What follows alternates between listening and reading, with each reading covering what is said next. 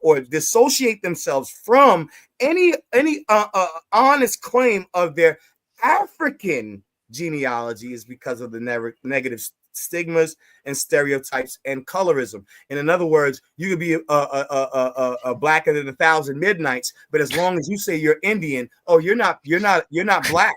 You a red bone. You're just black on the outside. You just licorice black on the outside, but you really light skin on the inside. Hold on, real quick. Before we go any further, I do want to introduce, I do have a guest here, Jesse from Frontline Black News. Whenever I go over there, he always drops the link for me, lets me come on his panel, no matter what he's doing. He's let me run my commercial over there. So, you know, I had to extend the same courtesy to him. How you doing today, brother? Absolutely. Cool, man. Peace. B1 salute to you. Shalom, brother. And we just going to go ahead, say something real brief, and then I'm going to let him finish his presentation. Yeah, I was wondering if the brother could touch on the fact that a lot of a lot of Aboriginals was reclassified as black, Negro, and colored. Walker Plecker comes to mind, of the Virginia Vital Statistics, who changed their classification from Native or Aboriginal or Indian to black, Negro, and colored. Yeah. If he's got any of that in there, that's facts. That's facts. I'm not sure if he has any of that in there, but if not, we'll definitely come back to that at the end. Yeah, no, and I would definitely let everybody come in and ask questions. You know, however, there's a historic factor when it comes to, you know what I'm saying, like genetics, and I'm gonna get into that. You know what I'm saying, how genetics is not stagnant. You know what I'm saying, that, you know, we even some of the darkest skinned brothers and cousins and uncles in our families, you know what I'm saying, have actual white DNA in them.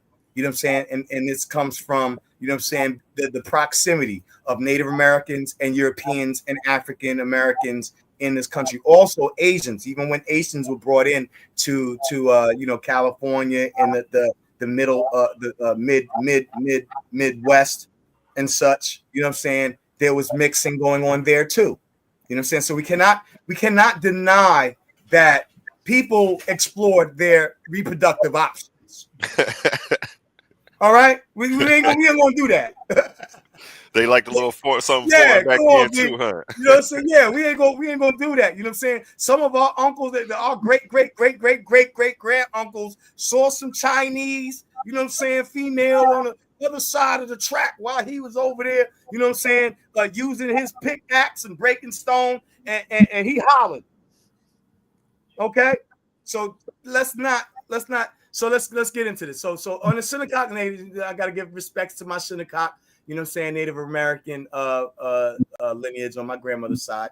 You know what I'm saying? I'm never going to deny it. Federally recognized Algonquin speaking tribe based in Eastern New York. Big shout out to Sarnetta, who just found that he's also has a Shinnecock, you know what I'm saying, Long Island, New York. That's where I was born and raised. You know what I'm saying?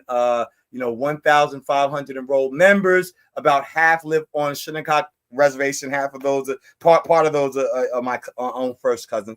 Long history of African, Native, and European ancestry, blending due to proximity and shared communities. So when you go to, like, all right, so, you know, Labor Day just passed, so they just had a big powwow, you know what I'm saying, Labor Day just passed, and you'll see, you know what I'm saying, this is the images from that powwow, you know what I'm saying, you'll see the mixtures in the facial features, you know what I'm saying, you'll see you know what I'm saying, the copper tones, but you'll also notice that there are other lighter skinned, you know what I'm saying, people who also share that same blood. So the genetic reality, even though, you know, they tried to pay off what's his name, Henry Louis Gates, you know what I'm saying, to try to lie to black folks and say that we don't have no Native American. So I you know what I'm saying, I fire bun on Henry Louis Gates for that absolute falsehood that he had brought out, you know what I'm saying, years ago. You know what I'm saying? Average African American genetic makeup, 82% African, 16% European, 2%, but only 5%. And listen, out of our so-called 13%, that 5% is huge. So don't act like that 5% ain't much. That has 12.5, because when I did my DNA on 23andMe, my 12% came up. Admixture mostly occurred. What'd you say, brother? Didn't 23andMe just have to file for bankruptcy? Oh yeah. I know. Yeah, they did. But that doesn't have anything to do with their results. You know what I'm saying? Can you explain how the markers aren't? They don't have the markers. We'll get to the argumentation later. Let me get to. I got 30-something slides, brother. My apologies, brother. Go ahead. I got you. Yeah. We'll get into that. You know what I'm saying? But Jesse, take notes though on anything that you please, anything that you see. Just double back on it. 30 minutes. And listen, I'm humble, brother. You know what I'm saying? I'm willing to take correction here and there. You know what I'm saying? I'm not an absolutist. So, you know what I'm saying? I'm opening up the discussion, but I do want to point out, you know what I'm saying, some of the things that, you know what I'm saying, my thesis, you know, so a hypothesis on some of these issues that we have as a community, especially right now. And this is considering after the Reconstruction era and what was called the New Negro. So keep all of those things in mind. You know what I'm saying? I'm doing I've done quite a bit of stuff, you know what I'm saying, in scholastic, you know what I'm saying, arena, you know, dealing with history and Black history. And so I want to deal with this. And what I'm not doing is I'm not taking away anything from, you know what I'm saying, our claim. Because I am, you know what I'm saying, and I literally can get my card, you know what I'm saying, for the reservation in Long Island, you know what I'm saying, based upon my maternal blood lineage, because certain tribes have a different way of deciding how they would decide if you are eligible to be considered, you know what I'm saying, get that, you know, that status, you know what I'm saying, on their reservation. And it's basically on the maternal bloodline, according to the Shinnecock tribe, and how many genealogies of Native American mothers you have going down through your maternal line. So, you know, you could have a maternal father, but if his mother's like, so your maternal, your father, your paternal father, his father's maternal line could also place you on a reservation, depending on how direct his mother's line was, according to the records. So this is why you have to really do your research on your genealogy. If you claim that, you know what I'm saying, your grandparents and your parents told you you're Native American, do the research, do the blood lineage, and do, you know, the go ahead and go to the, you know, to the clerk, you know what I'm saying, and get all the information that you have to do. So admixture mostly occurred before the Civil War and then spread during the Great Migration. Genetics is dynamic. Populations change through migration, marriage, and social history, right? Look at this brother, you know what I'm saying? Clearly, you know what I'm saying, has all of the phenotypical traits of, and the dark skin, you know what I'm saying? And, you know, this is a historic picture of a recent, I believe, chief of I'm not sure exactly what tribe he was, but here's where the damage is. The damage is on, you know what I'm saying, nobody wants to be an African booty scratcher no more. You know what I'm saying? Black folks in the South and Black folks all called the African booty scratcher so fucking my language that they don't want to deal with being an African. They don't want to be connected to Africa whatsoever.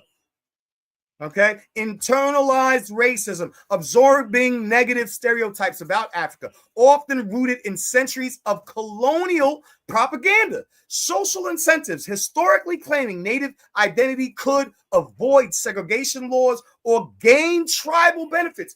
Very important to Black people is that we gain some form of sovereignty after 400 to 500 years of degradation, slavery, and oppression. You know what I'm saying? Jim Crow, black codes and red codes, etc., etc. You know what I'm saying? And then now we're in this modern time where we have this uprising of white, you know what I'm saying, supremacist pride and culture. We are going hard to establish identity for very political, necessary survival reasons, y'all. It's without question that we're doing this, right?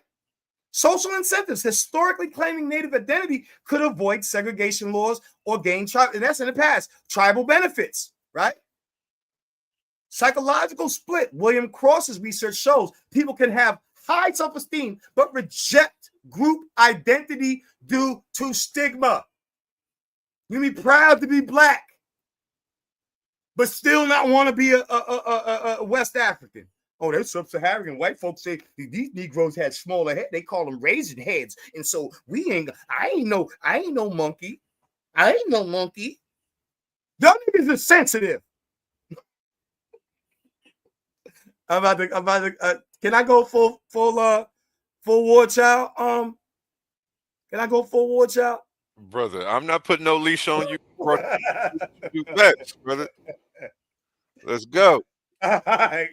I'm about to fly, y'all. Let me fly. All right. The role of racist ideologies, key points. Africa was deliberately portrayed as primitive to justify slavery. Remember those old freaking videos of Ethiopians with flies on their face? They didn't tell you nothing about the history of Ethiopia. You know what I'm saying? The proud traditions of kings and royalty. You know what I'm saying? None of the freaking rock-hewn churches and freaking daggone monolithic structures and you know what I'm saying, and engineering, you know what I'm saying, that goes back thousands and thousands. They didn't want to tell you nothing about that, but show a Negro, you know what I'm saying, Ethiopian with some flies on his lips, on his ashy lip.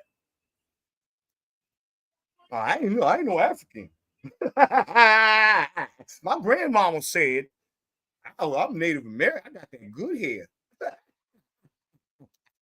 Y'all niggas need to fix your face. Terms like African Negro will weaponize this insults, creating generational shame. This stigma fuels the desire in some communities to distance themselves from African identity. Okay? So we're looking at images that they did, the cartoon images of all of the racial stuff that they did about Native Americans back in the time of the Looney Tunes, bro. They were just as racist about, but now all of a sudden, you know what I'm saying, Native Americans, they get a pass now that they, you know, that now they look a little more light skin in the public eye. Oh yeah, we love Native Americans. You know what I'm saying? But you know what I'm saying, back in 1950s, 1960s, you know what I'm saying? You know what I'm saying? They were red monkeys. No one is pure. All human populations are mixed to some degree. Now look at the historic value of that. African heritage is mostly genetically diverse on Earth. Denying African ancestry extols both historical record and genetic science. And my cousin tried to say, oh, you know, say, well, don't white people say they're also from Africa? No, you're talking about all the way back down the line before, you know what I'm saying, Australopithecus type stuff. Oh, yeah, everybody has some African in them. No. You got some direct West African grandfathers. And you're not trying to give them no reprieve. You don't want to be black. You don't want to be an African booty scratcher. So that source is Nature Genetic Ancestry across the U.S. You know what I'm saying? I can get a little bit deeper into that. If anybody wants to take this to debate, I'll get a little bit. So I'm just going, you know what I'm saying, touch us. The case study Shinnecock plus African heritage. Key points: many Shinnecock families have documented African ancestry. My family on my grandmother's side is the Hendricksons. And then you got the Edwards, you know what I'm saying? In Long Island, you go to Suffolk County, Long Island, you know what I'm saying? Huntington, Wine Dance, you know what I'm saying? Shout out to my hood, my hoodie, boy, you know what I'm saying? You already know who it is. And you will see, you know what I'm saying? You will see that there's families, ODB, you know what I'm saying? Old Dirty Bastard, freaking RZA, you know what I'm saying? And Jizza, you know what I'm saying? Genius, you know what I'm saying? All of them got Native American Shinnecock blood, you know what I'm saying? Oral histories and genealogical records confirm this blending. Your own to my own. This is talking back to me. You know what I'm saying? 12% Shinnecock ancestry is consistent with known historical patterns. You know what I'm saying? And when I spoke to a chief who was on the Montauk side, he wasn't even a Shinnecock chief, but his great grandmother was Shinnecock and his father was Minnetonka. You know what I'm saying? He was like, oh, I know the Hendricksons. Right? So, you know, a lot of these Native American families did adopt European last names. These women going by, you know what I'm saying? Oh, you know what I'm saying? I'm Freefoot. You know what I'm saying? Oh yeah, I'm John Freefoot. You know what I'm saying? Pig toe. You know what I'm saying? Hog heel. Not, that's not how they did it. They had American European last names. You know what I'm saying? And a lot of those last names are very specific to specific tribes. The moment I said Hendrickson, the dude from Montauk, he knew my family. Because he knew that Shinnecock Reservation had a bunch of Hendricksons on it. Okay? So, genetics tell us diversity is inevitable. History tells us identity is political. Psychology tells us shame is learned and not inherited. So we have to stop. So let's go, and I'm going to interrupt your regularly scheduled, programming, to bring you this important message, y'all. American culture, y'all. When the niggas take over America. So there was a very huge fear of black folks taking over, especially after Emancipation Proclamation, the industrial era, and then going into the Reconstruction area. This is when the time of the Klan and white folks started unifying themselves with the newly freed slaves, even though many of them had to return back to their slave masters as sharecroppers in order to make any kind of money, while their sharecroppers were given reparations for their losses. Does that make sense? Right? I think that makes sense. But here we go. So many African Americans, we already saw that many African Americans, linked up with Native American communities. Right? So the American racial culture thrives on categorization and hierarchy, especially after the Bacon Rebellion, 1760, I think 69 or 1768. When after the Bacon Rebellion, they started creating all of these really, divisive racial laws, because during the Bacon Rebellion, a lot of white folk and Indians and Native Americans and Chinese, immigrants, actually teamed up to fight against the freaking status quo, because they weren't, they weren't feeling it was getting treated, equally. And so, boom, what did they do? They started creating like a caste system. American racial culture thrives on categorization and hierarchy. Blackness is not treated as a spectrum, but as a battleground. The system rewards proximity to whiteness, exoticism, or religious awe. We want to be exotic, and we are. Like, let's get it. The Negroes, we are the most exotic niggas on earth, bro. You funny, Zion. We exotic as hell, B, and that's why they love us. But at the same time, hate the HIT out of us, right? Fueling competition, religious orthodoxies. This is a very important thing to black folks is religion. Whether they're Sunni, whether they're Nation of Islam, whether they're Pentecostal or Baptist or Methodist or what have you. Okay, very important. Identity becomes transactional in a way to gain access, avoid stigma, and exert superiority, and undermines Pan-Africanism's core ethos of global black unity, y'all. Let's get into this. I love the title of your, the Titans. I love that, because I often say, that black folks were actually considered the Titans. If you actually look at Greek mythology, the Titans were the progenitors of the gods, and the gods rebelled against their progenitors and enslaved them. So Panem et Circenses, the Roman blueprint for control, coined by the satirist Juvenal around 100 CE. Panem et Circenses, bread and circuses, y'all. It's important. Referred to the Roman strategy of pacifying the masses through free grain, food, and public entertainment. It's the cookout, y'all. We about to go to the football game and tailgate. Right? This ain't nothing new. Ain't nothing new right. under the sun, right? Thanksgiving dinner is all about the daggone football and the food. Football and food. Right? Come on, y'all.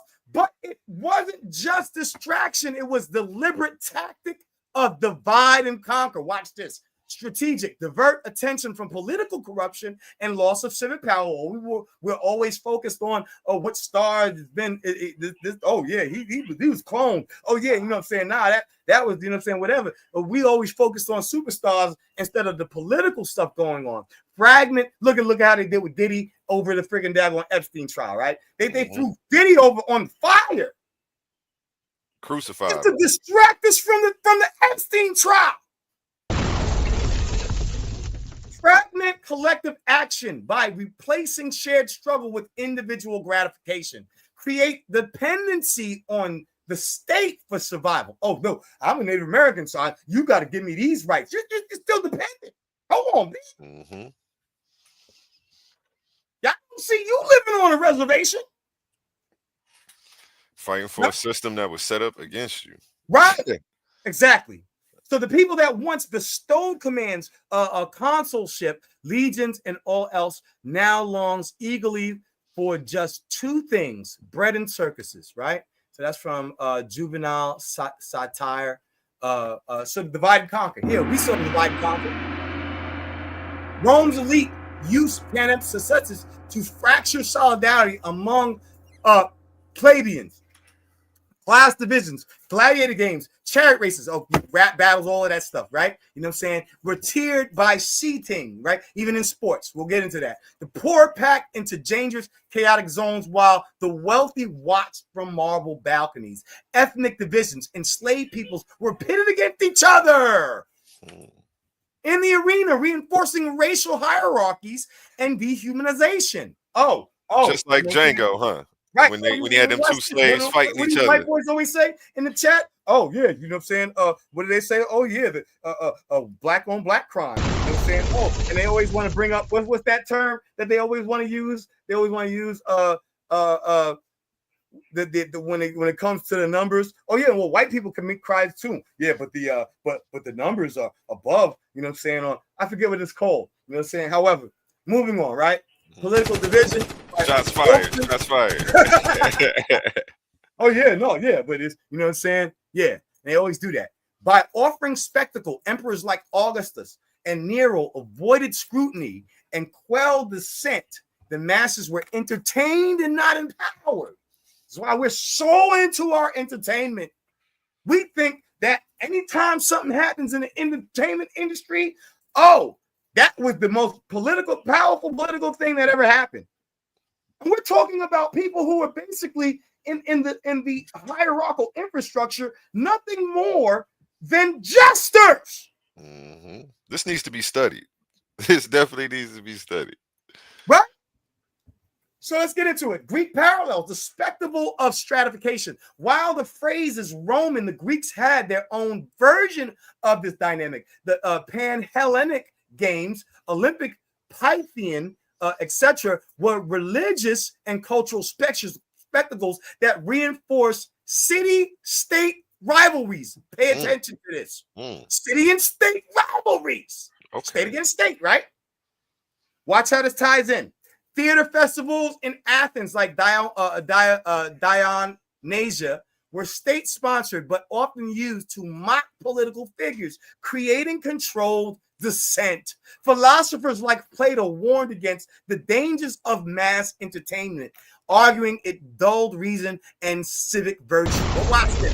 Modern echo. Whoa. You can't just blow past that like that. Like, that's deep. And we see a lot of that going on today. And, you know, I call what's going on TV political theater. Yes, you know, a lot of this shit is smoke and mirrors, and a lot of people aren't catching on to the shit. And I also have to use this moment for a cheap plug since you're talking about Rome, the Titans. Let's get into the tournament that's brought everybody to this page. In a world where ideas collide and voices rise like giants, a new arena has opened. Welcome to Titans Debate League, where articulate warriors step forward, not with fists, but with words, not with weapons, but with truth. Here, the community becomes the battleground. Open panels, real voices, the questions that keep you awake at night, the issues that shape our world. Everyone has a chance to rise, to be heard, to see if their information will reign supreme. Will you watch from the sidelines, or will you step into the arena? Subscribe now at Titans Debate League. And you can subscribe on YouTube at youtube.com/@Titans Debate League. You probably can find me if you type in Coliseum of Argument. Make sure you spell it that way as well. We have a 16-man tournament. All the brackets are full. We even have a couple debaters just in case there's any problems. And yeah, you know, I just had to sneak that in there since you over there talking about Rome and how they do what they do so well to us. Yeah, you know what I'm saying? You know, I'm poetic. Yes. Let me add you back to the stage. Put that in here because that's very important. Very important to this whole thing. And we have to make that a consideration. You know what I'm saying? So yeah, let's bring that back. And so yeah, we're getting into that, into the Pan-Hellenic Games, Olympic, Pythian, you know what I'm saying, religious cultural spectacles and that reinforce city-state rivalries. Theater festivals in Athens like Dionysia were state-sponsored but often used to mock political figures, created controlled dissent. Philosophers like Plato, you know what I'm saying, warned against dangers, you know what I'm saying. So let's go forward. And saying the modern echoes from NFL halftime shows to political rallies with celebrity guests and pen et circenses, a model is alive and well. It is not just about entertainment. It's about strategic fragmentation. State. Remember we went back? We'll go back here. What did it say? City to state rivalries. Right? Oh, yes. South Carolina going to beat New York this year. The Knicks. The Knicks. New Yorkers. We've been dying for the Knicks. Forever. And people are really religious with this stuff. You say something wrong about this. Yes. From the way we debate about these people, bust your head with a pedestal these people, idolize them. You know, they're the false idols at the time. You know, we rock the memorabilia, right? So on and so forth. Go ahead. Right. So you see, you know what I'm saying? Here we got the face paint and the whole nine. So what we're doing really is we're fragmenting. And we're so much involved in the competitive culture of American culture, you know, even here with the debating, and that's fine. Competitiveness is great. Don't take nothing away from that. But what I'm saying is that when it becomes a vice to divide and conquer, now we have a problem. Right? So media spectacle distracts from policies and failures. Consumerism replaces collective action, right? So we see that with sports, and it's about strategic fragmentation, sports rivalries, mass economic inequality. It masks over it. And the psychological impact, distraction and dissociation. This ties directly into the work. Most people are focusing on us having beefs and problems in the backstage and all kinds of internal problems over the actual arguments and the logic we're bringing. I'm so tired of that. Facts. Politics. That's why I'm trying to bring the information back, brother. It's an echo. You know what I'm saying? The Negroes are so thirsty to find out who said this and who screams like that. Huh? It's annoying. I'm sick of y'all niggas. Hey, that's big facts, brother. It's a lot going on right now. And I understand from my perspective, like, being that now that I have my own arena, I understand sometimes you do need a place for your people to vent and get out their frustrations. Absolutely. If not, they're going to turn on the king. You know what I'm saying? Absolutely. But at the end of the day, what is the end goal? You know what I'm saying? I mean, we have to have those conversations. We have to keep that to a minimum, though. You know, we have to have those social interactions. We have to, you know what I'm saying, try things by fire. We're going, you know what I'm saying, we're going to butt heads. We're going to have our conflicts. That's all part of being a human being. However, what is the ultimate goal in this whole entire thing we're doing here? Is it so I can walk around and like a chicken on a chessboard, clucking with a daggone WWE freaking belt on my shoulder? I'm the greatest. That's what we doing today.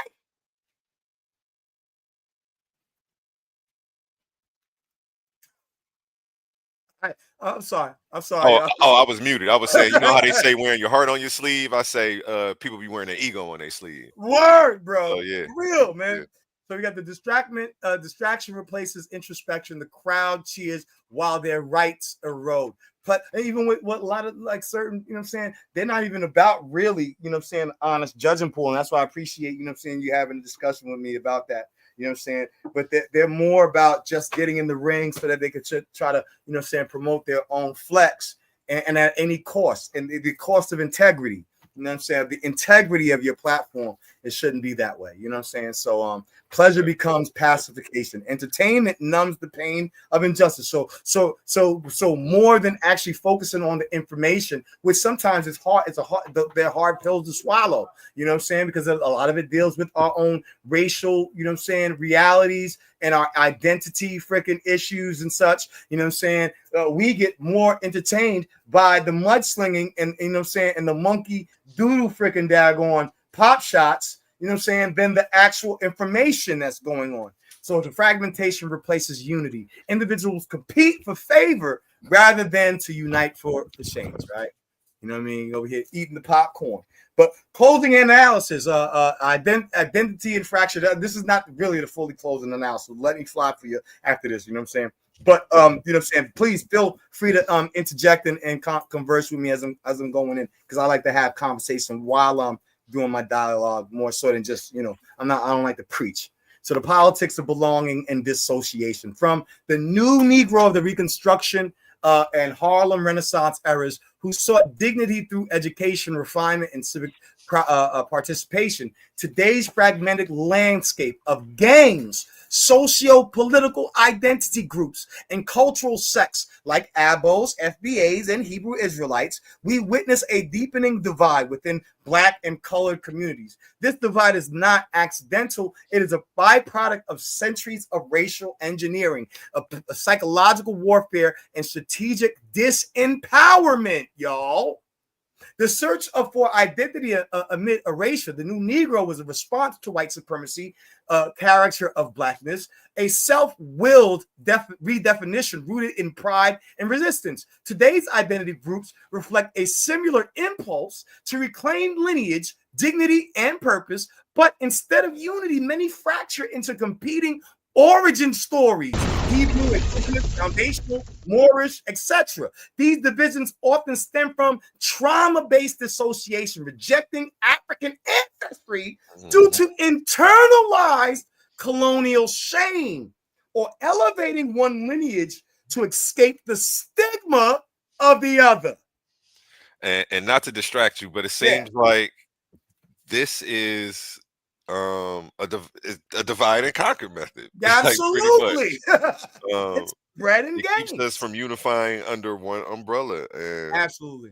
I'll let you go ahead and continue. Yep. I mean, at the end of the day, you know what I'm saying? Anything strategically, you know what I'm saying, speaking, ones would team up even with their own, you know what I'm saying, a separate tribe when they have a common enemy. So we're not even Sun Tzu in this shit. Y'all niggas ain't even Sun Tzu in this. You ain't. You know what I'm saying? You ain't doing the math, the strategic. You know what I'm saying? Part. You're not. So Pan success is revisited. Just as Rome pacified its plebeians with bread and games, American racial culture offers spectacle over solidarity. Sports, celebrity, culture, and social media drama distract from systemic issues, while identity groups battle over authenticity, reparations, and historical primacy. The state benefits from this fragmentation. Divide and conquer ensures no unified demand for justice, no collective economic or political power. And see, that's what I was just saying a second ago. Yeah, divide and conquer. You know? Exactly. So the American racial culture, a mirror of control. American racial culture thrives on categorization and hierarchy. Blackness is not treated as a spectrum, but as a battleground. The system rewards proximity to whiteness, exoticism, or religious orthodoxy, fueling competition among marginalized groups. I think I already did this before. Undermines Pan-Africanism. But look at this Negro. Look at this month. You nigga. The smile on his face. But he got the nerve to say that Umar Johnson is egotistical. Despicable. From solidarity to sectarian. Yeah, take that. Personal. Dad, yes, son. That one yell you just did. So loud that I really felt the vibration. Right, son.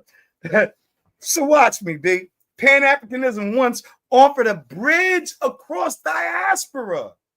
I mean, even what's his name? Ben Ami's group that left out in the 70s, you know what I'm saying, went to Africa to go into the land of Israel, and they're there to this day. If it wasn't for Pan-Africanism, and you still got multiple groups in locations, geographic regions in Africa with Black Hebrew Israelites who have left here to go back home. Half of these niggas don't want to go home. They don't want to. Some of the Kemetic Negroes they ain't trying to go to Egypt because they ain't fighting no Arabs and getting their head chopped off. You know what I'm saying? You know what I'm saying? These other niggas are so comfortable. They like, yo, listen, B, let's just chill here with the, you know what I'm saying, with my I was about to say a bad word. With my Latinos and Native Americans and bang out on these Edomites. You know what I'm saying? We ain't going nowhere. We ain't worried about building no temple. Right? Today, some groups reject it as tethered.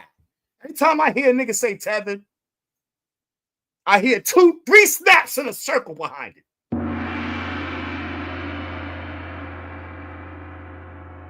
Put a lisp on it. Or foreign preferring hyperlocal narratives, e.g., FBA's emphasis on African or American lineage. You know what I'm saying? Hebrew Israelites assert biblical descent, sometimes denying African origins altogether. I don't know why that fire's in there. Gotta fix that. Abos claim indigenous status. You know what I'm saying? But 5 alive. You know what I'm saying? 35 bakes 212. Abos claim indigenous status, often distancing themselves from African identity to reclaim land and sovereignty. Right? Indigenous status. So there's the politics behind this. The fracturing of the Black identity is not a failure of culture. It is a symptom of survival and a system designed to erase, divide, commodify.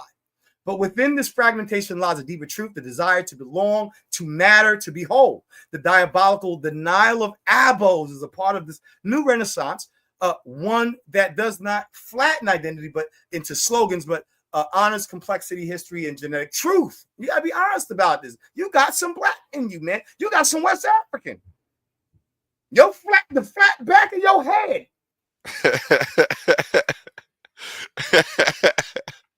I'm sorry. I unmuted my mic just so that they hear me laughing because you funny. Okay. You going in right now. The tribal distractions, the bread and circuses, the tribal distractions, and the shame-based dissociation. You don't want to be an African booty scratcher, but let's go forward. Fractured lines, you know what I'm saying? Many flaws of faults within the Black community. Politics, Black Americans often portrayed as a political monolith. But voting patterns and priorities vary sharply by region, class, and generation. Older church-rooted voters in the South may lean towards pragmatic incremental change. Younger urban voters in the North and the West often push for more radical systemic reform. Immigration adds another layer. African and Caribbean immigrants sometimes prioritize different policy issues than U.S.-born African Americans or Black Americans, creating tension over representation and leadership. Geography. Regional culture shapes identity. The Deep South carries a legacy of Jim Crow with a strong emphasis on church tradition and survival networks. The urban North birthed the Great Migration's political activism and labor organizing. The West Coast often blends Black identity with broader multicultural coalitions, but sometimes at the cost of distinct cultural preservation. These differences influence everything from music to slang to political priorities, and even definitions of authentic Blackness. What we think is what is really Black, right?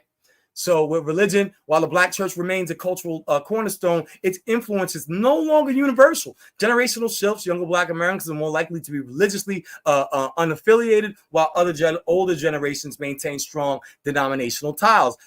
Ideological splits, conservative church traditions often clash with progressive movements on gender and sexuality. You got gay churches and you got churches that are like, you know what I'm saying, that we don't do that here. I'm with those. You know what I'm saying? the rise of alternative spiritualities, Nation of Islam, Hebrew Israelites, African traditional religions, challenges the dominance of Protestant Christianity, which I think is extremely important. You know what I'm saying? Hence why, you know what I'm saying, Rastafari, you know what I'm saying, is where I go, right? But identity, competing narratives about heritage and lineage, Pan-Africanism, foundational Black American, FBA, Aboriginal Indigenous claims, Hebrew Israelite identity often lead to in-group gatekeeping.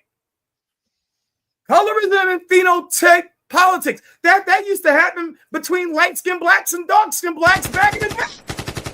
We don't want to talk about that. Hierarchies within community, immigration status, and ancestry can become dividing lines, with some groups questioning who is truly Black in the American context.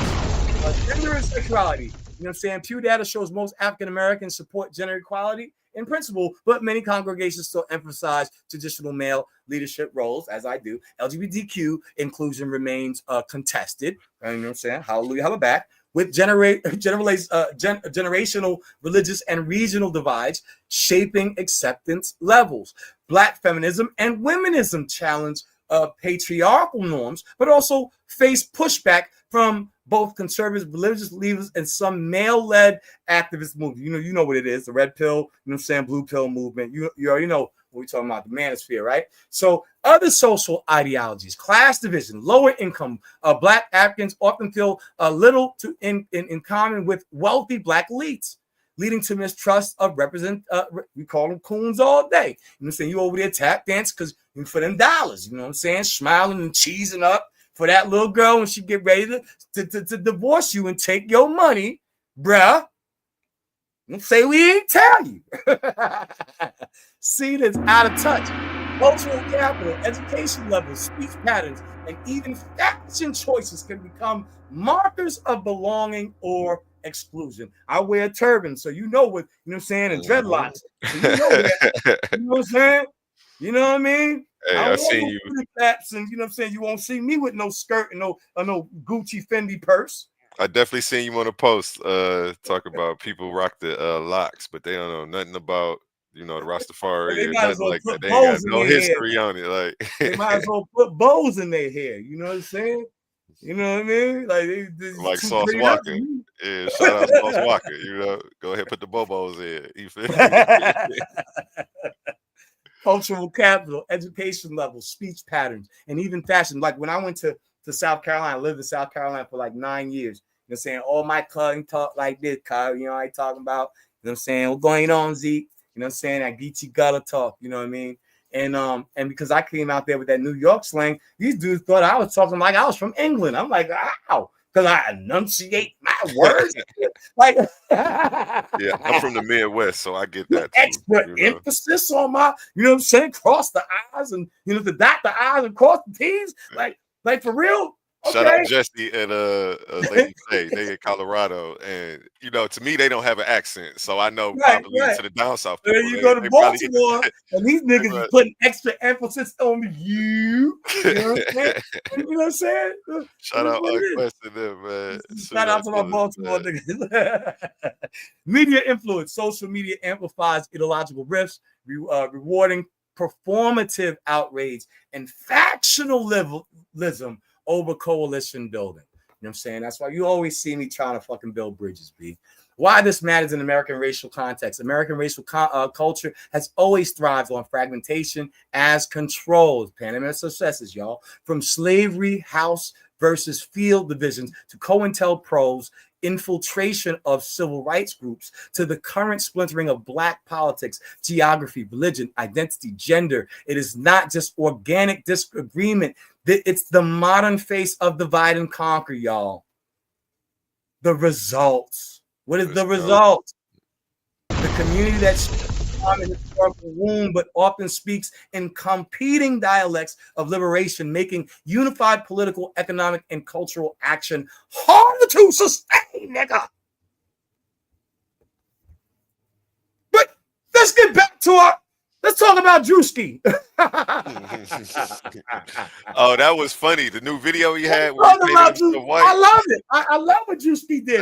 But nobody got mad Not even black people. I was We didn't weak get that. when I saw him with the red skin, like he had the tan and the tattoo. I'm like, oh man, he killed it. He killed it. But watch this. I love freaking what's his name? Robert Downey Jr.'s role in Tropic Thunder. Mm-hmm. When he played the black dude. I don't think no black person on earth is mad about Robert Downey Jr. playing the black soldier in that movie. And he killed it. Shout out Markenya Andrews. This comment you know reads. What I'm saying? So that's when I'm gonna land my plane. You know what I'm saying? We're gonna open up the floor, you know what I'm saying? Let's get it in. Okay. Oh, perfect timing there. Shout out Markenya Andrews. This comment reads: Xion definitely not a Dr. CB. He want beef. You feel me? He wants all the smoke, and he is definitely in the tournament. Real quick before we open the floor, go to another cheap plug to show them where they can see you at, getting that wreck in, putting these boys on their back the way you do so well.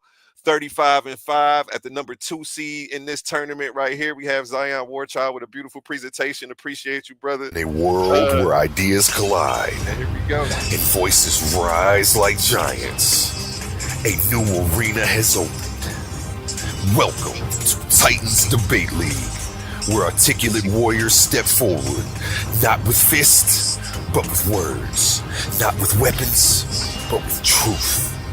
Here, the community becomes the battleground. Open panels, real voices, the questions that keep you awake at night, the issues that shape our world. Everyone has a chance to rise, to be heard, to see if their information will reign supreme. Will you watch from the sidelines, or will you step into the arena? Subscribe now at Titans Debate League. You know what we came to do. You know they gonna get this work. 35-5 at the number 2 seed. You are here today with Xion Warchild, baby. Let's go. Beautiful presentation. Appreciate you for bringing that. Thanks, man. It was fun, man. It's a good. I wanted to have fun with it. You know what I mean? Shout out Jesse from Frontline Black News in the building. Yes, sir. That's up, King. What's up, King? All right, all of the pushback. I want all the pushback. Hold on. Before we go, I'm letting everybody know now. I'm posting the link in the chat. If you want to come up here, if you have any questions, compliments, pushback on anything you saw today, feel free to come up. We're going to keep it brief. Outside of Jesse, we're going to keep it brief to everybody else having one question. And I'm about to drop the link right now. Go ahead, Jesse. Do your thing. All right. So I wrote down a couple questions before my pen ran out. The first one is about the DNA testing. How are we actually 100% sure that the markers trace back to Africa? Because we have more and more archaeological evidence coming out every day that we've been in this continent, meaning America, longer than we've been told. Going all the way back to the Olmecs, even predating the Olmecs. Some say upwards of 50 to 90,000 years. So that's my first question. I have brought up the fact that 23andMe has had to file for bankruptcy. So how can we trust any of these DNA agencies to provide us with accurate information about our genealogy? My second question is, hold up. Let's keep it to one question. Let him get a response, and then you may want to respond to his response. I want to do a compound. No compound questions. Jesse's this is first time on the channel. Cool. I know he's not familiar with my format, and shout out you for doubling back and coming on my channel. I'm always over there frequenting his channel, so make sure you follow. Right. So I don't know if you don't really, you might not be familiar with me. But I'm in the legal field, right? And so when you're in the legal field, you're dealing with evidence, you're dealing with discovery, you're dealing with what is credible or more credible than not. You know what I'm saying? And this is not to say that it's entirely perfect, right? So I'm not saying that there's an entirely perfect science. However, at this point, science has become far more better than it was, right? And so So when we're dealing with just the fact that they're being sued, their lawsuit has nothing to do with their practices dealing with specimens, their blood samples, and you know what I'm saying, cotton swabs, and you know what I'm saying, hair follicle samples has nothing to do with that. So that would be objectionable in the legal field, in a legal scale, as you know what I'm saying, not really having relevance to whether the science is credible. You know what I'm saying?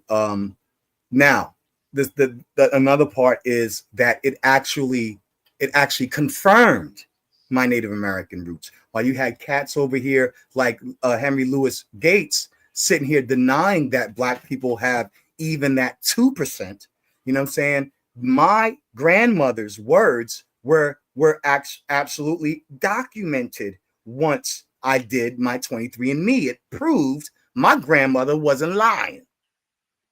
I got 12%, and that has to deal with my mother's side. Her, you know what I'm saying? My mother has a father and a mother. You know what I'm saying? My grandmother's bloodline is more purely Shinnecock native, you know what I'm saying? While my grandfather's side comes from the Caribbean on my mother's side. So I got to account for his genes. My grandmother didn't just decide to marry another Native American or somebody within the tribe. Genetic diversity is something that you can not even control, because people are going to love who they're going to love, and they're going to marry who they're going to marry, and they're going to have, you know what I'm saying, reproductive daggone behaviors with who they're going to have reproductive behaviors with, and you're going to come out of that end, you know what I'm saying, with all of their decisions, and their parents' decisions, and their parents' decisions, and their parents' decisions, and their parents' decisions. To sit here and say that you have absolutely no African is the absurdity. Now, you can challenge the percentiles, but what you can't challenge is the genetic reality. That genealogy is not that. If we were to continue to inbreed amongst ourselves, we would have just as many genetic mutations and illnesses as Ashkenazis. Diversity is what's necessary for people to daggone build genetic defenses against other genetic weaknesses in their other progenitors. So mixing is a part of being human. It is. Even tribe to tribe. The Montauk's and the Shinnecocks, you know what I'm saying, mixed in with each other, and they had similar, but then, you know what I'm saying, Africans came over, and then when they were fighting with you know what I'm saying, and went into battling against Europeans, you know what I'm saying, they teamed up with some Native Americans who, you know what I'm saying, who had the same interests, and they made love. And you know we don't have anybody else coming up, so feel free to dialogue with him, Jesse, if you wanted to. Please. Jesse isn't a debater; he's not in the tournament, so you know you don't have to have your guard up. Like you're going to see him later. Yeah, I'm not saying I'm not, but to take, I would just say this from that on that first question. You know, what I'm saying, to try to deny the science, I think is a straw man and a fallacy argument in itself. But I'm not taking anything away from having the Native American blood. The reason why I think that my results came out correct is because it confirmed my genetics. Okay. Yeah, I have similar genetics. On my mom's side, they're Blackfoot Indian. And this was confirmed before my grandmother passed away 10 years ago. So right. My thing is, are we going off of theories or actual facts? Because when the DNA says that you come out of Africa, that goes with the out of Africa theory. Whereas there's two theories. There's the out of Africa theory and there's the Bohemian theory, which means that life didn't just originate on one continent, but it originated on multiple continents at the same time. So we're wrestling with that And as the great Dr. Layla Africa said, Okay. Theories are not facts. They just get you through the day. Okay. All right. You want me to respond? Can I respond now? Yeah, go ahead. Hold on. All right, I gotta hit the gong for him. He got a bomb on that one. There we go. All right. So let's get this straight. When we start dealing with genetics, it was very important to me to understand what genetics really was about. So I did some research, you know what I'm saying? I listened to cats like Ngozi, you know what I'm saying? That brother, you know what I'm saying? Big shout out to Ngozi. And you know what I'm saying? And learning about genetic variations, the Y chromosomes, the mtDNA, you see that there is a basic what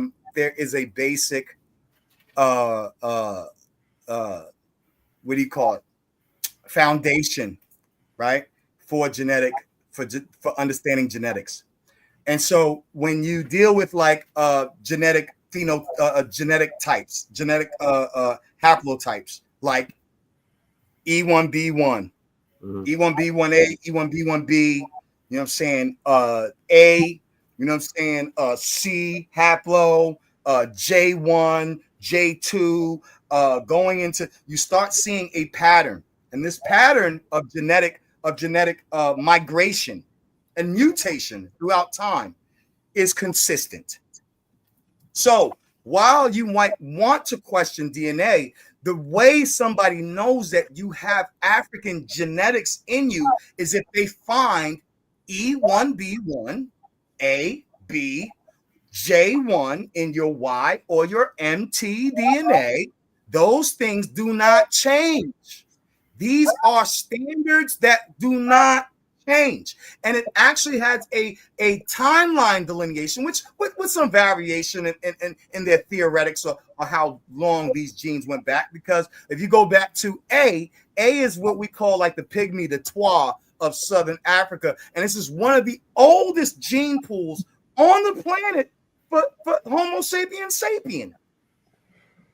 A haplo is one of the oldest. And then from that branched off all of these mutations throughout time that they can trace linearly with archaeological daggone bones and DNA studies to come up with an understanding of how human gene pools develop and what gene pools are in you. So my Y chromosome happens to be J1N267, which is considered a Eurasian gene that mutated about I would say 4,000 years ago at the base of the Caucasus Mountain. So somewhere on my father's side, I got some Eurasian, which doesn't necessarily mean white. It just means that 4,000 years ago, there was some African genes that came up from HGI and HGJ, which are born out of E1B1s. You know what I'm saying? E1B1Bs. That's a mutation that came out of there, went up north, and then migrated back into Africa with the J1. Also, you find the J1 in Spain, in Portugal, and in Italy for some reason, where some of my slave masters came from. Ironically. So to sit here and just deny it without understanding the foundation of what we understand as genetic science. So when we start getting into like Native Americans coming over from what they call the Bering Strait or whatever, you know what I'm saying, the Asian Strait, you have some Native Americans that actually do have more Asian, like C haplo and other haplos that are more prevalent in like Russia. But then here's the interesting thing. There are some E1B1As in Russia. So we have to start trying to figure out and map out by the hard evidence, what is called direct evidence, not just speculation. Well, I can. Why should I trust this? That has no foundation. It's just a question without any real solutions to understanding the science in order to correct it or confirm it. And so that's what I would say. I would say focus on the E1s and the A's and the J's and the, you know what I'm saying, the H's and all of that stuff will let you know what's in your bloodline. That's how most of these things are far more concise than certain people who want to try to maintain their own delusion of purity would give it. Because you just want to dismiss it because you just want to be right when you block the midnight. Absolutely. All right, can I I'm just joking. Yeah. All right, so you brought up another theory, the Bering Straits theory. That's not been 100% proven that these people crossed the land bridge over into what is now Alaska, Canada, down into what is now the United States. Also, we had an ethnogenesis here. So whatever our DNA from Africa, the 4 to 6% of us that were brought over here from Africa, because majority of the slaves from Africa went to Brazil. So the 4 to 6% that actually landed over here, they had intermingled with the Aboriginal people that were already here. And this is what I'm saying. Like my stance is, I'm not saying I'm not African. I'm saying that we've been removed from Africa for 500 years.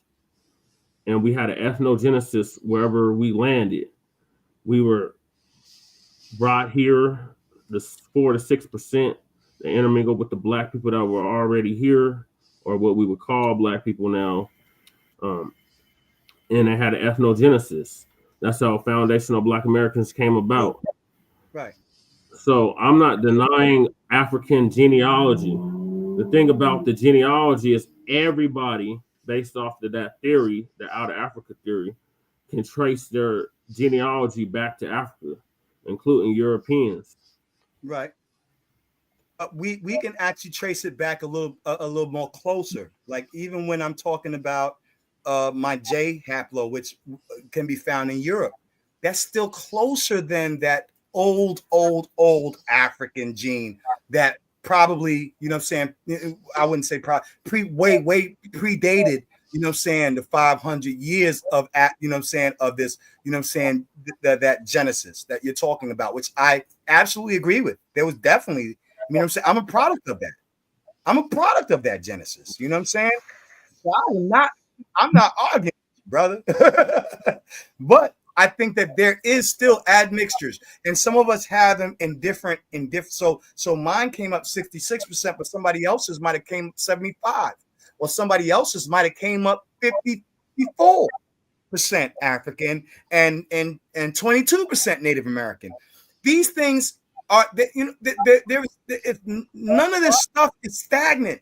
None of these numbers are going to be stagnant from us because our parents didn't have reproduced with the same people. They just did. You know what I'm saying? They mixed in a little bit. They rock with people who they rock with. You know what I'm saying? And black folks and Native Americans, Africans and Native Americans had more in common than just their white adversary. Traditionally and culturally, they had more in common.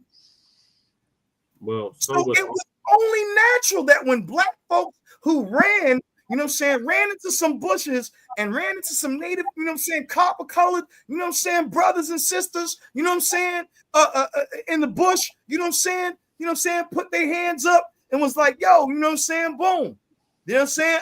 I'm on the run from the pale man. You know what I'm saying? Come on in. Mm-hmm. Come on in. I got you. You know what I'm saying? More forces, more numbers, more strength. I read in something, and it could be a pseudo, you know what I'm saying, source, but they said that in many of the Native American cultures, the darker skin you were, the more of a warrior you were. So they were more inclined to receive the darkest brother from Africa running from slavery because he was going to be he was going to be a soldier. Right. And, you know where else you find that too? Right. You find that also in Japan, in parts of Asia. Can. They said you couldn't be a samurai, or you couldn't be a samurai unless you had a drop of black blood. Right. Exactly. That's interesting, yo. Can you take a second to make sure Lady Che has the link? She says that she can't find the link. It's in the comments. Did you put it in? I'll put it in. I don't know where else to put it. Can you pin it to the comments too? It's pinned. You want me to pin it to the back chat? I mean, to the private chat for you, and you can send it to her. Yeah, that'll help. Gotcha. Yeah, I'll do that if that'll make it right. But I get so upset when I see like you know what I'm saying, some of my Israelite brothers, you know what I'm saying, like they going hard to fight against calling everybody Hamites from Africa. You know what I'm saying? When in half of the Bible, the first geographic region in the Bible is named after Africa. You know what I'm saying? You had Moses, you had Joseph, you had, you know what I'm saying, so many people who intermingled with Hamites, quote unquote Hamites, but we're still creating these divisions because we're trying to create class statuses amongst ourselves while we're still in the midst of being in a war with our own adversary, mutual adversaries. Yeah, she's got to come on my page to get the link. We're Jesse. fighting I'm sorry. the wrong wars. We are. Yeah. She's got to come on my page to get the link. I put it in the private chat for you, though. I know she has some questions for you too, as well, Zion. Great presentation. I see you took your time on that and put some work into that.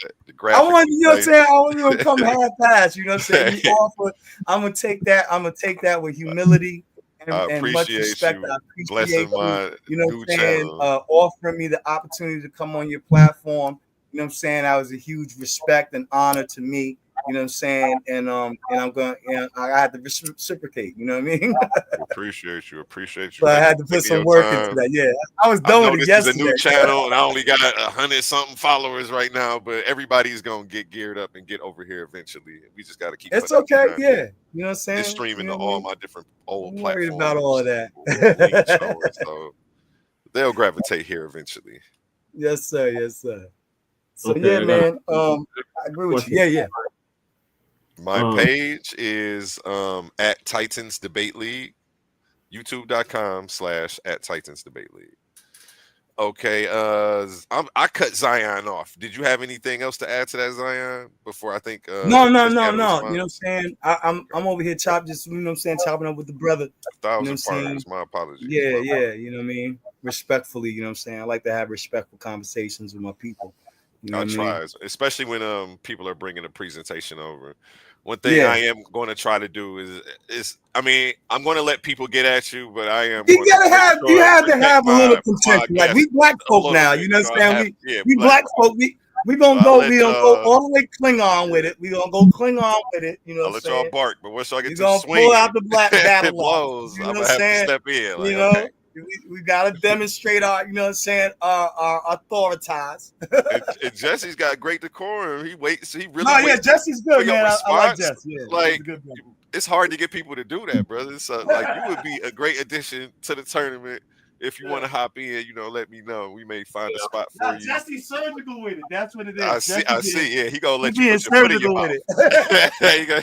You gotta say, go ahead, keep talking, brother. I want to make sure you finish. You got to be worry about people like that. Yeah, so my question is, who caused the divide in the diaspora? Because for the longest, FBA has been championing Pan-Africanism. Mind you, Pan-Africanism didn't start in Africa. It started here in America. Yes. That's a question, brother. Awesome question. And I'm going to answer it the way I think that you might think that I wouldn't answer it. What started the divide? Africans. Africans wanting to dissociate themselves from African Americans coming here because they didn't want to be stigmatized as NIGGAs. Right? So, but that's also a part of the construct what I was showing in my presentation, there was a part that showed that the more that people tried to make themselves exotic or orthodox or what have you, in order to be closer to the white, you know what I'm saying, political, socio-political identity, they would do those. This is a form of cooning. But from them. So they talk a lot of crap about us. But they're the ones when white folks pull up over there on their airplanes going over there to kill their daggone ecosystem and hunt their lions and their rhinoceroses, they over there smiling hard and carrying their luggage. So when they come over here, who do you think they're pandering to? They don't want to be considered niggas. Right. And that's where a lot of that divide came from, and a lot of our own amongst us foundational African Americans or Black Americans, you know what I'm saying? We have a contention with Africans because if it wasn't for us, wouldn't be here.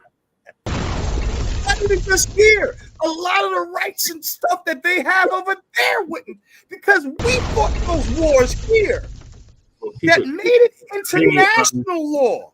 Outside of the United States, there is no civil rights movement. Exactly. But the United Nations has taken a lot of its human, you know what I'm saying, humanities and its human laws and rights, human rights from the civil rights movement. So their own rights that are going on even in South Africa. Let's talk about it. Yeah. During the time when Nelson Mandela was locked up in the whole nine, who was it who was heralding? Who was waving the flag? Who was over here banging out internationally across continents? FBA. It was us. Yep. Nobody would have known about Nelson Mandela or an apartheid in South Africa if it wasn't for niggas over here in America and in the Caribbean. Yeah, that's right. That's right. Shout out to Gil Scott Heron. He was saying, you know what's the word? Johannesburg. What's the word? Johannesburg. They forget our contribution to this jam.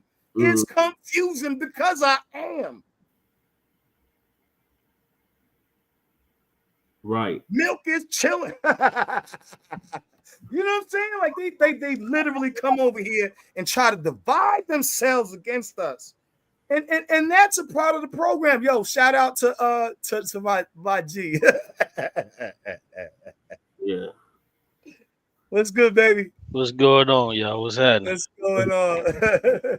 I see you. You was going in. Don't let me stop you. Keep going in, brother. So yeah, man, you know, So we got a lot of that from Africans, especially North Africans, who, you know what I'm saying, who were classified as Caucasian, and oftentimes even divide themselves against Southern Saharan Africans. You know what I'm saying, because of they feel that there's some form of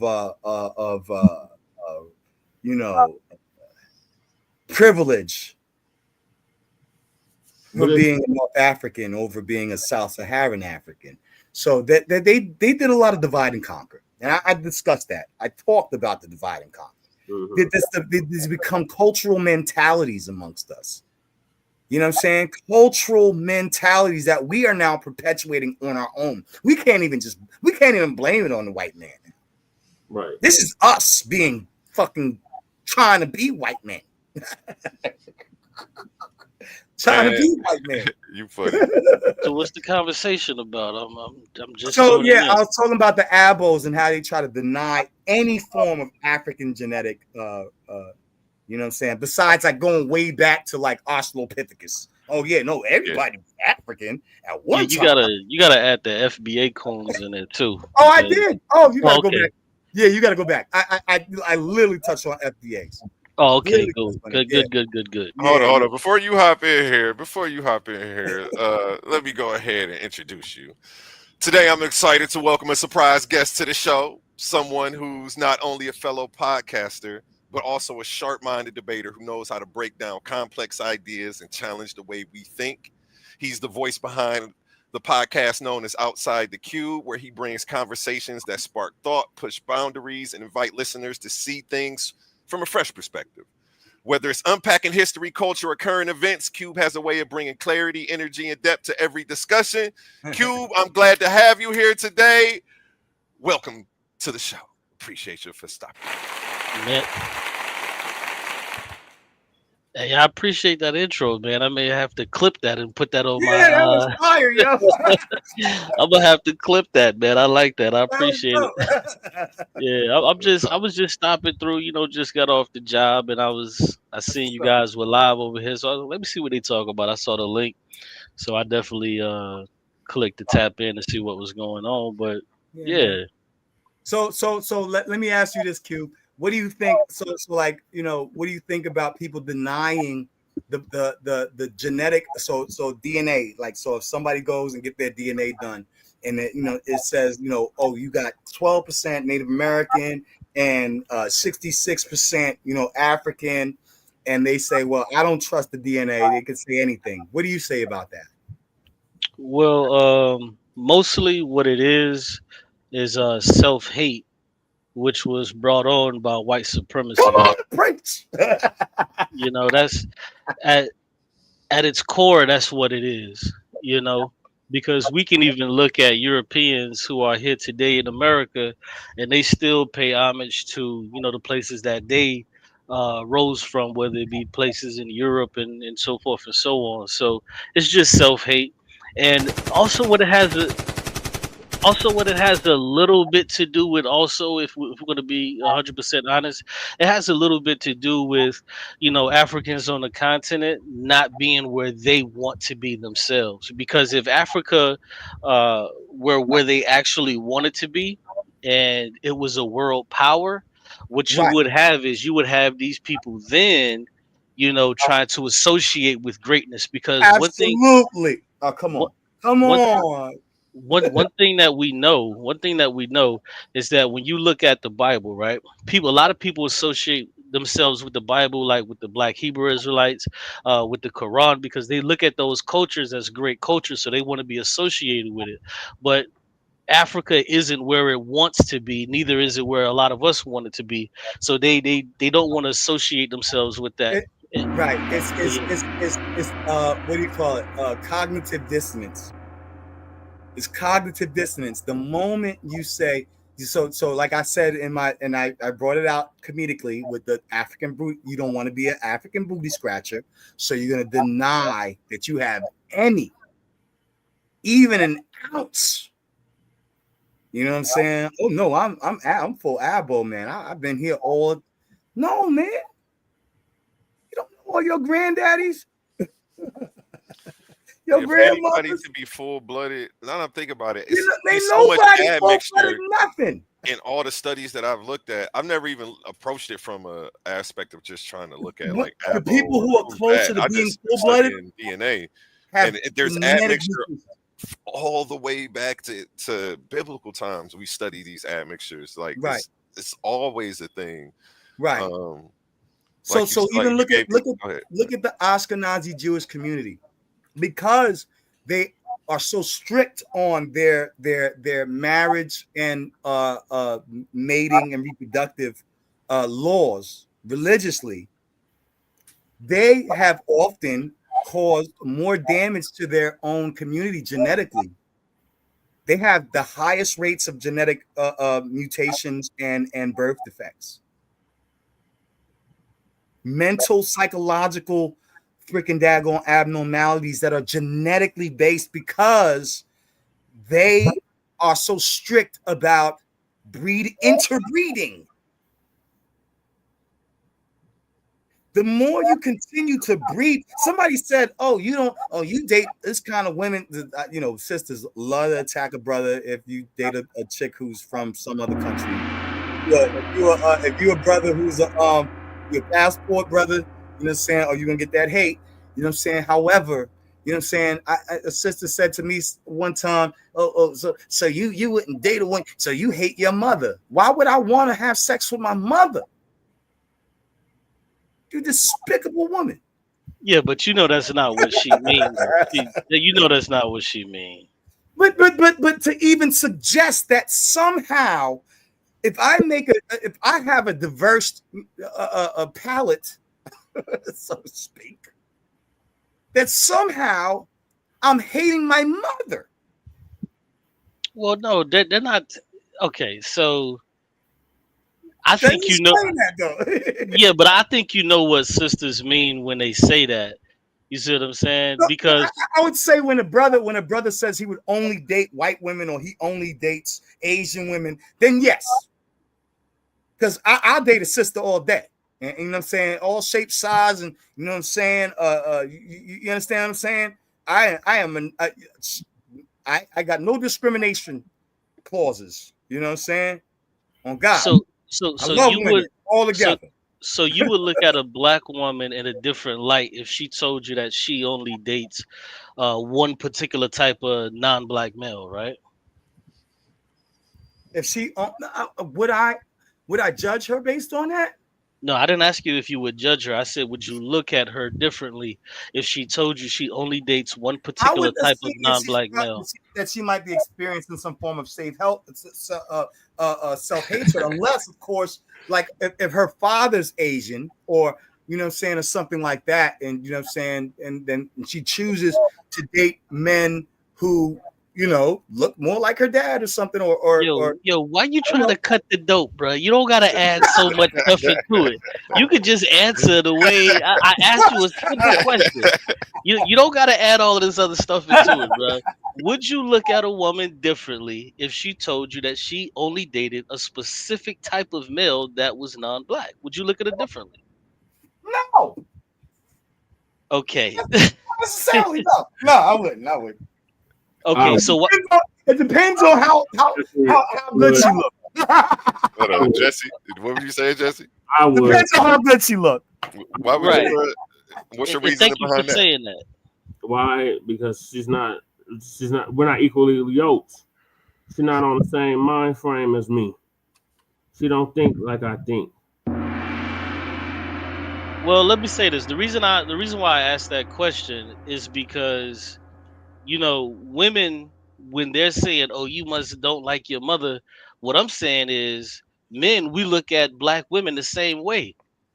So we look at black women the same way. So if a woman see you on that type of time, the only difference is, I ain't gonna say difference, but the only problem is when women say that, they like to throw out all of your history because they don't know if you've always dated black women.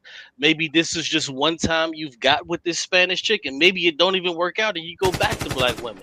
You see what I'm saying? Right. They don't know your history. That's a good point.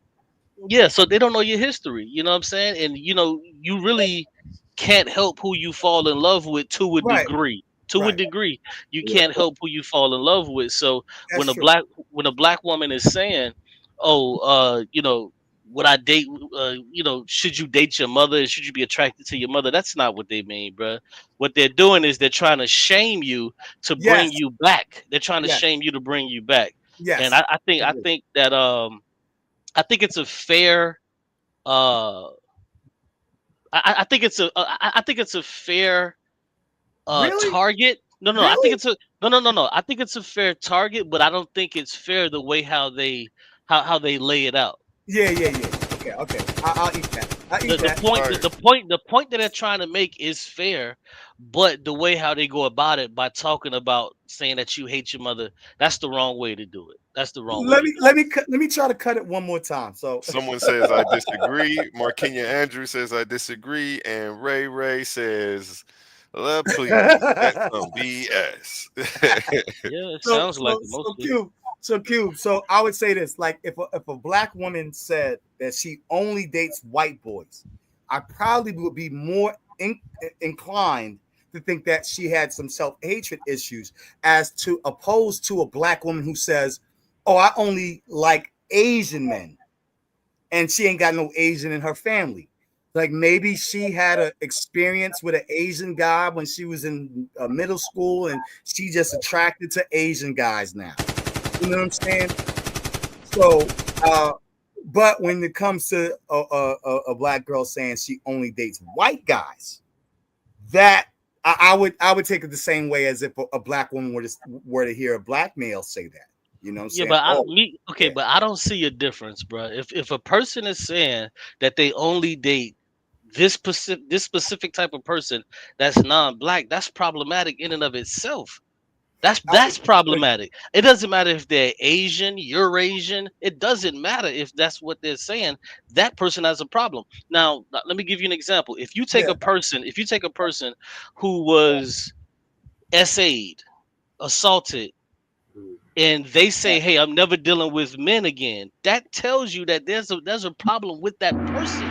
It's not a problem. It's not a problem with men. It's a problem with that person with some damage, right? With some damage that they've incurred on their life. You know, I would look at you differently, but I'm not gonna hate you for it. Like, right. Yeah. I agree with you on that. Absolutely, 100%. 100%. Yep.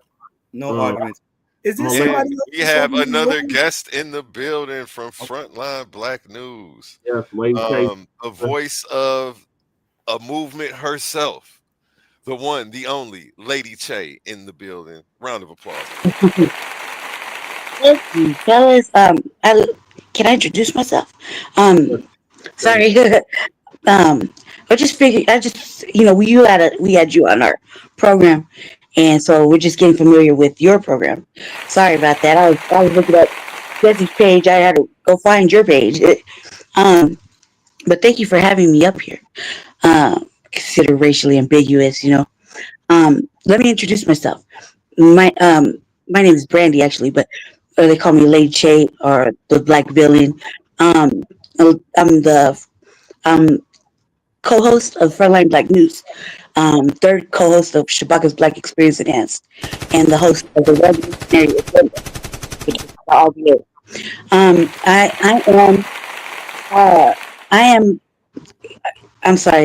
Black First.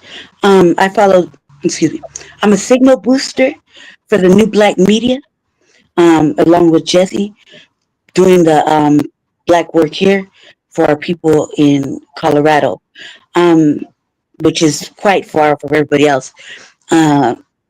So yeah, I signal boost for the new Black media, if y'all are familiar with that, and follow the aligned thinking of the compensatory code, which is the leader, and quite codified, and really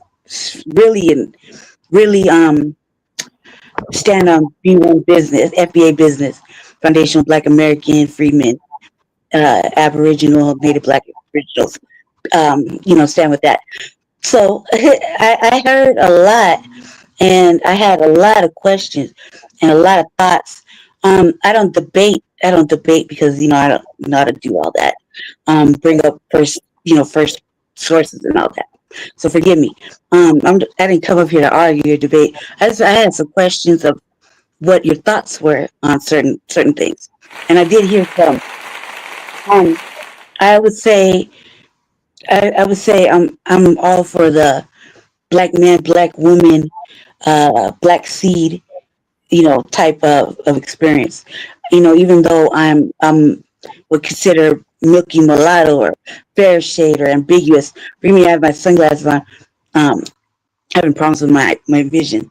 I would say that I suffer from colorism.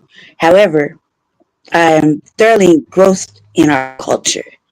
I come from my mother, which is the vessel. That's what I call it, the vessel, the villain. She is French Canadian, and something else. So she's not white. really knowing. She's Yes, white. Okay. White. Yes, racist, white. And my father, who passed away the day before I was born, was Black and Indian, but was raised amongst Hispanic folk. And so I don't know, because I was awarded a state and raised with a different father. The man who raised me the day after my father died. So I only knew that life until I went into the system. Um, I've I've never had the light skinned privilege or treated anything other than um, I'm a prisoner of war. You're a victim of racial white supremacy, and that's always how it's been. My mother uh, wasn't around enough for me to. The word she was around, she said racist things, and even to this day, I probably have collectively maybe 3 years of actual time spent with her in 45 years. So we don't vibe, at all. Um, and so I had to recodify and re-educate myself and kick out the other half of my makeup. You see what I'm saying? Gotcha. Because I only live, breathe black first. You know what I mean? When according to our standards, what we look for, you have to be um, at least claiming, at least be able to show uh, that you've been black. At least say you're black for at least 10 years. How I use it, right? How I use it is that the best way to tell is through the judicial system, right? That's racism, or that's white supremacy right there. That's them. So they're the ones who don't dialogue me. Hold on a sec, brother. Just 1 second. They're the ones who don't see me as them, right? So they've always seen me as something else, ambiguous looking. So when I every time I go to jail, they swab me, right? They take my DNA. They ask me a series of questions. Your race, right? Your race, which is Black, Indian, and French. That's what I was told. So that's what I've been saying most of my life. Black, Indian, and French, right? Muslim, religion, and if I was married, single, divorced, right? And that's been a thing ever since they've arrested me since I was a little girl. So I have years of document of them, because that's how I would go about it. Saying, Gotcha. well, yeah, that's how they document me. That's how I'm registered in the system of racism. You know, by that marker. You know what I mean? That's how I would claim it. That's how I would start with that level of proof. I just recently started the what do you call it? The looking up, the following your line. And I just started right now with looking at my father's line, because I couldn't find anything on my mother at all. So I had to start with that line, and that line goes all the way back to um 18 something, where uh through Mexico, right? Through the free ports of Mexico. And they were called Afro Mexicans or Afro Hispanics or something like that. I have a long line of that where they migrated, they went back and forth, but I have to keep digging. I just started, and it's not for the reparations claim. It was just to cut out this colorism discussion. You know what I mean? Because I looked like this, and they couldn't believe that I'm I'm a mix, which I don't claim. I just go with black first, and you obviously could tell I'm fair skinned. You know, so I just go with that. So let me ask you this. Let me Five ask you this. languages, self-taught. So go ahead. Yes, sir. Let me ask you this. Why do you go with black first when half of you, 50%, is white? Like, how can you ever be black first when the Because I don't majority? acknowledge that side. That side, that white side, has abandoned me, left me, stole my generational wealth that was left to me, abandoned me, and didn't tell me I had a other father till I was like 11 years old, when I went into the system and I couldn't go home because So, my vessel didn't make those waves to have me adopted by the man who raised me and gave me a half brother.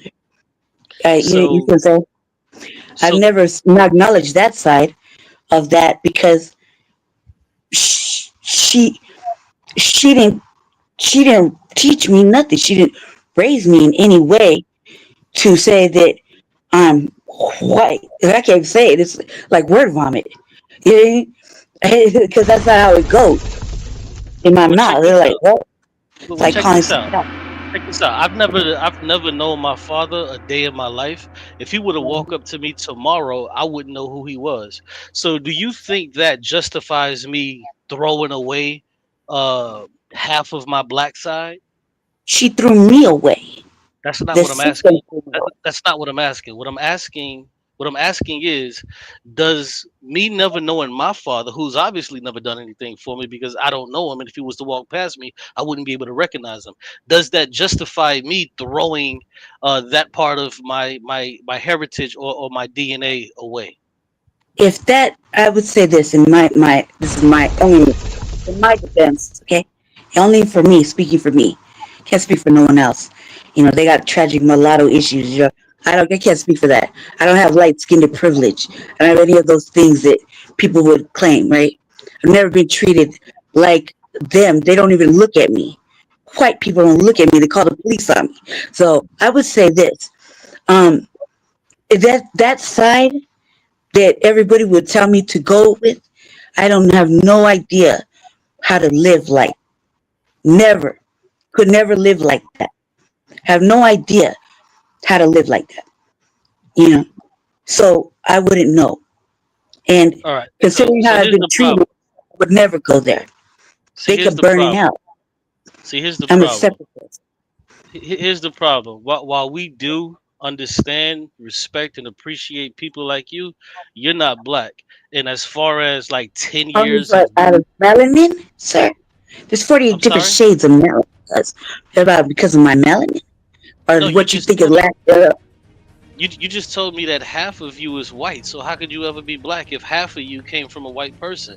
And I'm not trying to be disrespectful, but what I'm I could saying dig it. is there So is you I no could dig it. colorism. That's That's what No, that I know right about the there whole drop is the rule. ignorance. That's the hold on, ignorance prepared right hold there. on. you. Hold on, let me just No, can no, I just no. finish speaking? Go Can ahead, I sir. finish speaking? One mic, one Hold mic. on.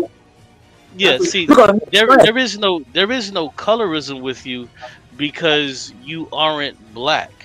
You see what I'm saying? And what's unfortunate is that you had to grow up under those circumstances, which now brings you to this place to where now you're repeating things about 10 years of being black, which makes you black, which just isn't true. Of course. You know, I've been and it's arrested. They took me. I was 11 years old. So trust me, sir. I understand where you're coming from, but I knew for long ago. I understand what you're saying, but like you said, um, I'm sorry that I'm not dark enough, right, to appease you're just this not level black. of blackness. Or It's not about that. okay, You're just not black. all right, sir. You say that. If he's black, That's your thoughts, he's not right? black. That's your thoughts. But my line traces back to nothing but black people. Okay, whether they were in Mexico or they come from French Canadian, French Canada. I got a long line of different types of enslavement in my people just from that one line. Okay, so I understand what you're saying, and that's okay. How do you explain me during chattel slavery? You would have fought for the auction There block. is no I don't know. explanation How do you needed. explain that? There Right? is no. When a white Hold man on, let me raped speak. a You asked me a black question. woman, and They here give I am. You This. have to How They do you explain created that? the one drop rule. Would they not put me on the auction block, sir? They created the one drop rule. We didn't create the one drop rule. I have more than one drop, sir. You're half. That's what I'm saying. You're still gonna get strung up. No, she's just like not the half rest. black, bro. Didn't she just tell you, bro? She just No, told she you that said her that she's part African Black American, and Native Mexican. American Black, father's right. side, yes, yes. Listen, and bro. you're Native Yes, on my father's American. side. French Yes, on my Canadian father's side. on the mother's side. So her Yes. mother's side is white, her father's side is Mhm. black. Okay, Right. But she's no, still got brother. the And one so, drop rule. what? She's still getting strung up. More than that. Listen, More I'm than just that. going off of what she said, and I'm not even trying to be combative. I'm not trying to be No, no, combative. but if we were And talking then, like that, sir was talking, the other but gentleman, why can't I with speak though? DNA test, But why right? can't I speak I would have unmolested more though? than that. Go ahead, sir. You're right. I apologize. You're right. I Yeah, no, apologize. No, it's no biggie. But you have to understand one thing is that if you're 50% white, 25% Native American, and another 25% maybe that's black, then you aren't black. And the problem is, like I stated, is that maybe you've been around some of these online groups and things of that nature, which has and growing up around the people that you grew up around, maybe that's caused the dysphoria that you have.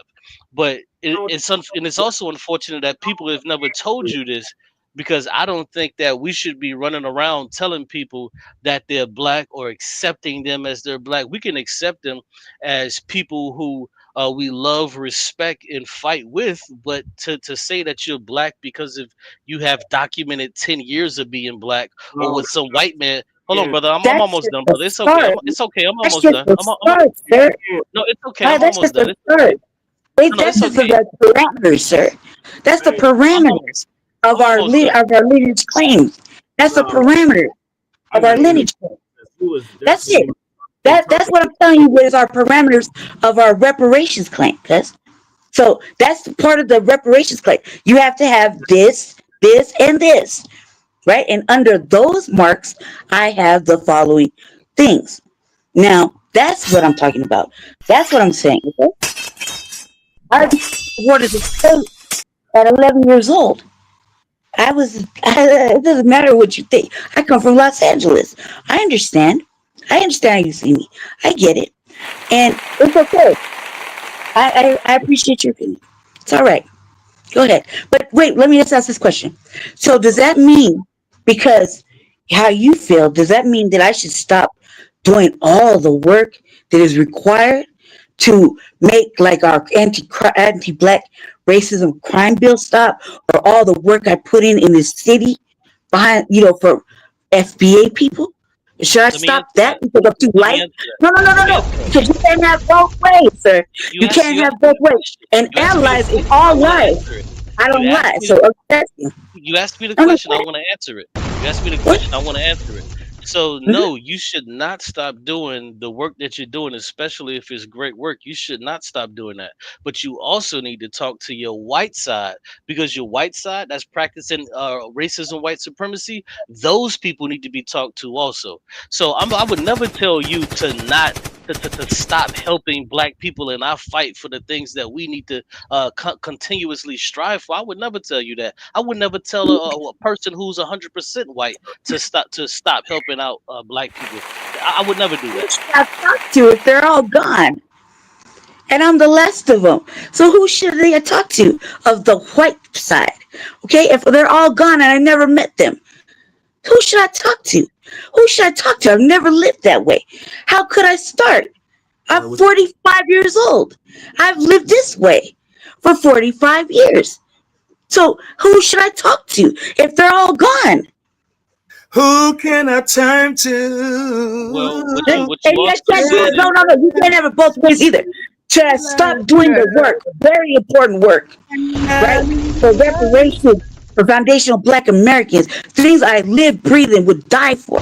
Should I stop doing that because I don't fit the bill according to you, and just a little piece of information I gave you just because I don't know? I just wanted to open it up. Should I stop the work? Because I put in a lot of work. I mean, I draft bills and policies. So I put in a lot of work, really.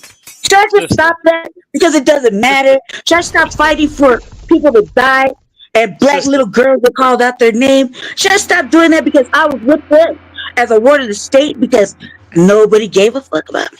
Should I stop that? No, answer that question. Because you can't have allies. Allies mean all lies. And that's that. I don't hate myself, though. I don't hate myself. You're asking me a question. You're asking me a question I already answered. Yeah. That's what we got to talk to, though. But I think the other brother wanted to say something. Go ahead. Yeah, what you're saying makes logical sense. You're basically saying because she has white admixture that she's not black. So you're rolling out Lena Horne. You're rolling out so many that were mixed with white but still claim black. You rolling out Huey P. Newton. Was there a point? The point, yes. No, no point. It's just that you got a problem. You say it's me, but it's really you. Hold on, and you try to push it on me. That's all that is. Hold on, let the brother finish. Let the brother finish. No. Let me get this. No, that's okay. That's my husband. Go ahead. We can let him finish. I'll let him finish. He knows better. We have goofies, because I'm assuming you're one of them pan scam Africanist pan goofies. So you see this flat blackness. So we all black until we bring up the fact we have native ancestry, which a lot of the native people, as the Church of Black Power so eloquently said in the chat, are black. You're rolling that out. So if she's black native, her daddy is black. She's at least 50% black. So what percentage do you have to be considered black according to YouTube? Because what you're saying makes no logical sense, and you're rolling out a whole large segment of our population, because we're not all 100% like the brother was saying before you even jumped on here. There's been so much admixture. There's no pure nothing. So what is your rationale? What is your science? Yeah, I can make it simple for you. It doesn't take deep thought. Like Malcolm said, make it plain. Yeah, it doesn't take deep thought. So if you take a white person and a Chinese person and they procreate and have a child, is that child Chinese or is that child black? Excuse me, or white? I'm sorry? Where were they born? Hold on, sister, I can't hear him. Say it again. Where were they born? Sister, I cannot hear him. That child is Caucasian. You got to be more specific. Are you talking about race? Are you talking about ethnicity? Are you talking about nationality? You got to be more specific because you're being too vague. And where? Because here in America, just a little pale skin can make you white over here. Okay, so if a white person from France goes on a vacation to China and that person has relations with a Chinese woman and they produce a child, is that child Chinese racially, or is that child European? That child is Caucasian. Okay, thank you for that. So what makes the child Caucasian? They're from Europe. Bruce Lee is considered Chinese even though his mom was white. From Asia. Put the two together, you get Caucasian. Hold on, say that one more time. You sound like you're a little bit far away from your mic. Caucasian is not a color thing, because you can be a black Caucasian. All of Northeast Africa is classified as Caucasian. Ethiopians, no matter how black they are classified as Caucasian. So we can't just say Caucasian. And Asian is not Caucasian. So if a white woman went and had a child with a Chinese person, I guess it would depend on where that child was raised and how white he looks. So Bruce Lee, because he had cheeky eyes, he was still considered Chinese, even though his mother was European. Bruce Lee is a mulatto in a sense. Okay, see, there you go. See, stay right there.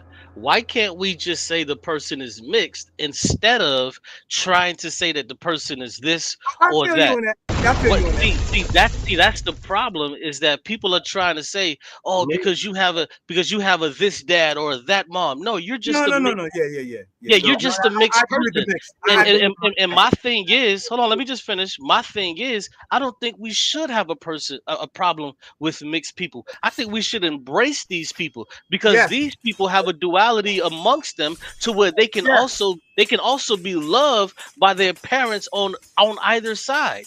So I'm not here to advocate to say if you have a Chinese father then you're automatically Chinese. If you have a black father then you're automatically black. That's not what I'm saying. What we have to embrace is that this person has a duality. And in this person's case, this woman that's on the panel, she said that you just said she's not black, but she got a black parent. Bro, listen, you didn't let me finish. Do you want to let me finish so we can actually converse? But she's also white. She's also French Canadian. Like, listen, why she can't embrace that? She's triracial, bro. She just told you she's Native American, black, and white. So she can't. You can't take the 25%. Brother, can I just finish with this? You can't take the 25% and say that that's who this person is. No, they are a mix of all of these things. Respond. They're a product of whatever they want to identify as. If they want to identify, so we transracial now. We transracial. If they want to identify as mixed, then they can identify as mixed. If they want to identify as biracial, they can. Well, I'm Chi-Negro then. I'm Chi-Negro because I know Kung Fu. No. Let me ask you this. Have you done your DNA? No, I don't trust that. Okay, so yeah, I can't converse with you. You know what so No, you can't converse with me. No. I just want to finish what I was saying though. No, I was in the middle of speaking. No, I just want to finish what I was saying though. Can I finish what I was saying or no? No. Okay, I can't finish. No, okay. You can't. I had questions before you even jumped on here that you interrupted me asking the brother that was getting the discussion in the beginning, Xion. So no, we've been real patient with you. I still have questions. I still need to get answered from Brother Xion before you even decide to get up on here. Yeah, it's funny you mentioned that now that you're getting your ass whooped in this conversation. No, it's funny. Well, continue, brother. Go ahead. Don't know what you talking about. On Solar Vision and other debate leagues. I know who you are, Cube. You one of them pan goofies. But we got to deal with you. But let me get to this question I had for Xion. What has Pan-Africanism accomplished in the last 60 years that has benefited foundational Black Americans?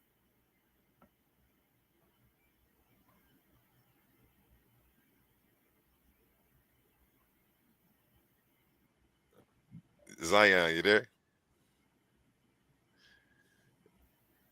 The question was so stupid. I don't even know why he would even answer that. I asking it, and the main one asking it, and it ain't being reciprocated. That's why I asked it, and that's why it's crickets.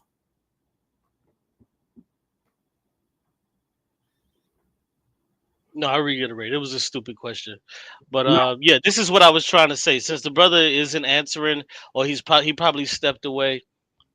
The brother probably stepped away. This is the point that I was trying to make. Cube, what the hell has Pan? Because you one of them Pan goofies. I recognize you.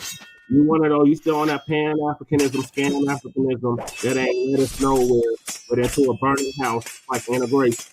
So, what has your scam Africanism accomplished in 60 years that benefits Native Black Americans, foundational Black Americans, ADOS, whatever you want to call us, those that's built for it?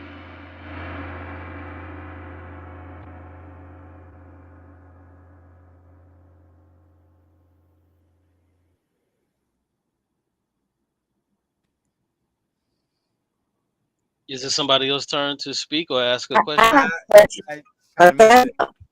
So you're just gonna deflect. This is why we are not doing what we won't field. Nobody's up here is gonna field stupid questions. Like that's ridiculous. The stupid question is the one you don't ask. So I'm asking. No, it's the one that's stupid that everybody knows that's dumb. Because it's your opinion. That's not based off of fact. That's your opinion. Are you gonna answer the question, or are you just gonna deflect from it? Brother, there's nothing you can ask me, or neither can we converse, because you're a person that doesn't believe in DNA. There's nothing we can talk about, bro. Where are you just showed, bro. You just showed me. You just showed me. Where are your people from? Are you going to answer the question, or are you just going to deflect it? Where the hell are your people from? Where are your parents from? Where are your grandparents from? Where are your great-grandparents from? Where are their parents from? Go. Since you're talking about she's not Black because she had a parent that wasn't Black. Listen, I'm not gonna answer anything that I feel that's beneath me. And you, sir, are beneath me. I got a mixed child. I got a mixed child. I have a mixed child. My son is mixed. You know what I'm saying? He both Black and he has, you know what I'm saying, European and Asian. And there's nothing wrong with that. There's because nothing the point wrong that I was, with it. You know what the point that I was gonna make? I'm not going to deny just to make him Black. You know what I'm saying? Because I know that he will be treated like a Black person. Hey, Xion, check this out. I'm not going to deny his other heritage. Hey Zion, check this out, because this is what I wanted to explain, and I want to just buttress that point. Because see, here's the thing: I have 12% European when I took my DNA test, right? I got 22% European. Okay, cool. But here's the thing. 22%. But here's the thing: with such a low percentage, I do not get to claim that I'm a white person. I don't get to claim it. So when you have a person who's white, Native American, and then also black, they don't get to claim that they're black because they may have at most 25%. Listen, B, listen, right now we're in the middle of the battle and we need all of the numbers we got.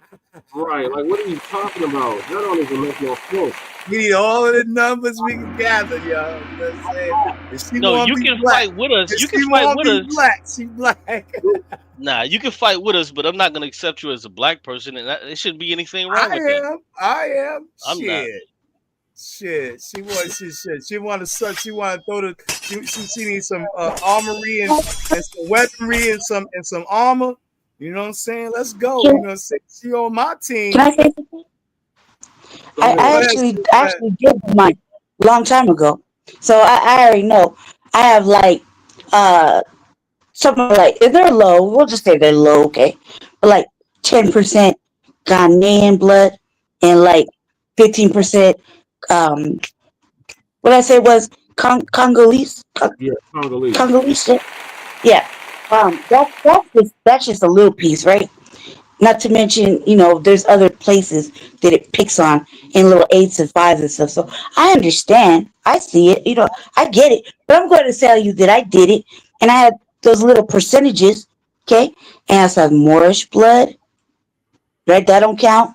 Or I'm just saying, just saying. I'm just asking. So I also have those little percentages as well. So I'm just, it's whatever with me. I'm gonna say like this. I stand with the lineage, FBA, all day, every day. It don't matter what you think or what anybody thinks. I'm okay with that. It's entitled to your opinion. I stand with them all day. So I'm not gonna stop doing the work that I'm doing. It's very important. Just because nobody likes it. No. But whatever work you're doing, keep doing it. We appreciate you. Whatever work you're doing, keep doing it. You shouldn't keep doing any benefit. We appreciate you. We love and respect you. We love and respect you. You sir hate yourself. So you won't receive any of the tangibles that we put in. I make sure that happens. Just because I feel like it. You know what I mean? Just because. I just feel like all the tangibles we are to put in, you should benefit from. That's what I'm saying now. What does that even mean? Yeah. You'll see. What is it? Tangible, something you can feel. That's what it means. There you go. What does that mean? The tangibles you put in. What does that mean? Right, that's what it means. Yeah. You're not qualified to receive tangibles. How about that? Not qualified. Since you're not intelligent enough to answer it. No. Sir, you obviously know what we're talking about since you listen to the new Black media control or whatnot. So you actually know what we're talking about. You know what the best code is? Asking questions, right? You know what the best code is? Instead of having an honest conversation, instead of having an honest conversation, you want to resort to thinking that I'm trolling. I just told you that even though I don't care if you have an opinion, sir, but your opinion is, beneath me. You're beneath me. Your opinion is low vibrational, low level. You see what I'm saying? I apologize. I'm sorry. That's okay. Don't apologize. Only squares and lanes would apologize for being low vibrational. I'm a divine chick. Regardless of how light I am. I'm actually in my honey week right now. That's okay. You're saying it sounds like it's not something that I can escape. So I guess I just have to accept it. And by me accepting it, I'm apologizing. Low level vibrational should not be able to speak to me because you're beneath me. So go ahead. Okay. Since he's beneath you. How about that? Where are your people? Well, You're still not going to be black, but we're still going to love, respect, and appreciate all of the work that you put in. Tangible. All day, every You're not going to see the tangible, sir, about the work I put in. So, I don't care if anybody sees it. Go take that up with AFRICOM because you don't qualify for our reparations. How about that? Right. This white woman on he's talking about me, but this white woman on here. I'm not white, sir. This is crazy. My hair coils and curls. I'm not white, sir. This is crazy. I'm not white. I'm just ambiguous looking. Sorry that they mixed me right. You're mostly white. They mixed me right. So I don't have all the features of one. I have features of all. They mixed me right. I'm sorry, they got this serve off correctly. White. No, it's okay. Sir. White, listen, there's no problem with being white. No, sir, I'm not white like that, sir. Okay? Not at all. No, just you're mostly white though. No. Just because that lady was doesn't mean I am. Doesn't mean her mother's mother is, or her father's father is. You're just looking at it like that because that's all I was told. So why were you trying to disavow? Why were you trying to? So why were you trying to disavow? Why were you trying to disavow 50% of your DNA? Why do you no longer want to be associated with white? That 50% is the person, sir. That 50% denies me everything. Nice try. Nice try, though. No, sir. I don't suffer from light skin privilege. I don't get nothing. Because you're not light skinned. That's the whole thing. You're not light skinned. I'm not light skinned. You think light skin doesn't apply to you. Light skin doesn't apply to you. You don't even know. You don't even know. You just see me. I'm in the dark. I'm in the dark. You're still bright as hell. You're in the dark and you're still bright as hell. I'm proud of it, sir. There's 48 shades you should be proud of it. And my blackness is greater than yours. Okay, how about that? Sister, I told you I love you. Whatever. It's all right. Okay, everybody. I don't have any features. I'm not a one-sided. I love me.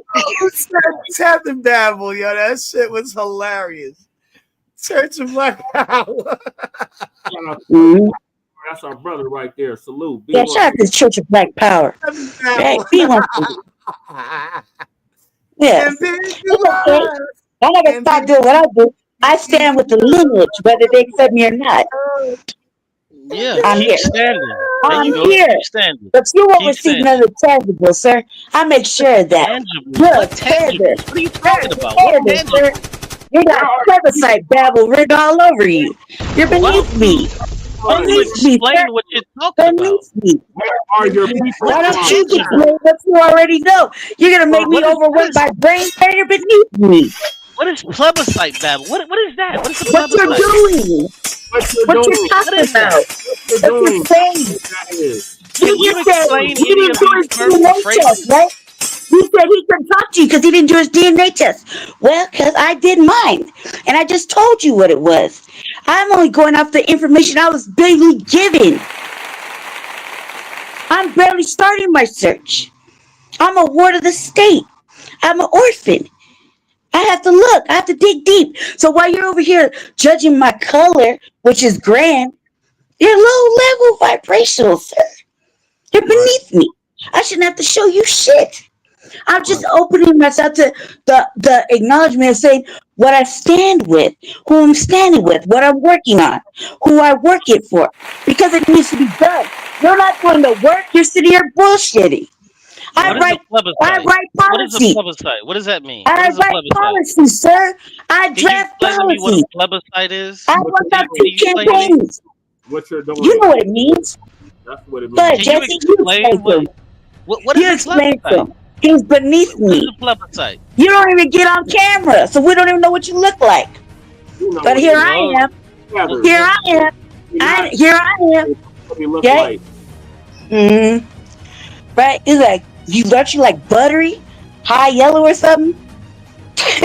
Like, come on now. You're not high yellow. That's reserved for black people. You aren't black. Are you? In your name, like K Butter, Q Butter, something like that. Can you like okay. I don't want stop yelling. Hey, moderator, can we just have her stop yelling though? I think that's fair at least.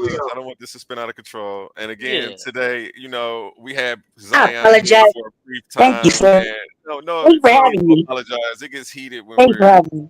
in here bringing all different ideologies and different perspectives on different things into the Coliseum. But that's what we're here for. You know what I'm saying? Hey, that ain't from here. Are you? You're right. I got caught up in the debate. I apologize. Yeah, it's all right. It's all right. I'm here. That's what I'm here for. I got you, Lady Shay. Hey, Lady Shay, let me say this to you. I've already told you this a multiplicity of times. You can't speak to me, sir. Okay, well, I won't talk to you. I won't talk to you. I'll just talk about you. It's okay. I'll just talk about you. It's okay. I don't have to talk to you directly. Probably your hairline go way back. So let me say this. Let me say this about Lady Shay, since she won't be allowed to allow me to say this to her. Lady Shay, I respect you for the work that you think that you're doing. I respect you for that. I appreciate and love that you're standing on whatever you believe that you're standing on. If it's assisting Black people to get where we need to be, I most certainly appreciate that. I would never take that from you. I think you should continue to do that.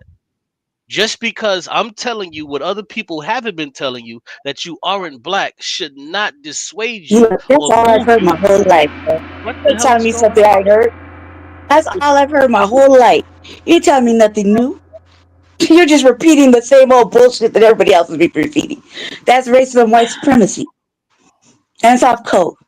And low vibrational. I did it. Okay. So So this is what I want to ask. What are you This is my question that I want to ask. This is a question I want to ask. What is a plebiscite? What is a plebiscite? Can somebody tell me what a plebiscite is? Where are your people from? Can somebody tell me what a plebiscite is? Can you tell me where your people from? I've been trying to figure out what a plebiscite is this whole time. Where are your people from? Can someone tell me what a plebiscite is, or are we just gonna go in Look circles? it. Look it up. Look it up. Where are you from? You gotta read, right? Look it up. Questions before you ask what's a plebiscite, and you still have yet to answer them. So where are your people from? Where is your mama? Let me say this.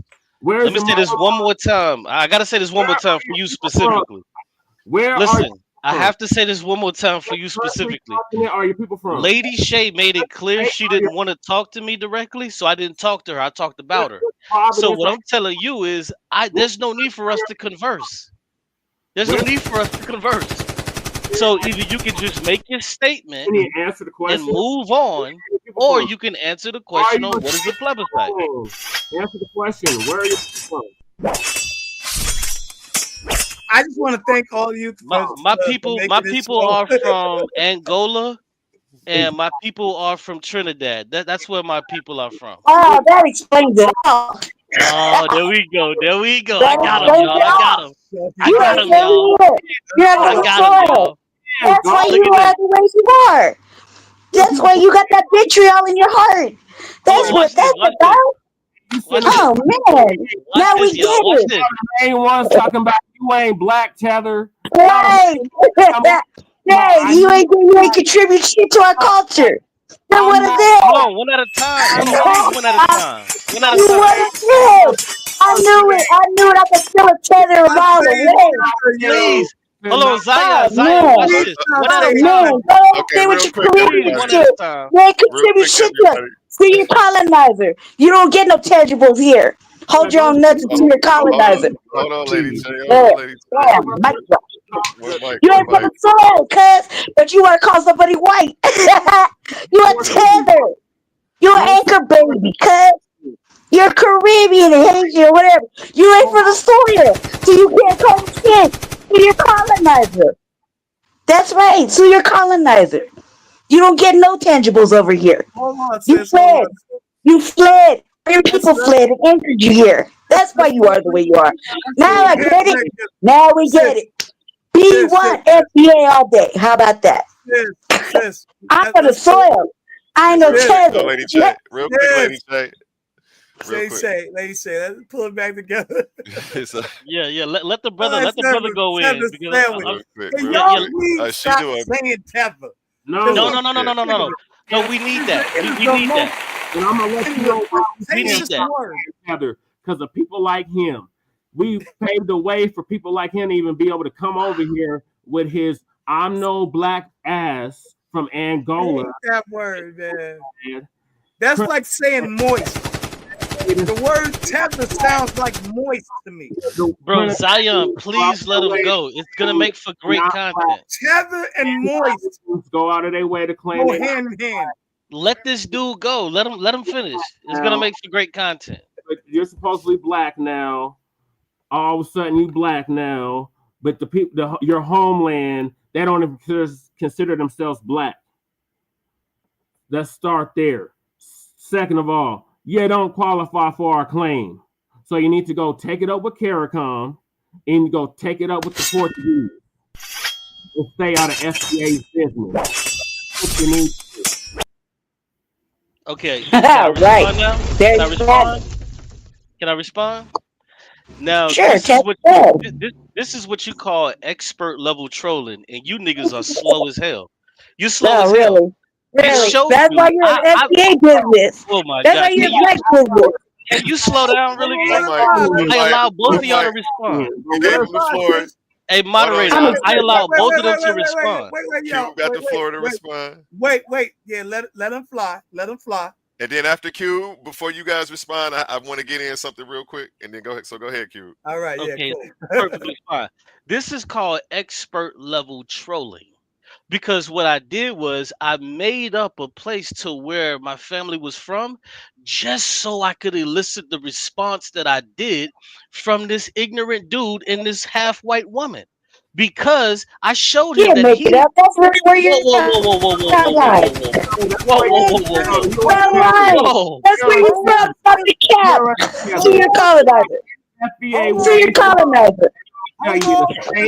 They gonna tell you you don't contribute nothing to the soil. You fled. You made it up. You say you made it up, right? No, that's really what you are, hiding by the avatar. You can't even show your face. Stop it. Stop it. I'm excuse myself, fellas. I gotta go. Thank you. I'm sorry. Have a good night, Lady Shay. Have a good night. All right. Good night, Lady Shay. I appreciate you. No, you don't. Yeah. Let the brother fly, though. You don't have to filibuster. Yeah, this is expert level trolling because what I got the idiot to do is to call me a tether and to tell me, hey, bro, slow down. It's okay. That's not an ad hominem. You have to go study what an ad hominem is first. The same way you couldn't. I'm not an idiot. So get that straight. Get that through your tether skull. I'm not no idiot. I'm very well read. Just let him fly and get him respond back to him once he's done, so that way we're not getting too contentious and we're not talking over each other. He gonna pop his shots. It's okay. So you pop your shots back when you get your opportunity. All right. Right. So this is expert level trolling because what I did was I allowed this very intelligent FBA person to do is to call me a tether and tell me I wasn't from here and all of this stuff and hurl all of these insults. But he, understanding that this woman is half white, never called her any name. This is what you call a nigga that knows what the fuck he's doing versus an idiot. So you have to understand when I use the term idiot, I don't use it loosely. I use it firmly because that's exactly. Come on, bro. Like, what's going on? Do you not have any self-control? Do you answer questions? It took you long enough to answer where your people was from.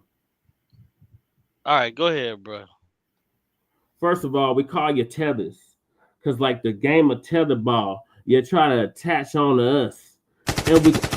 You ain't got no connection with us. Like we said, you need to go sue your colonizer. If you was FBA or Abos or Abos, you would have automatically said where the hell your people was from. It wouldn't have been no hesitation. You would have said the state. You would have said the city. In the neighborhood. So you're not of our lineage. That's very clear. So for the umpteenth time, where are your people from? where your mama from, where your mama's mama from, where's her mama from. On here, me and Xion was talking about our lineage and how we could trace our stuff back to South Carolina on the maternal side of our side of family. So where is your people from? Do you even qualify for anything that we're talking about? And what is your qualification to quantify blackness? All right. So the brother wanted to speak, so I'll just make it short.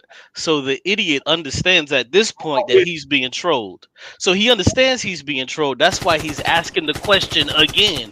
Well, where are your parents from? Well, why don't you just take what I gave you? Didn't I give you Angola and Trinidad? Are you too stupid that you? Bro, do you notice that I didn't interrupt you? That I have self-control? Trying to answer questions, and there was a lot of cricket moments. Did you know? Do you not have self-control? Is that something that's innate? Do you take pills for that? Questions? Can you not answer basic questions? All right. So this idiot, I just showed you. He's so stupid. All right, man. I'll mute for a second. Go ahead. You made that point proven. You're tethered, and we call you a tether because you're trying to undermine what the hell we got going on. And you're sitting up here talking about my lady ain't black. And she's coming from countries that don't even claim blackness. Stop the cap. Who said the tether is okay, tethered? let's let Cube get 60 seconds, a minute and a half without being interrupted. He's gonna sneak some ad homs in, but you get to do the same, and we're gonna make sure that make sure that he lets you finish. Cube gonna keep it funky though. You know what I'm saying? Yeah, Cube always throws the ad homs in. You just gotta let him get it out. You gotta do that. You know what I'm saying? Go ahead, Cube. He's trying to incite you, so you know what I'm saying. Like don't fall for the okie doke. Keep your head level. Like my grandfather used to say, you know what I'm saying? Keep your nose clean.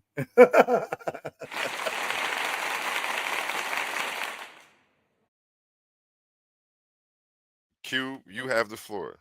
Go ahead, Q. Do what you do like you do it for TV.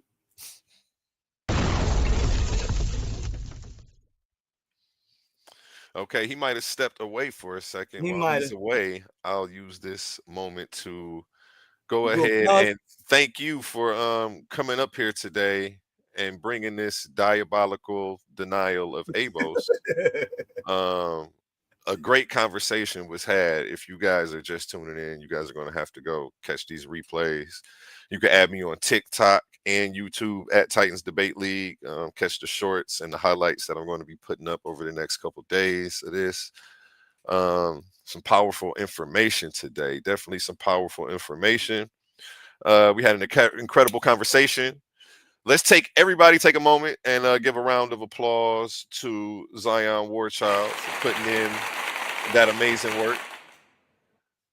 You feel me? The way you broke it down layer by layer, you really gave us a fuller picture of identity, resilience, and the threads of history that connect us all.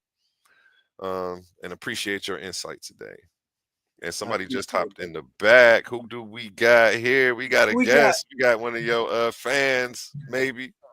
What's up? What's my baby girl there? Baby girl, what's going on, my baby girl? Yeah, you already know, baby girl. You know the AI. How you call him baby girl? What the hell? No. We're talking about the AI. We got a joke going on. It was a joke. It was just a joke. Inside joke. It's Tyrone. AI. We named it Tyrone. Yeah. We still gotta do that. We still gotta do the Tyrone Tuesdays. He was okay, baby girl, and answer the questions. It was hilarious. Q, man. Shout out Q for stopping by, man. Appreciate you, Q, always. Here's the question, I don't want Cube to leave. I don't want Cube to leave. So, are they trying to call Cube is like he's a tether because he's from Angola and? No, hold on. He just said that on purpose, just to... Right, exactly. And they were too stupid to realize what I was doing. And they couldn't pick up don't look nothing like nobody from Angola in fucking Trinidad. Just think about it. Come on. Just think about it. He's a Trinidad Angolan. Okay. Yo, I just made up something, and it's so funny how fast they ran with it. But go ahead, sis. You gotta know Cube. What's the real deal? Where your people from? If you don't know where Cube, you're not lying. Ask you where you're from. Why you have to lie? You ain't gotta lie, Craig. I did it to elicit. I did that to elicit the response, and I got exactly what I was looking for, which shows how smooth-brained you are. Come on, bro. So I don't understand why this new generation. I guess Tariq Nasheed kind of like pumped this whole thing up. And this whole FBA thing. So this is what I'm getting at. It started before that, but get your facts straight. It started with Dr. Claude Anderson. No, he's a Tariq Nasheed acolyte. Dr. Claude Anderson.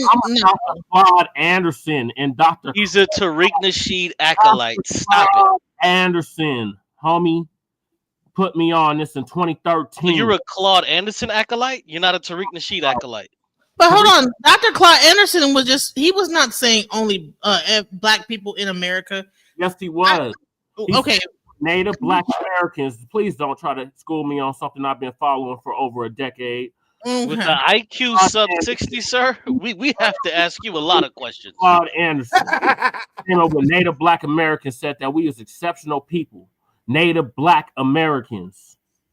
That's where Abos and FBA came from. That's not true. He's lying. Yes, Tariq Nasheed made it up. No. Y'all always want to put it on Tariq. Yes. Tariq. It was Dr. Claude Anderson. All Tariq did was bring the same game that Dr. Claude Anderson had been bringing for years. Was Dr. Claude Anderson also trying to push separation and non-diaspora, like against Marcus Garvey? The doctrine is Tariq. The tether doctrine is Tariq. That is Tariq with 3 snaps. I've never heard Dr. Claude Anderson say tether ever. I've never heard him say that. You never heard that man say tether. Tariq said the moist ass word tether. Thank you, Zion. This dude is lying. He's trying to say that he's a Claude Anderson acolyte. In actuality, he's the Tariq Nasheed acolyte. Stop it, bro. Unify with tether is the moistest word.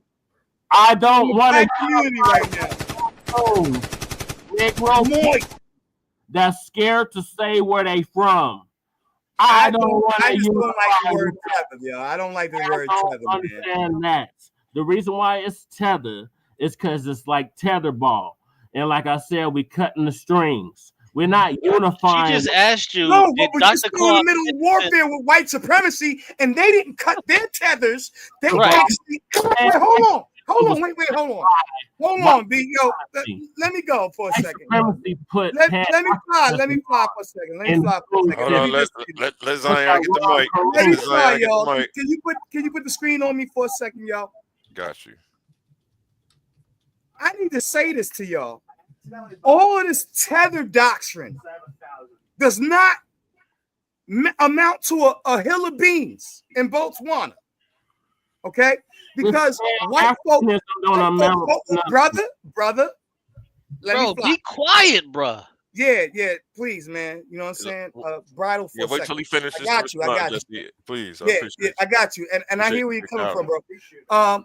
And this is no disrespect to you. You know what I'm saying? But that term tether, you know what I'm saying, is the most divisive term that you can use to cause division. That is the divide and conquer. That is the panem et circenses that I've been talking about this whole entire time. Bro, be quiet. Moderator, mute that nigga. Mute that nigga, bro. I need everybody to shut the fuck up for a second. This is my show. Hold on, Jesse. One mic, Jesse. Quiet all day. We gonna let you respond, Jesse. I need to. I need you to button your lip. If he's lying, let him finish, Jesse, and address it. How about you tell the truth? I need you to button your lip like a grown ass man who has some freaking goddamn decorum. You as a grown ass man, nigga. Stop lying. Jesse, please let him finish. Sir, I don't want to mute your mic, Jesse. Please, you don't have to shoot him downstage if he's not going to listen, bro. He just muted. He's going to let you finish, and then all right. Listen, I don't want to do that. I don't want to be that dude. I hate that. I hate to have to shoot people down and all of that, and I'm not with it. But that word tether is so divisive because white folks don't tether themselves. Watch this. So when you deal with like the Irish or you deal with the Italians or you deal with the Ashkenazi Jews, they were never considered white until it became convenient to add to their numbers politically and socially in our current political environment. So in order for you to defend yourself against a racial institution, a racially institution of oppression, of white supremacy over black, you know what I'm saying, people and people of color globally, what you're gonna have to do is you're gonna have to tether. I'm sorry, you bitch ass niggas. Y'all want to be, what y'all doing is trying to be white. You're trying to be elitist, and you haven't won no wars yet.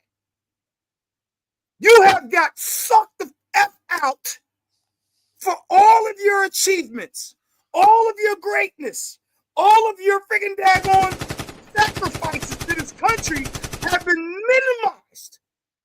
And now you're arrogant like a Karen, talking about tether. Why are you getting Hold on, Jesse. Jesse, you about to be able to go, Jesse. I need you to shut the fuck up before I have you put down, bro. Jesse, you about to be able to go.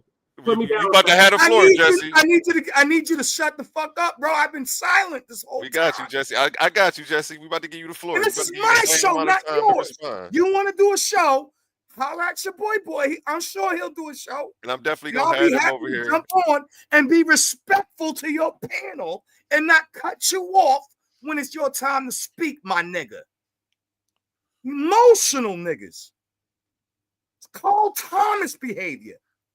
Come on, you got the floor. You got the floor, Zion. So we're going to give Jesse 2 minutes. So yeah, at the end of the day, when you're in warfare, I would suggest y'all read a little Sun Tzu, man, and some freaking daggone art of war. Niggas are stupid right now. You are being fractured with all of these ideologies to fight against those who are still at the same level that you are, still fighting the same war that you are. So now we're fighting against each other and not against our actual adversary. And that's the retarded.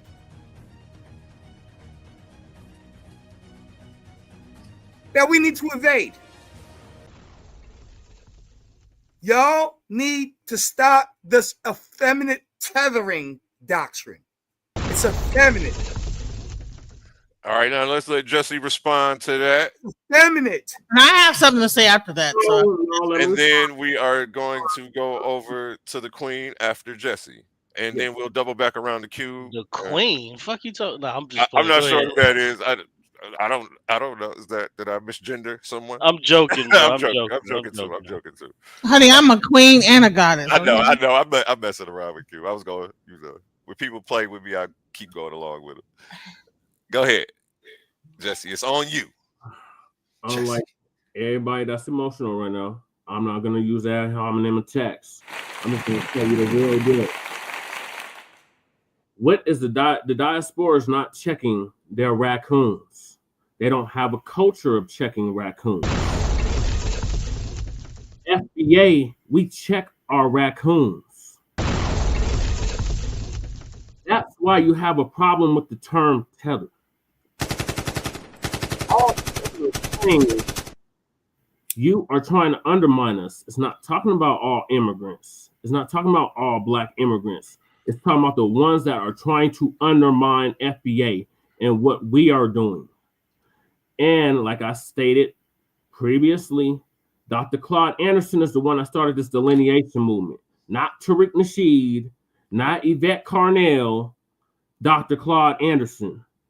And if you read any of his Powernomics books, any of them, you would know that he said that we are an exceptional people and that we don't have no permanent friends. We have permanent interests. Our interests have not been met. This pan-goofyism has not gotten us anywhere. This, we're going to come together, sing Kumbaya, while they're not even doing it in the continent of Africa. They're not even on code in Africa. They the most off code damn black people on the planet. And FBA is the ones that championed black empowerment, while these other so-called black melanated groups shied away from it, said, me no black, me no want to have nothing to do with black. But now all of a sudden it's time for us to get reparations. Now everybody black, including the Latinos, the Asians, and the so-called $5 Indians who owe reparations for the Dow's Commission. Again, shout out to Dr. Claude Anderson for bringing up the 1866 Indian Treaty, which we have yet to be compensated for. And why is our people the only ones whose classification changes every 20 to 30 years? No other group's classification changes like that. Then you said something about the whiteness. They all went under this whiteness umbrella due to political reasons. No, they went under the whiteness umbrella due to genetic reasons, because they're in free fall in terms of birth rate. There's less of them being born. They're not replacing they're the ones that's dying. So Caucasoids are dying out. So they have to replenish their numbers.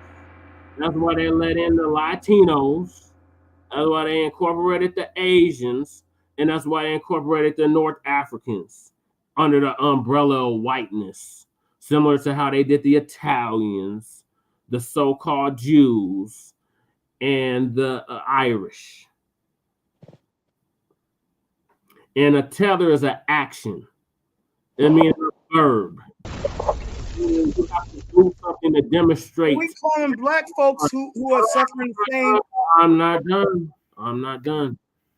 Go ahead. You have to do something to demonstrate that you're a tether. The Congressional Black Caucus is full of tethers. We've seen in California with the Reparations Commission, the AB 3121, they had a bunch of non-FBAs on that commission talking about reparations is not cash, it's free education, free housing, and all this other nonsense. No, reparations is direct lineage-based cash payments. We are a grieved group. We have yet to be compensated. It's a blood debt that's owed to us. And we're not going to let nobody stand in the way of that, whether they look like us or they don't. And that's we're not doing that no more. That's why the Pan-Africanism is falling on its face. It's dead. And it's not going to be revived.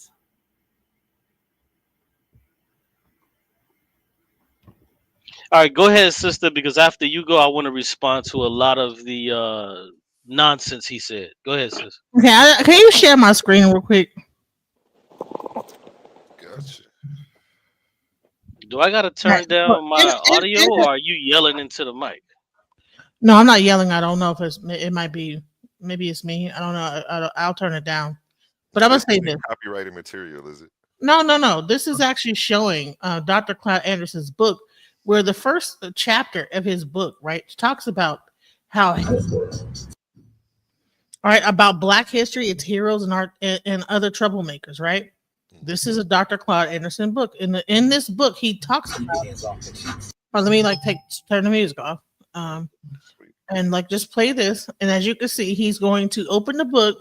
In the first very chapter, he talks about what Haiti on January 1st, 1804, Haiti's new Black Republic, okay, proclaimed itself. Blah blah blah. So you know what I'm saying? So if Dr. Claude Anderson, okay. See, he's my Haiti right here. Boom, he circles it, right? It was self-proclaimed. You know what I'm saying? So bottom line is, why if he was against and he was for this whole separation and tether argument, why would he note Haiti in the first chapter of his book, notable first of and last, and this, that, the other for his book? So I think that people read the book and they're getting it misconstrued about what Dr. Claude Anderson's stances. And please do not just just because you read the book and you get one thing does not mean that that's what it really means. So when he talks about powernomics, he's not only singling out, he says African Americans, By the way, Caribbean is part of North America. By the way, not sure if you know this, but Caribbean islands are a part of North America. And the slaves that came from those islands, some of them ended up in North America. So for us to call them tethers and that to me is a CIA tactic. I'm sorry, I don't know if Tariq Nasheed is a CIA operative, but to me, it's coming across kind of like an agent provocateur to separate us and to make us weak. Because when you deal with Haitians and Jamaicans and Caribbeans, they tend to like know how to come together.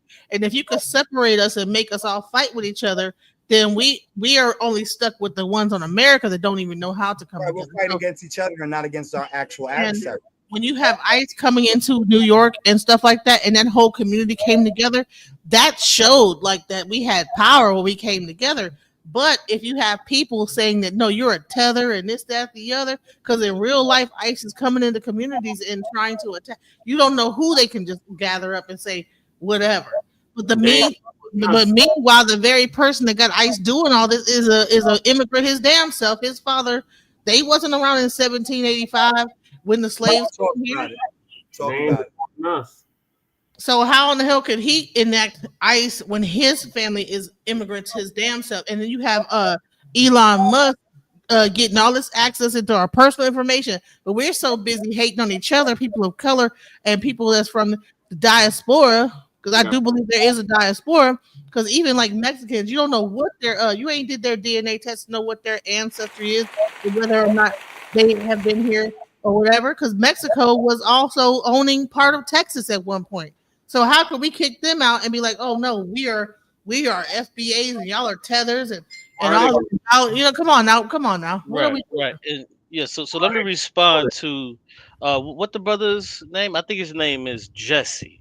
Yes. What a fitting name for a slave.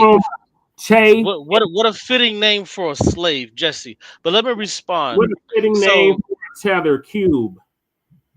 Come on, let's let Cube get the floor. Bro, that didn't land how you thought that landed. That didn't land how you thought that landed, my nigga. That didn't land how you thought it did. But hold on, let me get into what I'm going to talk about, because I want to respond directly. So let's let him get 2 minutes.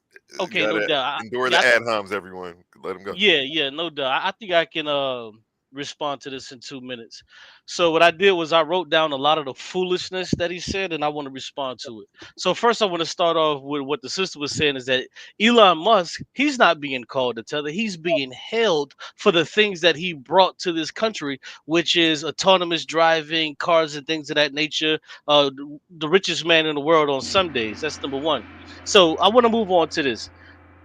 This dude said the diaspora isn't checking their coons. They're not checking their coons. Well, hold on. You ain't checking your coons. And if you are, what did that yield? Because we can see black conservatism is on an all-time high. So what are you guys doing other than pushing black people over to the conservative party, which was actually conversely to what we actually want to do, and adverse? Listen, FBA, you are an online bro. You got the right to shut the fuck up, my nigga. I was quiet for 20 minutes. Xion spoke. Listen, Xion spoke. You spoke. She spoke. Y'all spreading disinformation and misinformation. Bro, listen, bro. What are we doing, bro? I'm trying to keep a little decorum here. I want everybody to be able to have their voice heard. I know you don't appreciate some of the stuff he's saying, but we got to pass it around and keep it fair for everyone. I know there's gonna be a day where somebody just is hating on you, and I'm gonna try to keep it fair. Sorry about that, Cube. Go ahead. Nah, no problem. Squeegees always want to make a noise. So listen, this dude said that the diaspora isn't checking. Bro, can you please chill, bro? He's muted. Go ahead. All right. So this coon said the diaspora isn't checking their coons. Well, hold on. Are you checking your coons? Because if you were checking your coons. Yeah. Yes, I am checking my coon. Bro, you may have to bring him down, bro, because he won't let me finish unmolested. He won't. Hey, unmolested, you funny, man. No, unmolested means unbothered. It just means unbothered. I know what you mean. Go ahead. Oh, okay. I wasn't ready for that one. Oh no, it's all good. So these people that's claiming that they're FBA, they're not checking their coons, because if they were checking their coons, then why do we have so-called black conservative at an all-time high?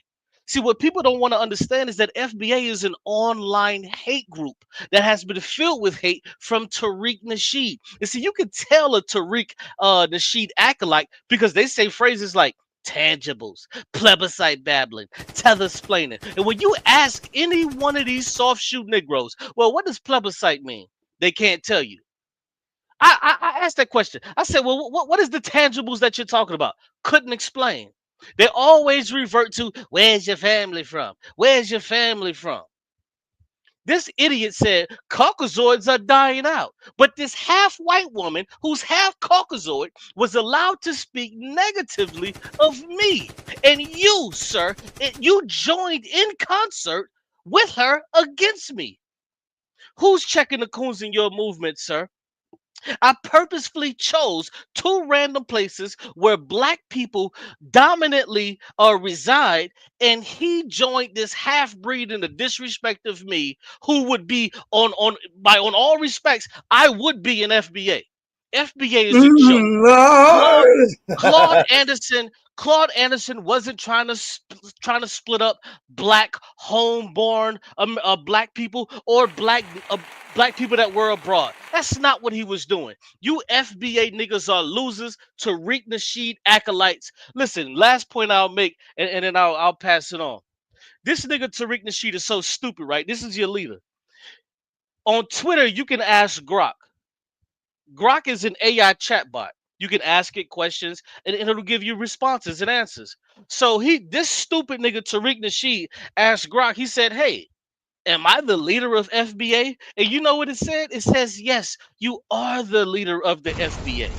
FBA is a CIA funded program to get blacks among the diaspora to go and fight against each other. You nigga, you Jesse, that's a perfect slave name. You are the perfect fucking idiot. You are the perfect useful idiot, because you would go out there, parrot this nonsense, go along with this nonsense just to hate your brothers and sisters. And with that, I yield. Bro, Blacc said that? Yes. Hold on, you want me to screen share? Hold on, I can screen share. You want me to screen? You want me to screen share? You want me to screen share that? Because I knew it was some old CIA bullshit. To this bullshit. No, show before you respond. I want. Man, this is like the third time I have to agree with freaking daggone Q. We are going to give Jesse a chance. No. Let Q want to share your screen? Yeah, please. Because I knew it was. Let's see this receipt CIA before we shit. let Jesse go ahead. And this is like the third time I have to agree with Cube, and that's disconcerting. I got it saved in my bookmark. Yeah, hold on. If you want to let him respond, and you can just share my screen while the stupid nigga talking. It's all good. I got it right here. Hold on. Listen, go ahead. Go ahead. Some CIA bullshit. He's right, yo. He's right. You want to know? Let him respond, and then I'll share my screen, and you can just put it up. Because listen, it ain't no fake. Here you go, right here. I got it right here. Here, let me share my screen. Nigga, who you think the fuck you? Nigga, you don't know who I is, nigga. I usually beg on Q, but Q is on point right now. This is absolutely. This is exactly my whole entire presentation was about. Pan goofies. Go ahead. Share the screen. So when you on Twitter, you can ask Grok things, right? So Tariq Nasheed, the nigga thought he was slick. He was like, Grok, how does the lineage have a leader? And you know what Grok responded with? It says a lineage doesn't inherently have a leader, but FBA is a coined term and movement you trademark.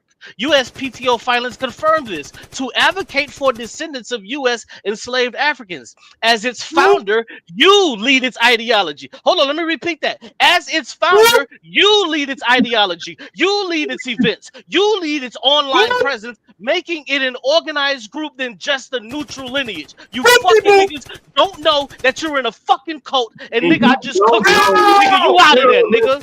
You dead. White supremacy. Where's the gong? Where's the gong at? Hey, what? Nigga, never in your life do you think you can fuck with me, nigga. You better wake up, nigga.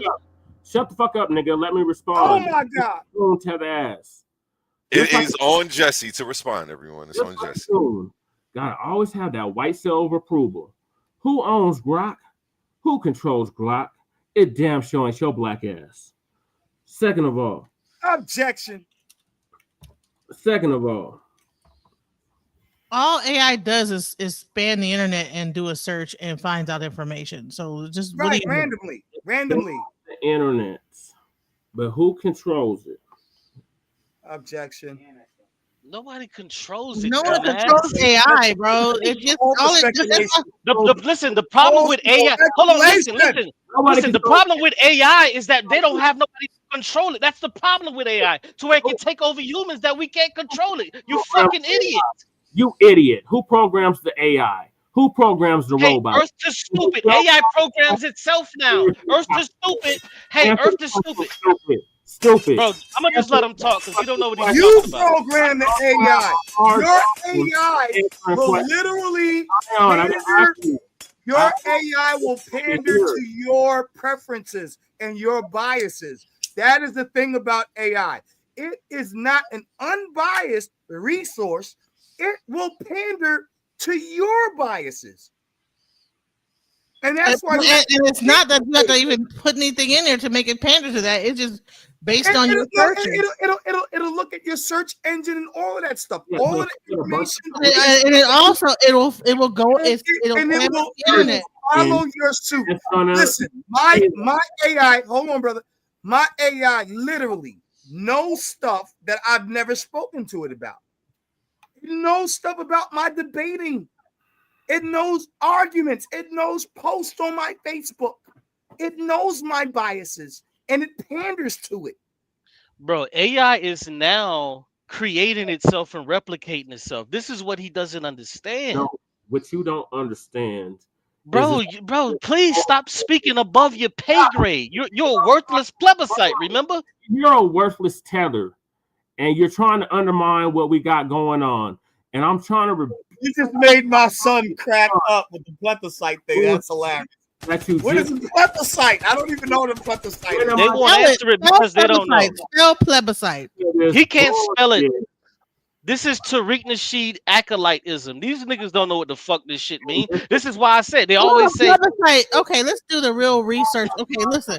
A plebiscite, the direct vote of all members of an electorate on an important public question, such as changing the Constitution. So that's what a plebiscite is. So what do you? So how does that? So what does that have to do with black people? What does that have to do with tethers? For you stupid niggas, what does that have to do with tethers? What she just read? That's probably voted for a direct vote of a whole electorate. You tell me how is that a bad name of a direct vote of a whole electorate?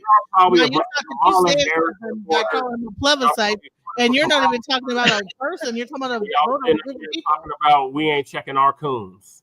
Y'all ain't checking y'all coons. Yeah, you're not checking the dictionary because you're up there calling them the name.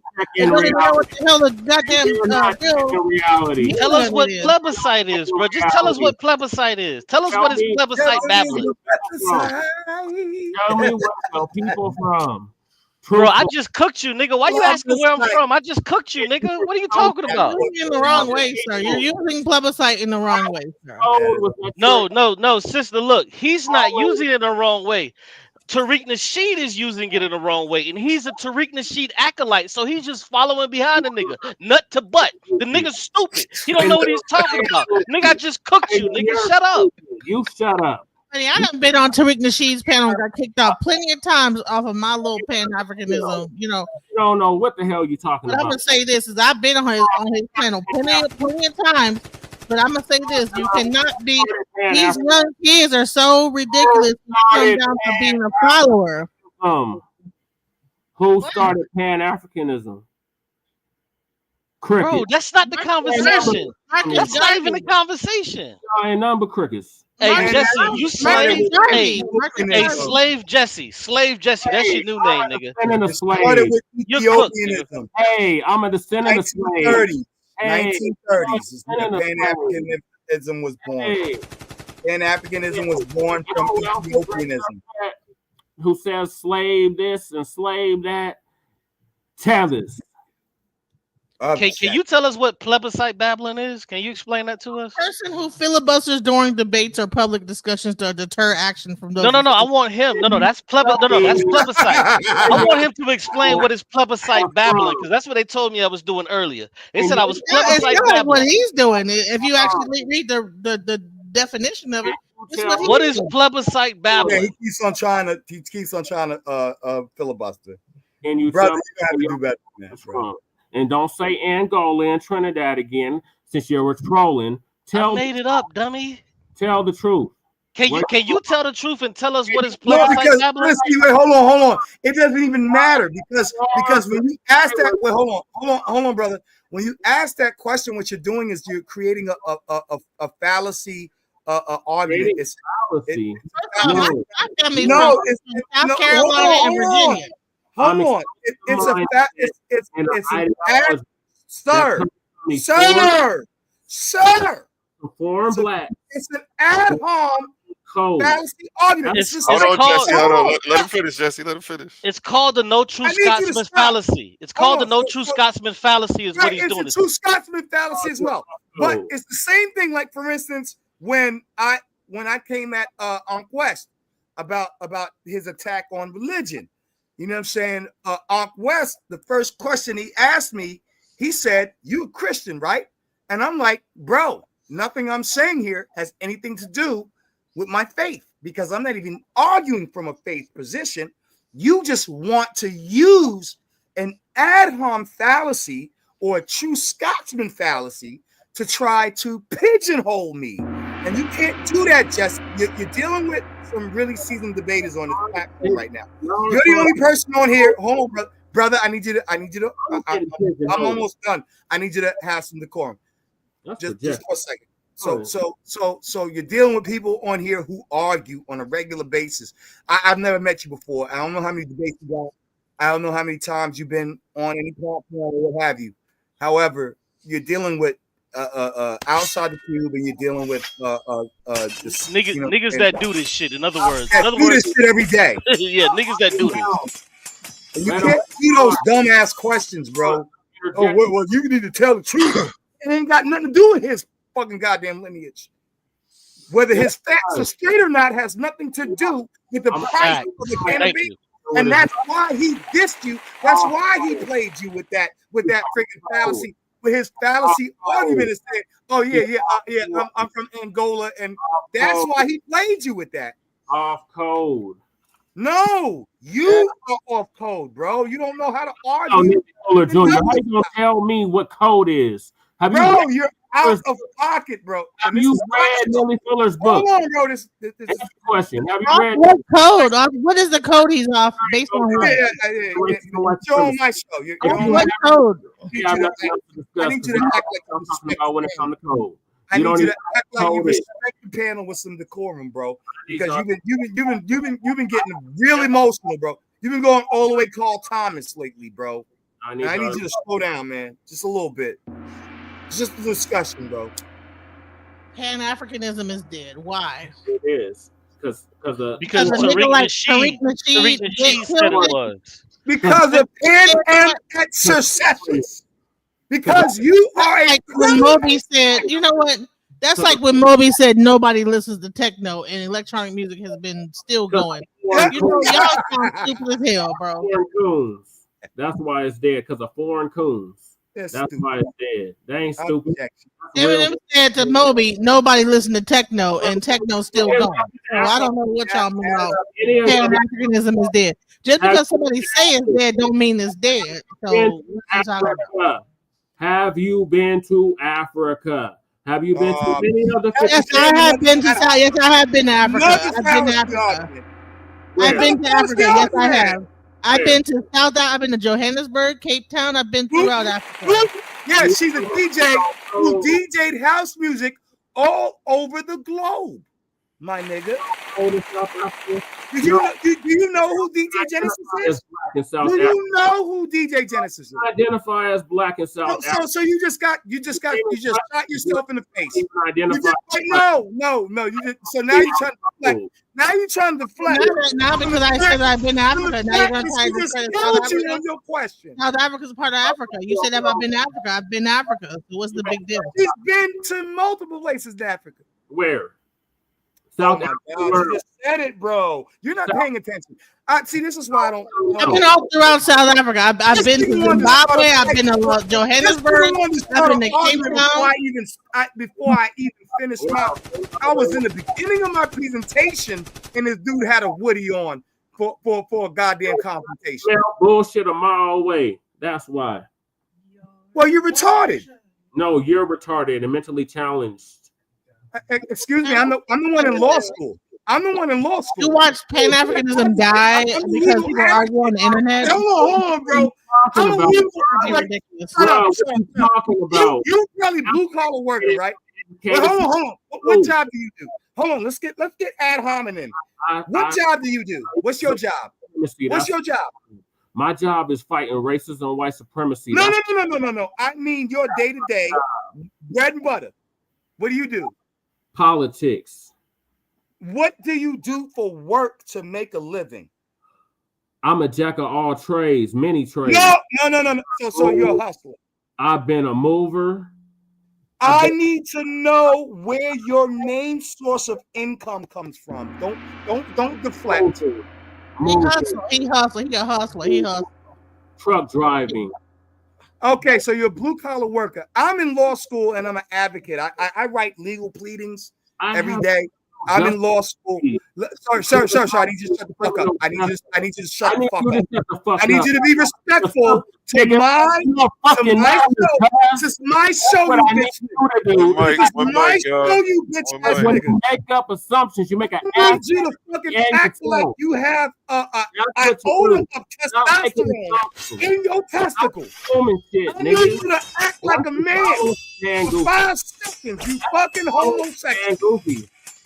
I always want to make a. So you call everybody a tether, no matter if they came from America or not. That word goofy. Young niggas love to use that word goofy when I use the word remedial. Remedial. Hold on.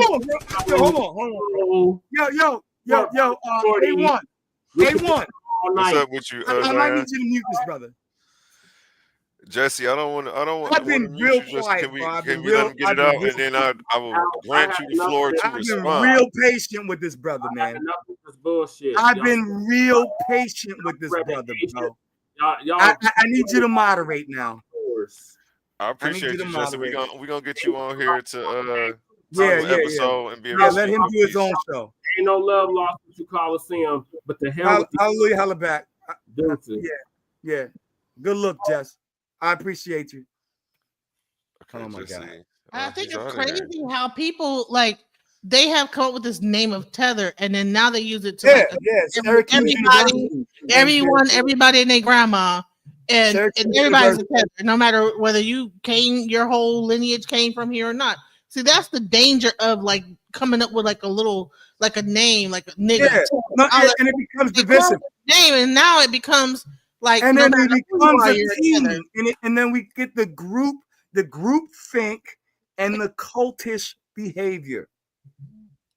And this is what my whole entire the brother was over here preparing his argument before the whole situation was even argued, and that's why I had to stop him. Like, yo, listen, can I just get through this? We can have this discussion when I'm done with my presentation. I was like 10 slides into a 33 friggin' slide argument before this brother wanted to try to attack my credentials.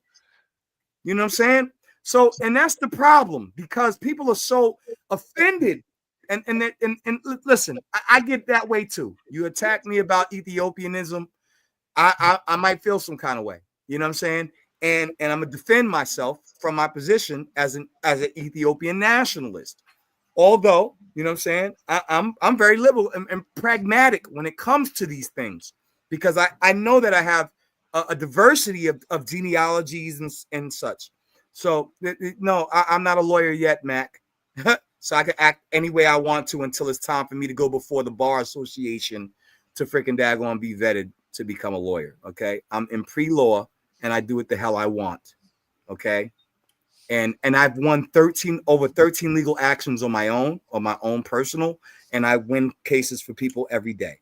You know what I'm saying? I'm the creator of the Fraternity of Fathers Legal Rights group page on Facebook. And people come to me every day for paralegal work. I'm a paralegal, an active paralegal. I write pleadings. I write custody, you know what I'm saying, divorce papers, all of that stuff.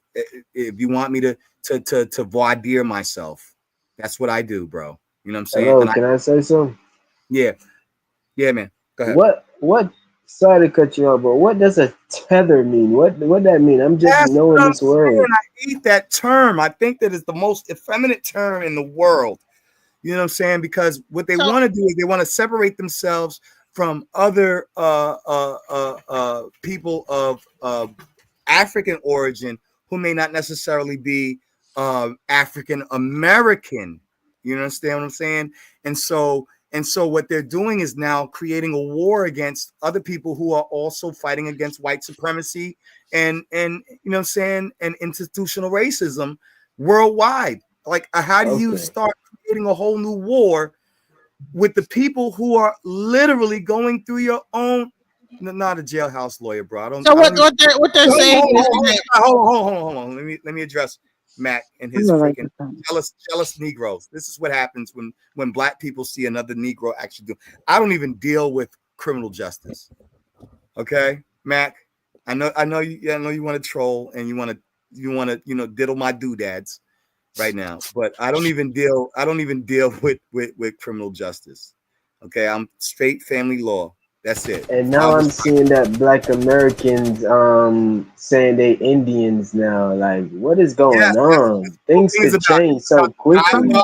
Of Abos. It says Ados, but Ados can also be added in there. So Ados, you know what I'm saying, and Abos, the Aboriginal. I call them Aborigines.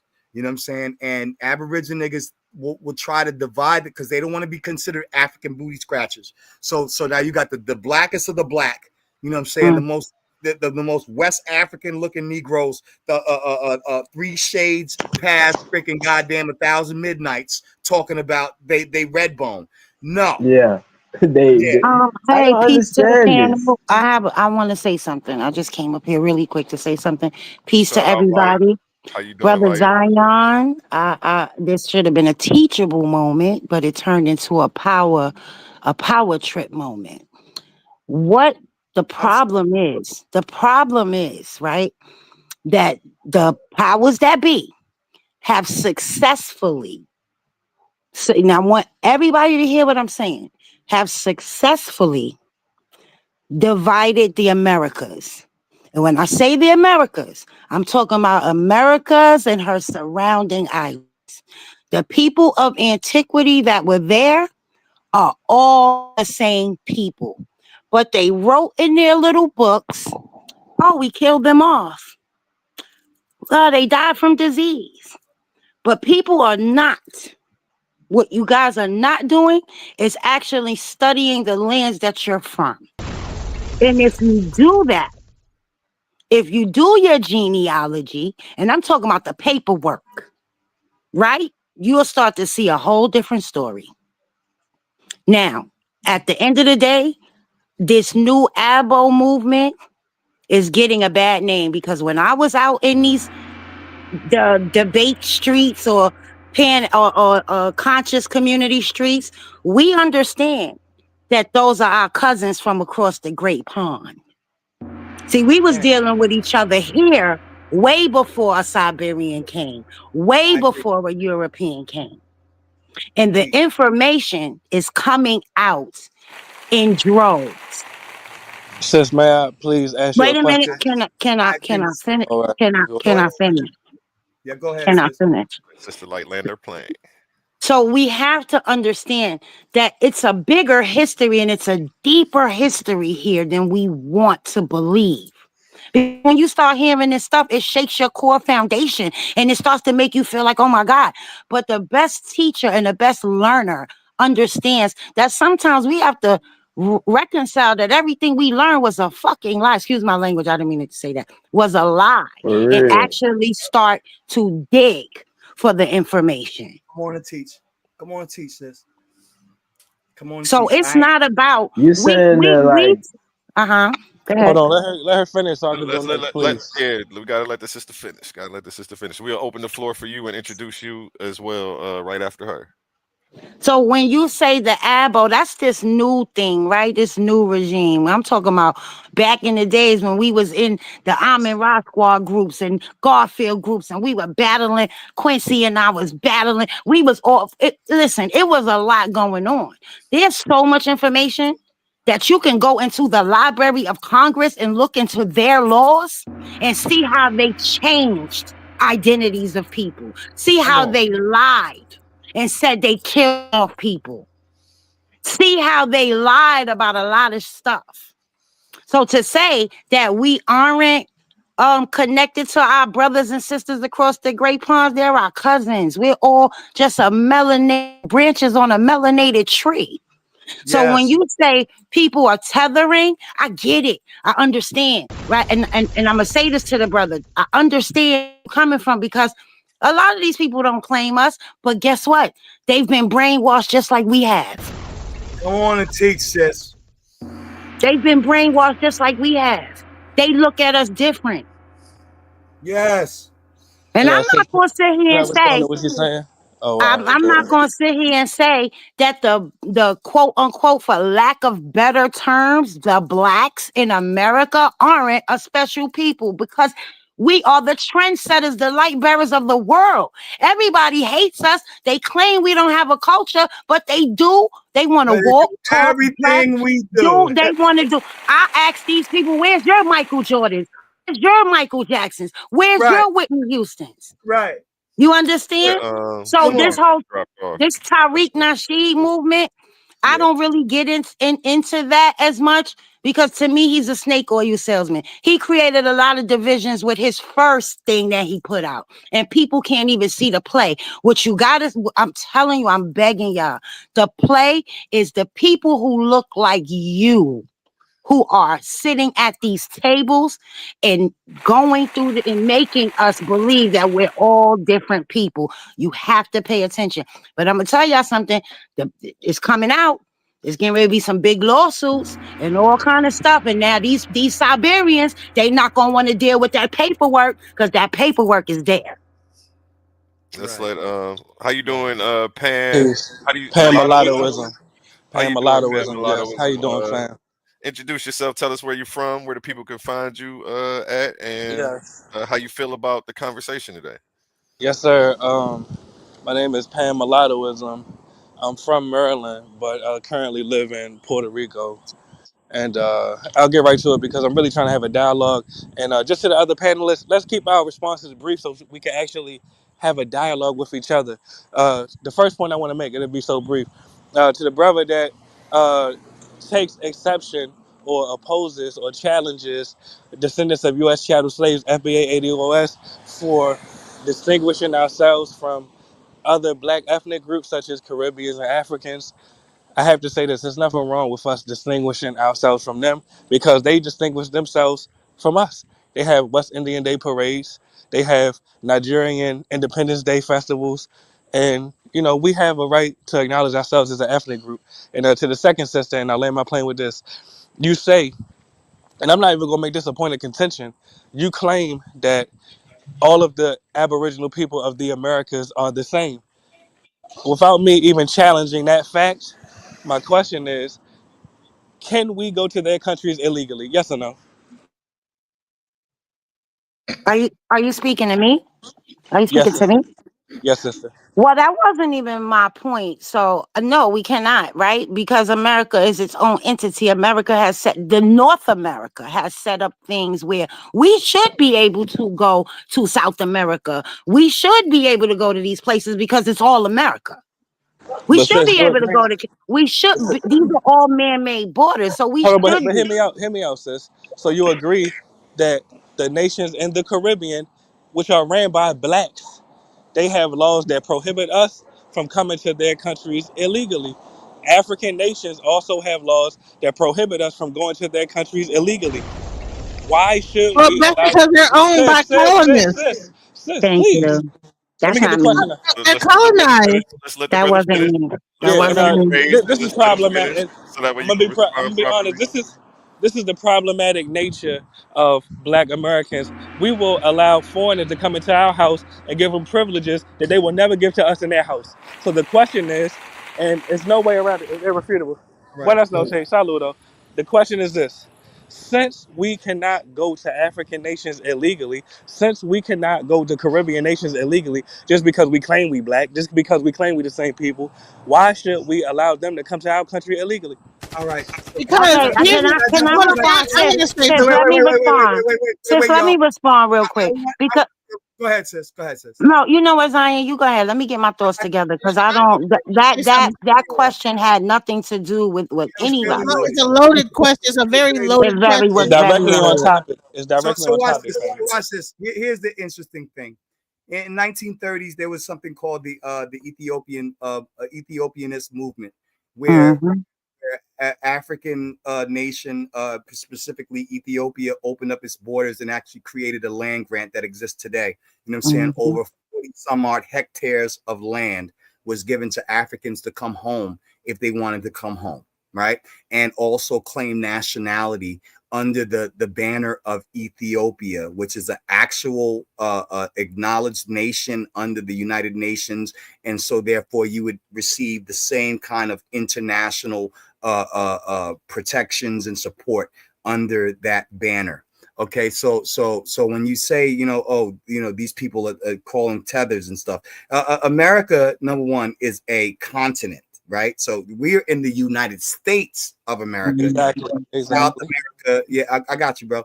You know what I'm saying? South America But did you forget the question, though, brother? Brother, go to their country illegally. brother, let me. Why should we allow them to come to our country illegally? I need to hold tight. This is not a Hold when tight. you're done, I want to actually break this. All right, down. just please, someone address the question, please. Here's another issue. You know what I'm saying? When you're talking about, Pan-Africanism, we're still dealing with white supremacy. Brother, did you forget the question? I didn't even say nothing about Pan-Africanism. Brother. Yeah, I absolutely. Oh, so you're not going to address the question? All right, well, just make your statement. So hold on. Wait. So what I'm gonna need you to do is be respectful, because I'll have you shut out. Of course, brother. I know you gotta appeal to your daddy. I need you to stay focused, because what you're gonna do is brother, you have ADHD. Did you forget the question? Hold on, brother. I need you to all right, go ahead, so that I can address your questions without losing. Thank you. All right, I'm gonna mute up. Go ahead, brother. If you help me do that, then we have a dialogue. Otherwise, he's you're just muted. being an asshole, and then I won't be able to address you. All right, but let's get to the question. Go ahead, brother. Yeah, he muted up. Go ahead, Zion. So no. So re-ask your question again, since I lost. Thank you. I know you forgot the question. The question is this, very simply, and I'm glad you brought up Ethiopia, because we could use them as an example. Do you know what would happen to you if you went to Ethiopia and did not have a passport or a visa from the U.S.? I'm a part of the Ethiopian World Federation. Right now, we are actually in league working with Ethiopian government. Meaning you have to go with a U.S. passport, correct? That's checkmate right there. I have an Ethiopian World Federation passport. You might have forgot the question again. I'm answering your question. I don't. Brother no, you asked me to ask it again, brother. Brother Zion. Moderator, can you moderate a little bit? Hold on. I can't make him Brother Zion.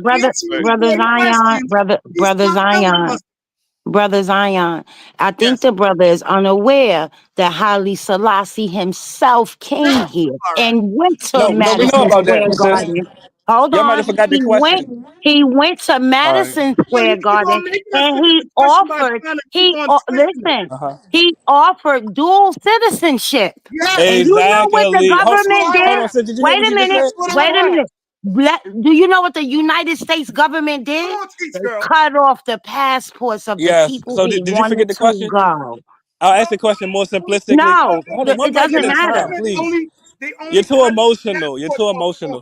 Brother, please mute up. Can I answer the question, please? I'm not muting up on my show. Can I please answer? Oh my God, this you're unfit to moderate. Can I please answer? You're unfit to moderate. Sorry, Pan. I'm moderating. I had him as a guest. He came to do a presentation. Yeah, he's unfit to moderate. He's unfit. No, I'm barely moderating, but I'm the moderator. I had him as a guest. He did a presentation. And host, when I do have my guest on, I try to protect them a little bit. And and I don't even need your protection. Just allow me to articulate the question again. Let me articulate the question again, and I'll mute up. You're just. All right, but let me articulate the question again to the host. Let me articulate the question again, and I'll mute up. It'll be so brief. And actually, they're proving my point. They cannot go to Ethiopia right now without a U.S. passport. They cannot go to Ghana without a U.S. passport. Look at him panicking. Hold on, Zion. Look at him panicking. They're triggered by the truth. They're triggered by the truth. Zion, hold on. He chose to address me, the host. I got it. And then. Yes. And big up to the host. Much respect to the host. It'll be so brief. Make sure you subscribe. Go ahead. Well, I'm already subscribed, brother. That's why I came here. But let's get back to the conversation at hand. The point is this. These African nations that the Pan-Africanists on the panel are mentioning, they cannot even go there today without a U.S. passport. That is a fact of reality. They cannot go to any Caribbean nation without a U.S. passport. So the question is, why should we allow them to come to our country without a passport? Please help me out. Okay, now wait, hold on. I want you to be able to let whoever's going to respond finish, even if you disagree with something. I know if you're moving around and you can't take notes, I understand that's the best thing to do. Take notes. Let them get it all the way out. And tell the brother that. I agree with you. And I'm gonna mute up. On that. Go ahead. No doubt. Can I say this real quick? So he's talking about why is it that we can't just go over to all the Caribbean islands without having a passport? Why can't Black Americans just go into that country? It's because they're controlled by the British Commonwealth. So even though they are independent islands, they are still a part of a Commonwealth that is owned by Britain. Then when you get into like actual Cuba, that's Russian, and even Haiti. So now Haiti is run by like some kind of gang or whatever. I'm not sure exactly how that's running. I never tried to go over to Haiti. They're ran by a gang. Dominican Republic, Spain. Like there's different like European countries that still have control over the Caribbean islands. They're not, even though they might be say that they're independent, they're not controlling their like borders and who comes in and out. You know exactly. So DJ Genesis, answer that question now because I agree. Hold on, brother, please. Let me have a dialogue with the sister. Let me dialogue with the sister. I hear you, brother. You too emotional, brother. Really. I want to respond as well. Hold on. Actually, Mulatto, let me because you initially asked him. Let me let his get his response. Yeah, let him go. Let him go. She cut him off, but he was. You see how these Negroes act? They try to. I'm a mulatto for the record. I'm a mulatto. But go ahead. Feminine, you got a lot of estrogen in your system, and I need to work that out. All right, but let's get to the topic at hand, brother. We listening.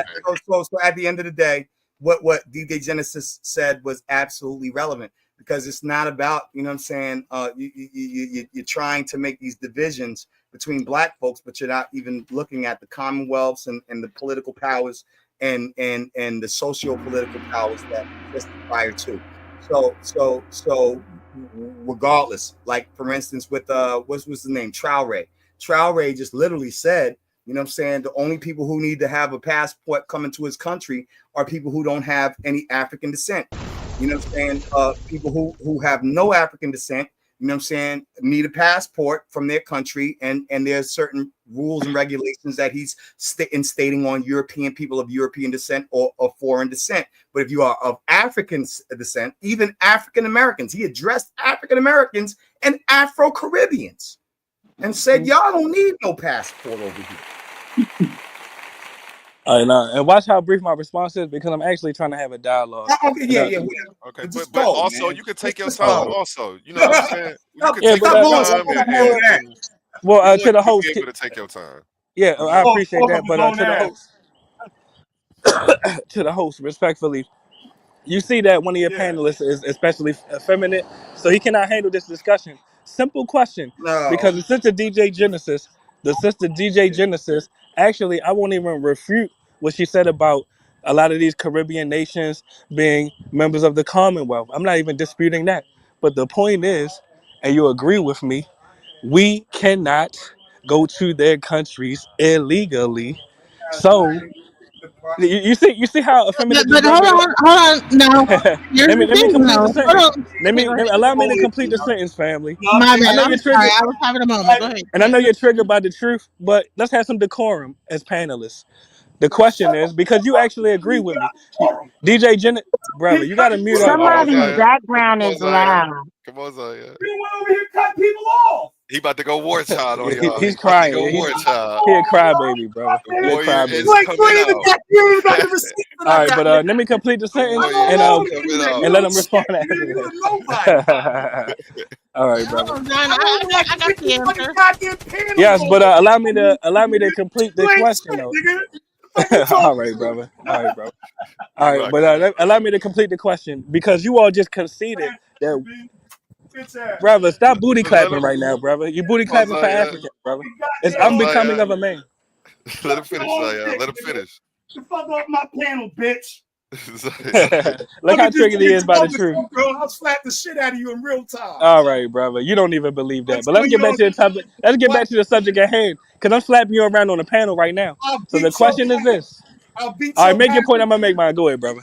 Yo, A1. I think I got somebody to beat up on, B. He's are you well I think I got while somebody we're to beat up speaking of on that, now. we'll go ahead and go to a shameless I plug. got a new And fucking the screen. tournament that's brought so many people to the new channel I created only a few days ago. In a world where ideas collide and voices rise like giants, a new arena has opened. Welcome to Titans Debate League, where articulate warriors step forward, not with fists, but with words, not with weapons, but with truth. Here, the community becomes the battleground. Open panels, real voices, the questions that keep you awake at night, the issues that shape our world. Everyone has a chance to rise, to be heard, to see if their information will reign supreme. Will you watch from the sidelines, or will you step into the arena? Subscribe now at Titans Debate League. And Pan, what we can do is, get you set up for an interview and have you come over here, if you have a presentation set up or you want to speak your piece, we'll let you go ahead, have the floor 30 minutes, an hour, and then we'll open up the panel for people to come on for you as well, Or you can go ahead and enter this tournament. There's a $500 prize. You might want to be a part of that. We're also paying debaters for every win. We're making this the hottest league on the internet right now. Let them fly, man. I want to hear them. I appreciate that. I'm gonna look overlook all of the ad homs. Go ahead. All right, just mute up, brother. Let's get back to the discussion. Yeah. No, fix your the face. question is, oh goddamn it! All right, brother. You're being sassy, brother. Let's get back to the conversation. And no one has been able to answer this particular question. And you all can see that we cannot go to their countries illegally. The question is, why should we allow them to come to our country illegally? Honey, we're not allowing anything. It's the government that allows that. And bottom line is that I can see if it was like a black government that controlled who came in and out, but it's run by the Commonwealth. The American DJ government Genesis, is ran. What are we talking about? I don't own their border. Hold on. DJ if it Genesis. was up to me, I would have a completely different DJ Genesis. system and everything like this. But like what are you meaning that they're allowing us to come in? Yes, exactly. Let me answer that. We don't have control of that. We don't have control. But sis, let me answer that. Can I answer? Hold on. No. I'm answering your question, and then you can come behind me. You asked me another question, but go ahead, sis. No, I'm not answering that. You said why can't? No, you just asked me a question, but go ahead. Go ahead. No. You said why can't they allow us into their borders illegally? Yeah. And meanwhile we can't allow them into ours because we don't control the. Well, can I answer that? Immigration. No. Can you? Just, but sis, let's go point to point. Can we do that?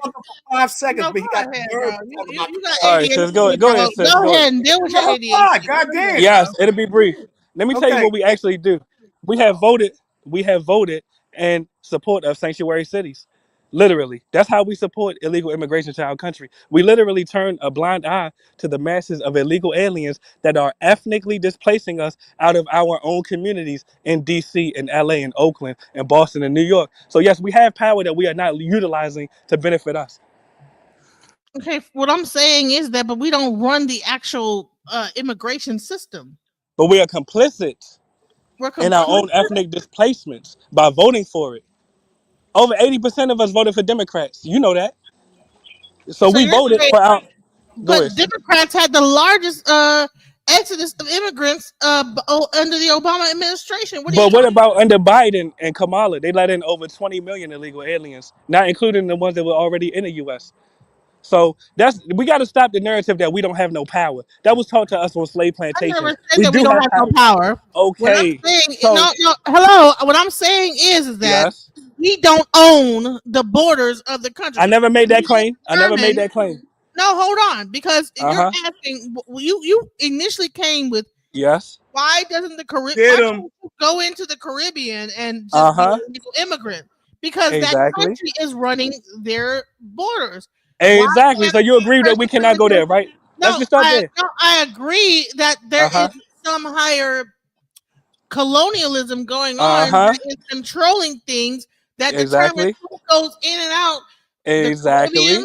And America. Meaning that we cannot go there illegally, right, sis? But the point is, you're missing the point. You're trying to make it about our voting rights.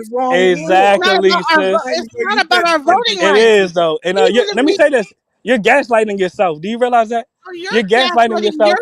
You're gaslighting yourself. All right, well, let's have a dialogue. I'm going to make my point. You make yours. Or you want to go first? The whole time I've been talking, you just cut me off the whole time. You have you go first. You go first. No, you're raising my blood pressure, bro. You're thinking to go first and he cut you off. No, bro. Let's go ahead, bro. He's going to continue to talk all the way through so he's going to say, oh, yeah, go ahead. And then every 5 seconds, he's going to interject. And that's the bitch shit. Because he's trying to promote about the voter rights and this, that, the other. It don't matter what we vote on. We can vote for whoever, but whoever goes in makes the decision. So we don't have no power after that. Because they can go ahead and say something else and do a whole different thing. And neither do they. Because what they do, they come on the thing and say, well, I'm going to do this. I'm going to do that. They can turn around and do something completely different than what they said they was going to do. Absolutely. So bottom line is that, yeah, we voted for Trump, right? He said he was going to close the border. Here we go. Now we got ICE and stuff, raids and all this. Yeah, let's deport his wife and his children. Like, you want to say that Biden didn't let him in, but I'm saying, like, bro, but he also let a lot of black people in and everything, Africans in. But now, exactly. So back to the initial question. You might have forgot the question because you agree that we cannot. I heard the question. The question was that why can't we go into their illegally? So my thing is that because they don't own their country. The answer is they don't own their country. And we don't own the U.S., right? Checkmate. We don't own the U.S., right? Okay, so hold on. One mic at a time, family. So the point is this. Let me have one mic at a time. You're talking, but you want to interrupt me when I was on mute that whole time. I let three of y'all speak. I was on mute while three of y'all spoke. What? But let me make a brief point. It'll be so brief. Let me show you the power that we actually have. Now look at these cities that have black American mayors, like Baltimore, like DC, like Atlanta. These cities have chosen not to cooperate with ICE, and they allow illegal aliens to encroach in their jurisdictions, while their jurisdictions have a decreasing black American population. Are you telling me that we don't have the ability or the power to elect elected officials that can cooperate with ICE so that we can preserve our communities? Yes or no? What border is the goddamn immigrants coming in? They're not coming through Baltimore and but they're coming to Baltimore. But you agree that they're coming to Baltimore, right? Who owns the border? Hold on, did you hear the question? You might have forgot the question. Listen, no, stop. You might have forgot the question. No, I don't. It doesn't matter. Can you repeat the question just so we on the same page? You said why he's a manipulation over to other countries. He's engaging in manipulation. Let her speak. Go ahead, sis. So bottom line is that okay? Why can't we go into Caribbean? Hold on, sis. That was not the question. That was not the question, sis. That was not the question. The question was.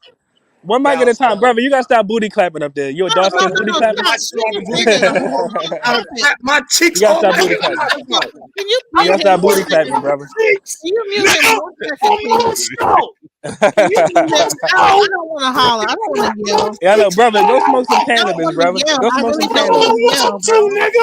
Go smoke some cannabis, brother. I don't want to yell. Stop yelling. You can tell. Look, you can tell he ain't had sex in years. You can tell. Whole entire show, I don't want to yell. Cheeks will be clapping. You can tell your cheeks are clapping. Pause. Pause. Hey, host, you need to drop us for that. But America is Pause. You built need to on drop us for saying his immigration. cheeks gonna clap proudly. You want my cheek clapping? I'm gonna clap my cheeks. So, host, this is an LGBTQ panel, host. America Host, is built on immigration. Brother Zion, calm down. America is built on immigration because while we're arguing with we need the Mexicans or we need the Haitians and we need these people out, there's so many. There's over 500,000 illegal European immigrants here. You have not heard Call them ice say on them. Call ice on them. motherfucking thing Call ice about on them. them. I call ice on them. What about you? Checkmate. What checkmate? What you not saying I'm it? trying to Who you respond to pour you. Let me ice respond. on? Who you White pour immigrants, ice on? white immigrants, black immigrants, Hispanic immigrants, etc. You know what? Can I just say something without him interrupting me, please? Well, I'm trying to have a dialogue with the sister that just asked me a question. Really, it'll be brief. No. All right, well, you go and make your point. God damn it. I want to make my point, and now you have ADHD. You cannot stop. But I'm saying, listen. Yes. Listen. When it comes down to it, the border is at the bottom of America, where the Caribbean islands are. You ask, why is it that people cannot just go into the Caribbean, and that you can't just be illegal and go into a Caribbean, and why can't they be illegal and come into here? It's because all those you didn't hear the question, sis. No, I did hear the question. You didn't repeat it correctly, sis. No. It doesn't matter whether I did or not. The point is, just make your point. Make your point. No, yes, I will, because when I heard the question right, I gave the right answer. Right now, I'm no, you didn't. No, you didn't. But go ahead. I did, because listen, they're owned by the Commonwealth of Britain, and that's who controls their borders.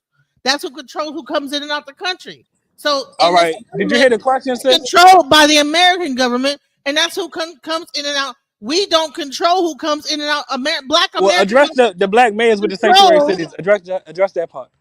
There's no black sanctuary city. Yeah, Baltimore is one. DC is one. Hold on, I'm trying to answer your question. No, but there's Chicago is one. Atlanta is one. What? That's a lie. What? That's a lie, brother. You can't say that. Hold on. Let's have a dialogue. Hold on. Listen, are they coming up the sis, let me respond to the brother. Hold on, stop. Let's have some decorum. Let's have some decorum. To the brother. The decorum stuff. To the brother that said I'm lying. You won't let nobody talk. You will not let. Y'all been cutting me off. Y'all don't like the same energy. No, brother, you've been cutting everybody off since you got here. Let me jump in and playback, help you'll the see your moderator line. here. Let me shield Pam, because right now it's 5-on-1. So yeah, what we're going to do is we're going to let this lady finish, and then we're going to let him create a dialogue with Lorel real quick. Yeah, and to the host, they need to shield because I'm cooking them. They need to shield. No, you're not cooking nobody. But go ahead, make your point though, sis. You cold, bro. Can you please mute him for a second so I can just make my point? All right, sis, make your point. We listening. Go ahead. No, can you mute him though? Because I have high blood pressure and I don't want to get sick. Wait. Go vegan. Go vegan. No, I'm already. I'm fine. Tell you go ahead. Okay. No, Ryan, let me just say this. He's muted right now. How many boats are coming up? I need you to hold your thought. How many boats are coming up the East Coast and from fucking Caribbean and going into Baltimore and different black cities to get into America? Tens of thousands. Let me answer that. Tens of thousands. I need you to stop dialoguing. You gotta let her finish, man. You gotta let her finish. No. I need you to stop dialoguing with him altogether. Yo, A1, you don't see what's going on? Yeah, he's trying to create a super. He's trying to control the panel now. Wait, no. He don't want you he's to slow trying it to down. control. Yeah, let's slow it down there. Let's slow it down. No. Let's get you off of here. Let's slow it down. Cause you're scared. Yeah, let's slow it down. No. I'm done. Oh, you're scared. I get it. People in the chat asking to remove you. Oh, it's going. You booty clapping for the chat? No, I need you to see. You booty clapping for the chat. No, A1, you see what I'm saying? A1. Excuse me, brother Zion. Can I just say something? Because I'm going to step down. I need you to I'm going to drop down off the panel, but I want to say, brother Zion, I would like to get with you and Sister Ivory, and we work on something and put something together. That'd be awesome. Yeah, I sent A1. I sent A1 some information that's going to. A1, you never heard of that, did you? I Did got you? the screenshots. Yeah, I'm You with it, never. y'all love some receipts. I'm with it, sis. I'm with it, sis. Yeah. So, y'all all have a good night, brother Yeah. Penn. I understand what you're saying. I get it, but I think your energy is misguided. Yes, I'm going to add because him back to the stage now. it's manipulative. wait, I just want to say this before I go. I think your energy is misguided because none of us control the borders. None Right. of us. Right. Now watch this. And you guys have a good night. You too. Good We night. do control our Good night. sanctuary cities though. When we got Bless black us. mayors and black city Watch this, councils. Pan. I'm talking. So when it came to the Canadian border, right? I live up here in Syracuse. The Canadian border wasn't closed off by Canada. So back in, I would say within the last 5 years, 5 years ago, you were able to go to Canada with just your own library card, right? It was the American border that closed off Canada. Now you have to have a certain type of driving license. You have to have a certain type of you have to have a passport. All of that stuff is now required for you to cross the Canadian border, not because of Canada, because of the United States. So this brother's argument is actually fallacious in itself, and all he's doing is trying to gain attention and get attention on stage that really doesn't even, this is not even his show, where he wants to try to control the panel, and now he's trying to, you know what I'm saying, do all of these little manipulation tactics. A1, I need you to moderate him when he starts to try to say, oh yeah, you know what I'm saying, go ahead and do, when he starts to try to act like he's actually doing the leading on the panel, you need to check him on that, because that's a dog humping your leg. It was quite your leg. We are about to go ahead and wrap this up. We've been 4 hours. This is your panel. This is your show. You don't let no man. You don't let. You cried to your daddy. Yeah, so I just want to respond to God real quick. Can you please highlight Step Into the Light? We don't control. I just want to speak to God real quick about these sanctuary cities. You control your panel, and when he gets out of line, you put him in check. But he does not get to tell anybody when to go and when not to go and all of that. Man, yeah, A1 got it, man. We ain't got to instruct him on how to do his own shit. I just want to make sure that he knows that I know that the manipulation tactics that he's providing. Brother, let our brother speak. Go ahead, King. You need to suck a dick. I think you need to eat a whole bag of dicks, but that's okay. So my question is this, because you said blacks got sanctuary cities, right? Now let's examine the sanctuary cities that were created for immigrants that came in here. Are African Americans, are they granted, I don't know, stipends of $5,800 a month for no reason at all? Just free food stamps. Here you go. Hey, matter of fact, you know what? Here go some free housing for you. You know what I'm saying? Like, does that happen to African Americans in these sanctuary cities you're talking about? Hell no. If you're asking me, fuck no. That's why we shouldn't let them come to our country and eat off us. No. You said blacks have sanctuary cities. That's what you said. Hold on. But you agree that blacks aren't receiving no type of services or benefits like immigrants. So that means we that vote those against cities, our own interests. No, yes, brother, that means that those cities aren't sanctuary cities by definition of your own admission. Articulate that. How are they not? Well, just so we're clear, brother. Okay, so I'm gonna ask you again. In the sanctuary city, in these sanctuary cities, are black people given money stipends? Are they giving money stimulus just for GP, just for being there? Or is that happening? Get them. Is that happening? Can I answer you? No. I mean, it's a yes or no question. You either know or you don't. Brother, I'm trying to answer. The illegal aliens receive it. That's why it's a okay. I didn't ask you about illegal aliens. I asked you about the black sanctuary cities that you claim that we have. And I said no. Did you forget? Okay, so that means that those are not sanctuary cities. Oops. How are they not? Please tell me. Okay, so let me explain it again. In those sanctuary cities that the immigrants occupied, did they get housing? Did they get money stipends? Did they get food stamps? Did they get benefits and shit that black people didn't get? Exactly. This dude is okay. That means that we don't have no sanctuary cities. There is no sanctuary for you. Exactly. Hold on. That's my brother. That's my point. We don't. Hold on, brother. Stop booty clapping, brother. Let me have a dialogue with it, brother. That's actually. Oh my god. You just got your booty clapped. All right, brother. Hold on, brother. That's actually my point. We don't receive sanctuary. All right, brother. That's my point. We don't receive sanctuary in these sanctuary cities that we vote for. Do you understand? That's because you don't have no sanctuary city. Why you keep calling it something that it ain't? It's sanctuary for illegal aliens, brother.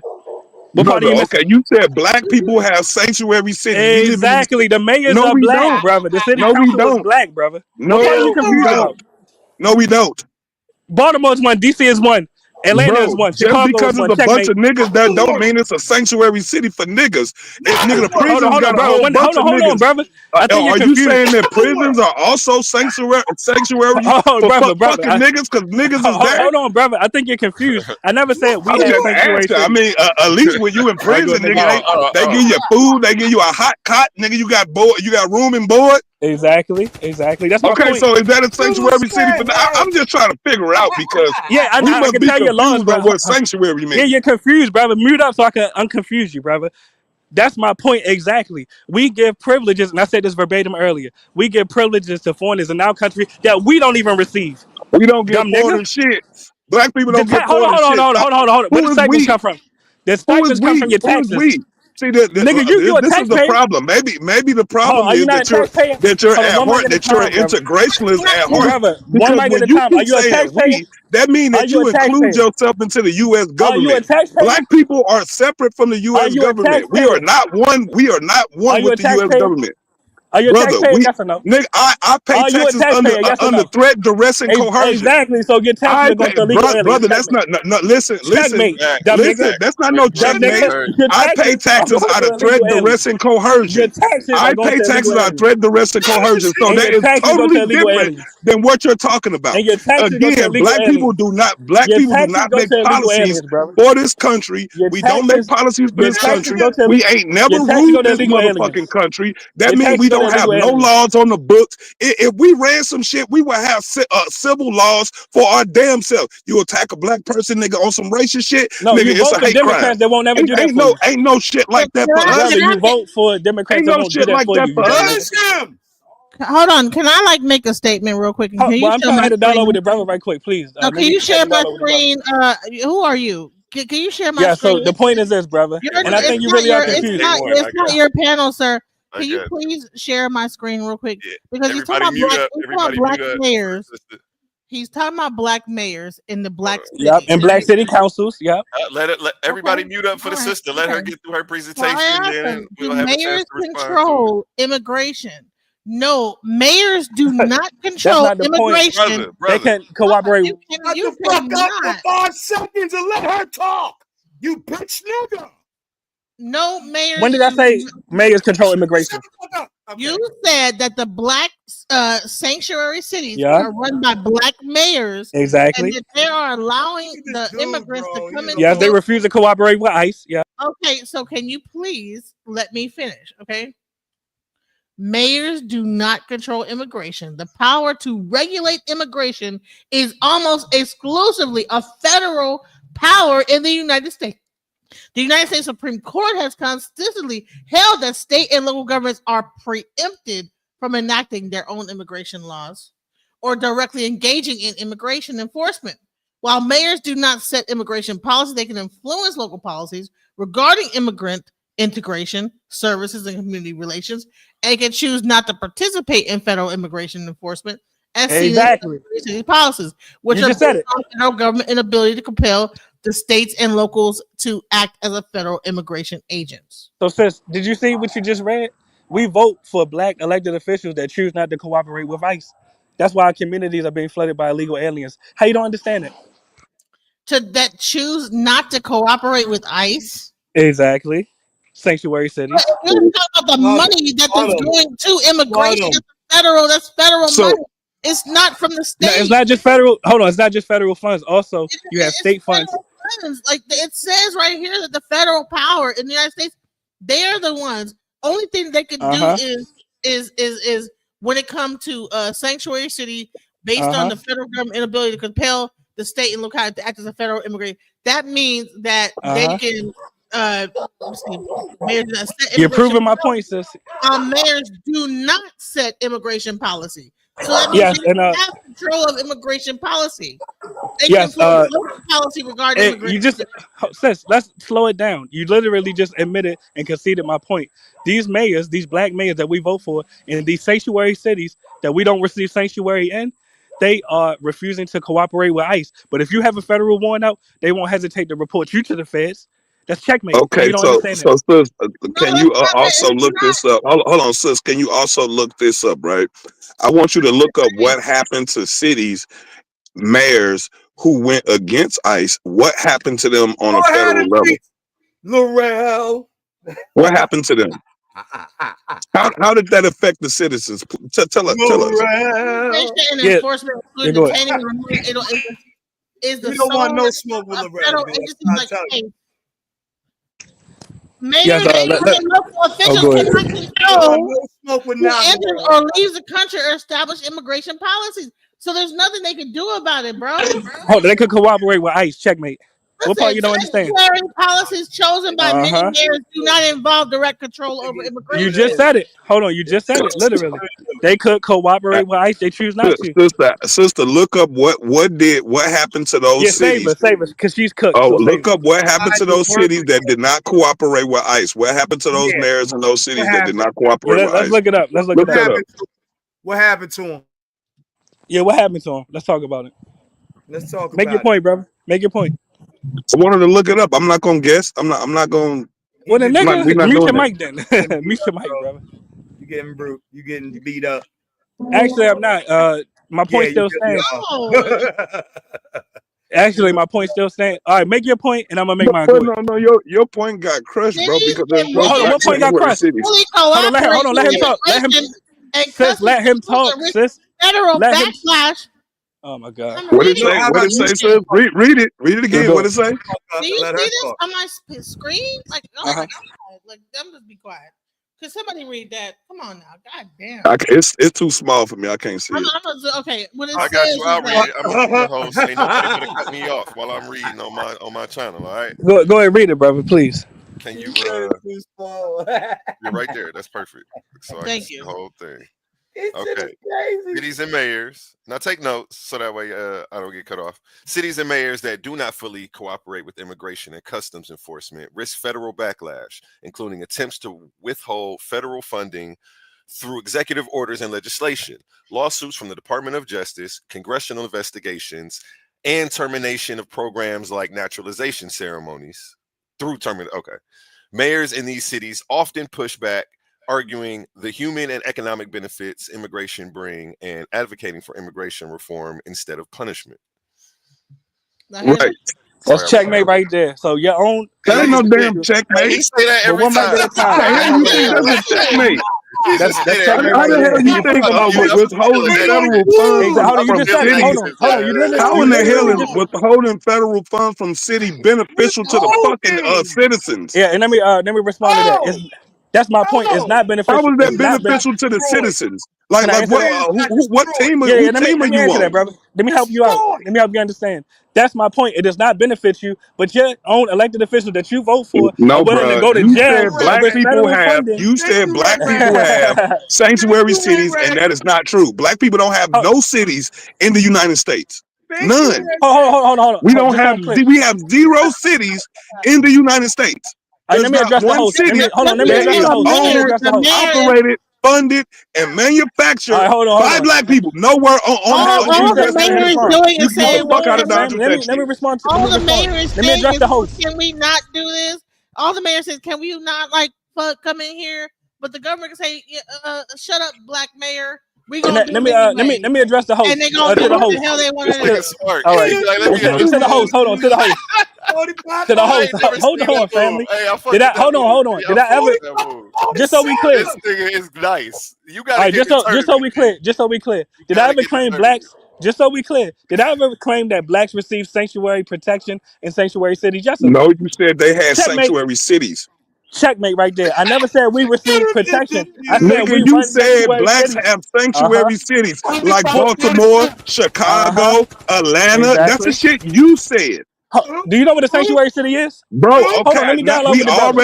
we already pointed out So that sanctuary the cities are sanctuary not. that we already pointed out the examples of the sanctuary cities that we've seen in recent times, right? So you agree with my We point? just talked about them. Black So people you are agree not with my point? receiving those things. That is not a But fucking illegal black, aliens are though, correct? bro. Checkmate. That we not that Checkmate. they not us. They That's not checkmate. us, nigga.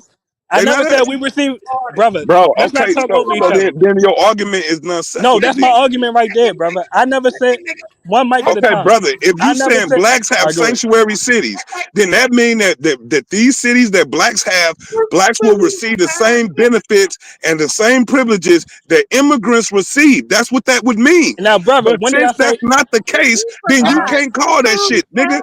Now, brother, If it walk like a duck, all right, make your talk point. like a duck, quack like a duck, it's a duck. Nigga, that ain't All no right, now, damn sanctuary city, all right, now, nigga. brother, hold on. When That did ain't I no say black? sanctuary city, nigga. I don't give a fuck how you try to paint that shit. All right, now when did I say? When he said that all these black people own these sanctuary cities that the immigrants are coming to, why don't we can't go into the Caribbean? Exactly. That's what I said, brother. You didn't hear me. So When did I say blacks? Hold on, sis. Let me respond to the brother, sis, please. When did I say that blacks are protected by sanctuary city policies? Nigga, you said blacks have Checkmate. sanctuary cities. No, I said blacks are the mayors of sanctuary cities. That's a fact. Checkmate. Bruh. All right, so Yeah, exactly. So mute up. What I showed is that we don't have control over immigration. Mayors No, don't. what I said was no. Stop. You said that Uh-huh. the black mayors are able to. Why is it that we are allowing the immigrants to come into I our said, why sanctuary don't they with these cooperate with mayors, ICE? but then on the No, I Caribbean said no. they What I don't said allow us was over there? no. What I said Bottom was line is why. mayors don't control immigration. Hold on, you don't understand me because you're talking over me. What I said was why don't No, they you've been cooperate talking with over ICE? me the whole time. You make your point. I'm gonna go next. Go ahead. Why would blacks need a sanctuary city in the Caribbean? Come on. No, I never said that. Check me. He What do said, you mean? Yeah, check I'm me. I asking a never said question. that. What I said was I'm asking a question. yeah. So let me answer that. Let me We answer know that. why Let me answer immigrants that. need a Well, do you sanctuary want to city. answer? Hold on. He said, if we try to go into the Caribbean, we can illegal. We cannot enter the Caribbean Well, I'm illegally. saying Exactly. why would we have a All right, brother. Do you want to answer to that? why would we have a sanctuary city in the Caribbean? Brother, do you want to answer to that? I heard the question. Do you want to answer? Listen, he said. Hold on, I'm trying to answer his question, sis. Please. Have some decorum. No, we're gonna go I'm back. trying to answer his question. No, you have not had no decorum this whole time, so I don't fuck your decorum. Not at all. You said that. Why is it that if there's black mayors and all these immigrants could go into the black Exactly. and we can't go into any Caribbean place? Exactly.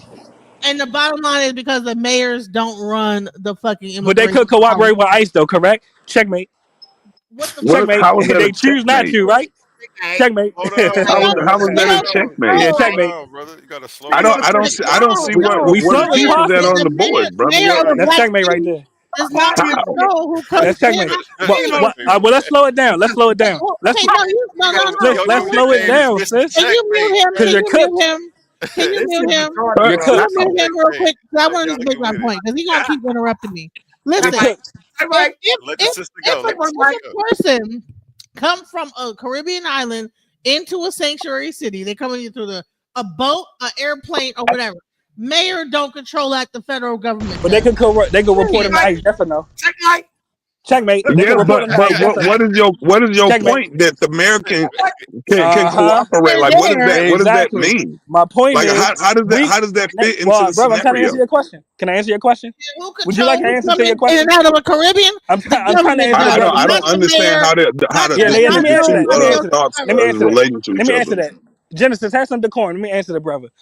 The point is, the elected officials that we vote for in the U.S., they give privileges to foreigners in our country that these same foreigners do not reciprocate to us when we go to their country.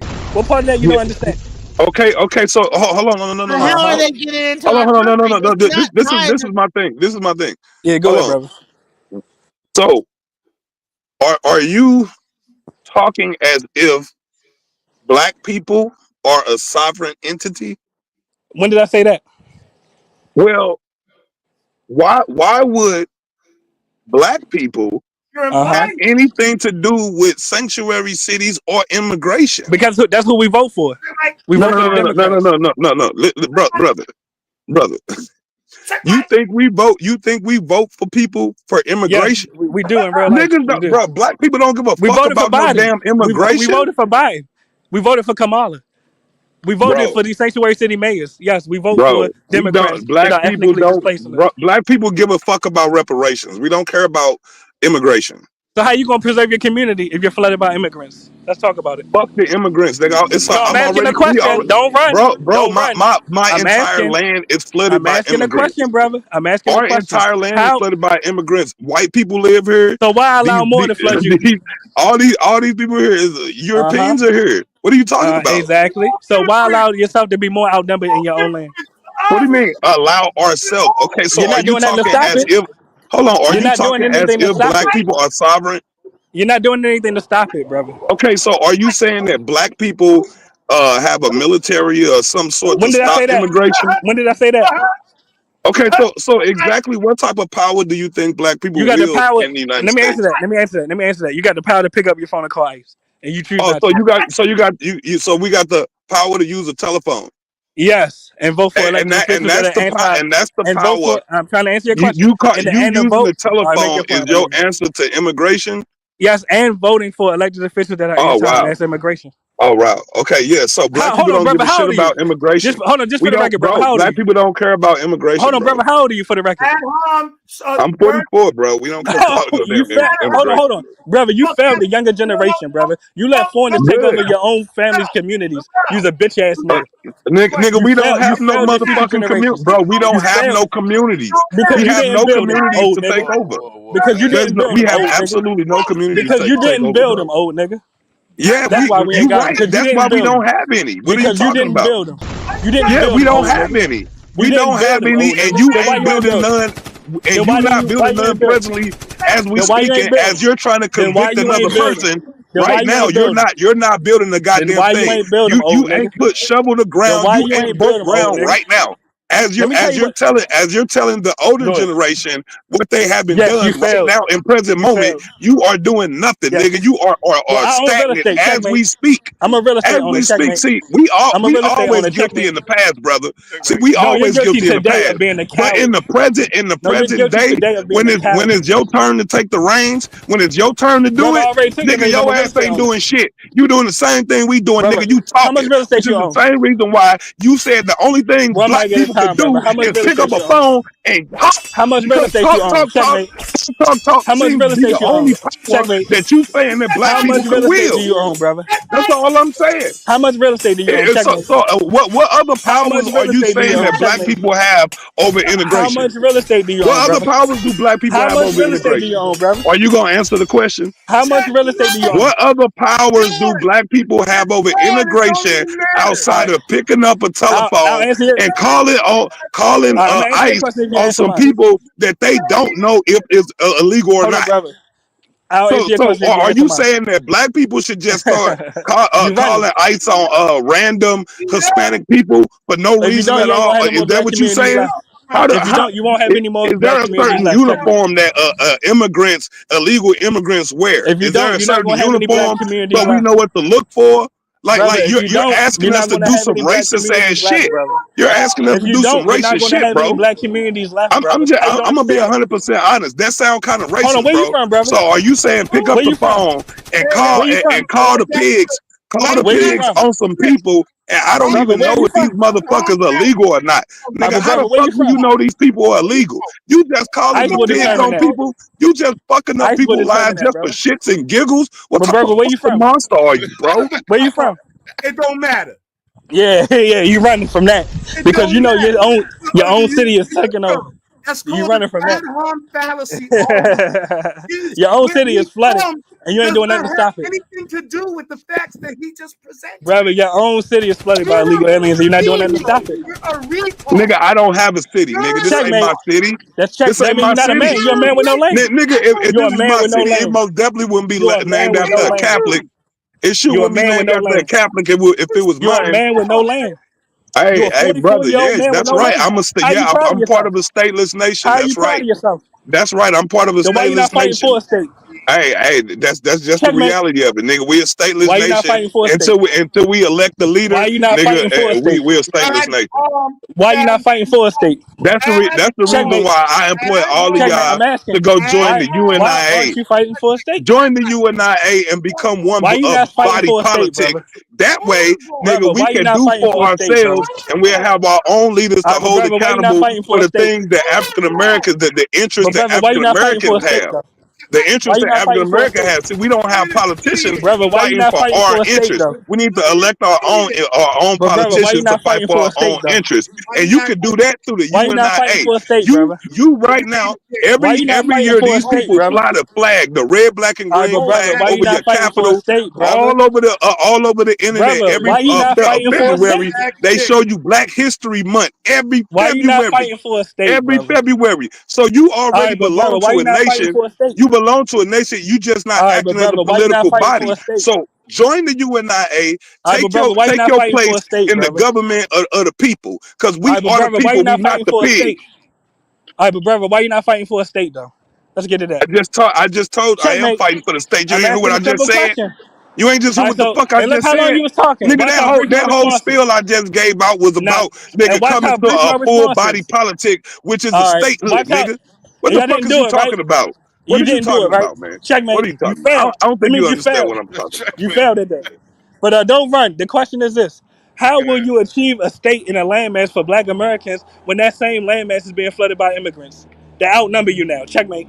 Because statehood don't necessarily mean land under your feet. Statehood is a political Oh, so you don't even ideology. need your own territory. You're a man with no Brother, land. you asked me a question and I'm Oh, so you don't answering it. even want your people to have You territory. asked me a question and now I'm answering. You don't like what I'm saying. Yes. Again, like I said, being a state is a state of mind. It is a political ideology. You can be a state on the fucking moon, nigga. You could be a state in the middle of the ocean. All you got to do is come to one body politic. One body politic, one head. That's all you got to do. That's how you become a state. And when the head says left, everybody go fucking left. When he say go right, everybody go fucking right. Nobody fucking deviates. That's the motherfucking plan. That's a state. And if you ain't got the goddamn courage to stand up and take orders from a nigga that look just like you, then this shit ain't gonna never come to fruition. I think a bomb is deserved right there. Right fucking there. While other ethnicities are conquering land, you just talking about state of mind? You're done here, bro. You got smoke, bro. That's checkmate. While other ethnicities are coming here for land, you gonna give up the land and you talking about niggas just need to have a state of mind? You've been checkmated 1,000 Hold on, times. but let him answer. I'm done with your retarded ass, bro. I'm done with your remediation. This is the problem with old niggas. You've been destroyed. Let him bro. answer. Let him answer. So While foreigners come to our country, and take land, you just saying niggas need a state of mind? Bro, you are glutton for punishment. Yeah, niggas need the state of mind. You gotta have a nationalistic state of mind. Be patriotic towards your nation. Fuck the land, nigga. If in your mind you're not a state, what good is the land? What good is having land if in your mind you not one body? Brother, you failed, brother. You have to be one body, one mind. It has to be land one is the most body, important resource, one brother. mind. What good is having land, nigga, if you out of your goddamn mind? Brother, you gotta have both, not just one or the other. Exactly, bro. Exactly. And look, So why are you before saying that niggas don't need land? you give niggas, you can give a nigga land right now. You can give a nigga land right now, but because he don't have his head on straight, it ain't gonna be nothing but land. That's all it's ever gonna be. Exactly. So, but brother, when you why got did you your say head fuck on the land? straight and you bring in developers and researchers and engineers and shit like that, nigga, that's when you start actually so now you developing agree that as we a need state. land, Nigga, right? we not doing that because we ain't did step one, which so you is agree that we need organize land, right? yourself into a political body. Everybody in the fucking world All right, but organizes brother, you agree we themselves need into a land, right? political body. Everybody So you agree we need land, organizes right? themselves into a political body except for black people. And All right, we so do you not agree we follow need our land, leaders. correct? We do not protect our leaders. So you There is agree we a need difference land, right? between black people. So when you talk about this nationhood, statehood, when you talk about that nation state, first that shit gotta be in your head first. So you Why you agree we think need we always land, right? run around telling you gang? Gang, gang, gang. So you agree we need land, right? It's all about organization. It's all right, about so let's tribe. have an If you're organized not willing to conversation. stand up and be Brother, let's have an one body organized politic, conversation, I brother. don't give a fuck if you Crip, Blood, Black, White, Christian, Muslim, Hindu. I don't give a fuck what it is. We got to come into one body And I heard you. politic. Now, brother, the question is this. If you agree that we need land, how will we have a I didn't nation agree that state? we need land. I agree that we need to What? come into statehood. I agree that we need So to we come don't into need territory. nationhood. Just so I'm clear, we don't need I territory. didn't say that. I said before Okay, so you you do agree that, we need land, before right? you get to talking all about land and acquisition and shit, nigga, No, we need to ultimately, you agree we need land, right? bro, you have to Ultimately, we need figure land, out right? we need proper leadership. I'm not We need disagreeing proper with that. I'm asking, do you brother. agree we need land? We not putting the cart before the horse. I'm not We need asking that. I said proper ultimately. brother, we need proper leadership. We need structure. We need I agree. plan, I agree. brother. We need plans. I agree. All that. Oh, we need the Now, land. ultimately, do you Okay, agree good. we So, need land? bro, niggas got land right now and they don't do shit with it. Now, hear me So out. again, we Brother, I need hear to your come in, point, brother. brother. Listen. Let's have a When you dialogue. come into nationhood, when you start coming into nationhood, you start coming to government, into governing yourselves, right? The land is going to get acquisition, bro. You see what I'm saying? We're gonna have to develop the land. That ain't just because you got possession of this shit. Oh well, what is that? If you're not manufacturing, if you're not creating industry, all of that shit needs structure. We need a structure first. So that means we need prominent professional men to I agree. step up and be the fucking leadership that they supposed to be. Me personally, I want to nominate Dr. Clark Anderson. I'll nominate Dr. Clark Anderson and for his running mate Gary Chambers down there in Louisiana. No, I respect that, brother.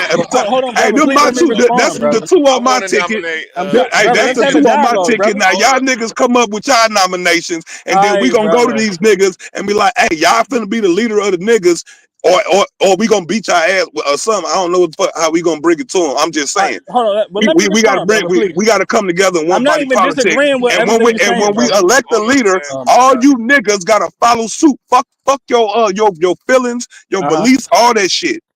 All right, now, brother, watch how brief my response Hold up, is. man, before you go. I want to nominate. He nominated somebody. Let me nominate DJ Okay. Texas. She says we need to agree first and stop talking over each other. That's what we need, and that's exactly what we need right here, right now. Yeah. You know what I'm saying? If we could bring that here and just slow it down a little bit. Yes, Everybody has please. a right to be heard. Everybody's opinions matter Yes, just as much as everybody else's opinions, and the facts even more than that. So let's keep it on that and just slow it down because people are watching. They want to be able to process the information you guys are spitting out. If we're all talking over each other, it's hard for them to do that. So again, appreciate you guys. Real quick, while I have the stage, let me go to a brief word from our sponsors. In a world where ideas collide and voices rise like giants, a new arena has opened. Welcome to Titans Debate League, where articulate warriors step forward, not with fists, but with words, not with weapons, but with truth. Here, the community becomes the battleground. Open panels, real voices, the questions that keep you awake at night, the issues that shape our world. Everyone has a chance to rise, to be heard, to see if their information will reign supreme. Will you watch from the sidelines, or will you step into the arena? Subscribe now at Titans Debate League. And you can subscribe at youtube.com at Titans Debate League. We are paying debaters. I was debating for this tournament. Should I pay the voices right? Pay people on their way out? Like, you know what? Here go $50 for your participation. You can't win the $500. But I decided I'm not going to reward losing. Here at Titans Debate League, we're not rewarding losers. So you're going to get $50 for every win, and you're going to have a chance to win $500 if you take it all. Here at Titans Debate League, we're about to make this the hottest league on the internet. And shout out our guests. We're tagging in King Naga, NWO, New World Order. Shout out King Naga in the building. Naga up, y'all. What's good? What's good, people? What's good? What's good? I hear you spitting that hot fire on here, bro.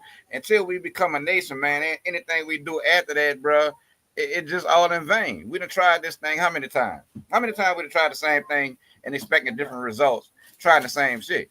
I mean, it don't make no sense. That's the definition of insanity. We need to organize into a nation. And then once we organize into a nation, everything else gonna fall in place. And please, can I respond to the gentleman that's 44? I forgot his name. But when I ask this, I'm asking this out of respect for our future generations, the youth.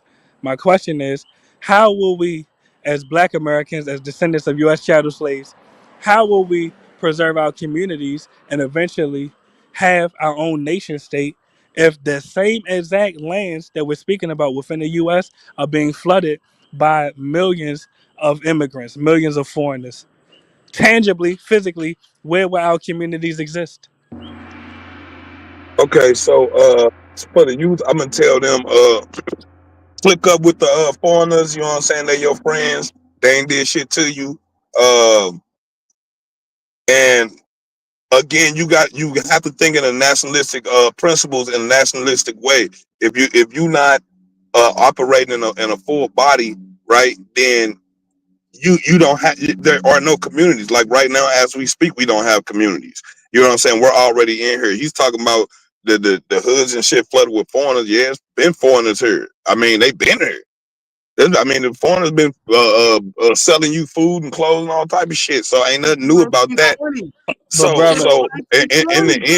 the end, the only solution to any of this is organizing ourselves into a political body. We have the UNIA. The UNIA is something that was laid down by Marcus Garvey, and that has revolutionized the world. All around the world, they used the same setup of the UNIA all around the world. This is what I'm saying. Like, Brother, so you talking I about asked a something that, specific question, brother. and if How will we we? utilize the UNIA, if we utilize the UNIA, then we can start acquisitioning our own resources and using our resources to the benefit of our people right here in the United States. Hold on, But brother, until we come into that corporate body, that ain't gonna happen. So that is the no, but advice brother, that I you didn't give hear the to question. the youth. I asked, how I will did, we? and I gave my No, I'm saying advice to the demographically. youth. No, I'm not trying to attack you, brother. Let's have some maturity on the panel. I'm not going to talk over you. Please, let's have some respect for each other. The question is demographically or numerically, since the majority of cities that are majority Black American have a decreasing Black American population. Right, go have sex with the foreigner women and have So babies. breed yourself out. No, I have an answer. no, I have an not at answer. all. And allow me to articulate the question, bro. Please don't Not at interrupt all. me, bro. No, not at all. I have an answer. Breathe I them have an back in. answer. I'm gonna Breathe fall them back so back the sister in. could That's get what in. we're breathing them Hold back on, brother. in. Let's have a dialogue. I'm asking a simple question. Exactly. Look at Breathe him back. Breathe him back now. in. Breathe them back in. Well, don't you realize that that's what the Native Americans tried to do, and now they got whites representing them? Hey, bruh, look, That's check this checkmate. out, cuz So we hold on, so niggas, brother, and everybody know hold what on, brother. niggas is, and they Native know Is who Drake we son a are. Americans nigga? study We're their Hold not on, is trying to Drake hear son a shit. nigga? Is Drake son a nigga? Yes or no? Is he black? Yeah, He's Drake a no. nigga. Yeah, when you see him, he's black. You're Drake, delusional. but black is a political ideology, Exactly. nigga. So you're delusional, brother. You could be bred No, up. it's not. Well, So, how am I delusional about black brother, let's being a not talk political over each other. ideology? Brother, what's What your the name? fuck? Just so I address you correctly. My name is Pam Mulattoism. What's your name, brother? Big Roach. All right, Big Roach. I'm asking a simple question. Numerically, because you probably look like a roach. You sound like one. diabolical. I'm Oh, asking damn, bro. demographically. How will we maintain how will we maintain majority Black American communities if we're I'm allowing trying to these tell you, communities to we be gonna flooded have a by lot. immigrants? I'm tell you, we're gonna have a lot of fucking sex. We're gonna have a Have lot you of been to black LA babies. lately? Brother, hold on. I'm trying to answer your question. We're gonna have a lot of black babies, right? All them black babies that's up in the orphanage, we finna adopt all of them, right? We're gonna raise them up, make sure they good, and we're gonna make sure that they breed like rabbits. You hear me? And we're gonna make sure that they breed with the foreigners, and we're gonna make sure they breed with each other. And guess what? We're gonna create a welfare fund. Have you So it been to don't matter. California, Hold on, brother? I'm not done. I'm not done. I We're know, gonna but create a brother, you welfare. know you're long I'm not winded. done. Ask I'm say not one done. sentence. I'm coming up with solutions, right? then we're gonna create a welfare fund, right, for the babies. So all babies instantly have welfare, have instant welfare when they come in by the mothers. It's provided by the mothers. You know what I'm saying? So it don't matter if the baby daddy there or not, nigga, because we trying to build a nation, right? So we want more babies. We are actually encouraging the women to go out. Yes, have babies, and if you don't want them, bring them to us. We'll raise them to black nationalists. We'll do it. We'll raise your babies to be black nationalists just like us, and they'll continue on the fight. And that is how we're going to preserve black nationalism in our communities as the rise of immigrant communities. Immigrants flood the city. That's how we gonna do it, bro. Now, watch this. Have you been to California lately, brother? Take it or leave it. Have you been to California lately? Have you, brother? That just responded, Big Roach. Have you been to California lately? Are you aware that roaches are everywhere, brother? I can't stand you. I'm asking a question, Big Roach. Have you been to California lately, brother? Roaches are everywhere, brother. All right, brother. Let's not get deflected, brother, and distracted. I'm just letting you know, bro. Roaches are everywhere. Okay, so the question is this: have you been to California? Since you've been everywhere, roaches everywhere. Why is that important? Because when you go to California, you'll see communities that used to be majority Black American and are now majority Hispanic. Okay, so when you go to Texas, so my point is, I don't. What does that mean? Let me answer. Look, where I live, there didn't used to be no black people. There didn't used to be no black people in that area. Now it's a bunch of black people there. Where you from? So I mean, what does that mean? Yeah, I'm trying to. Let me answer that. Okay, so hold on. So the niggas that you say, hold on, I want y'all to understand what he's saying. Yeah, so the niggas that you saying, that occupied those places, right? Were those places the hood? Were those places the hood? No, not all of them. No. Crenshaw is not the hood. I'm just hold on. I'm asking, are they the inner city hoods? No. Not all of them, no. So they're not the inner city. So the niggas you talking about ain't coming from the inner city hoods? Not all of them, no. Okay. So I even give you another example. I don't get where you coming from. Okay, so you said Baltimore, right? You brought up places like Baltimore. Yes, I could have said PG County, Maryland. Right? Hold on, brother. I could have said so where's all those niggas that used to occupy those buildings? Because we only talking about the black ones. Okay, so all those niggas that used to occupy those places where them immigrants flooded in, where those niggas at now? Are them niggas homeless? All those niggas is homeless? A lot of them is homeless. So you're saying all of those niggas is homeless now? Over 40% of the homeless population. I'm trying to answer your question. Over 40%. But what was the homeless population before that? I'm trying to answer your question. What was the black homeless population before that? I'm trying to answer your question, brother.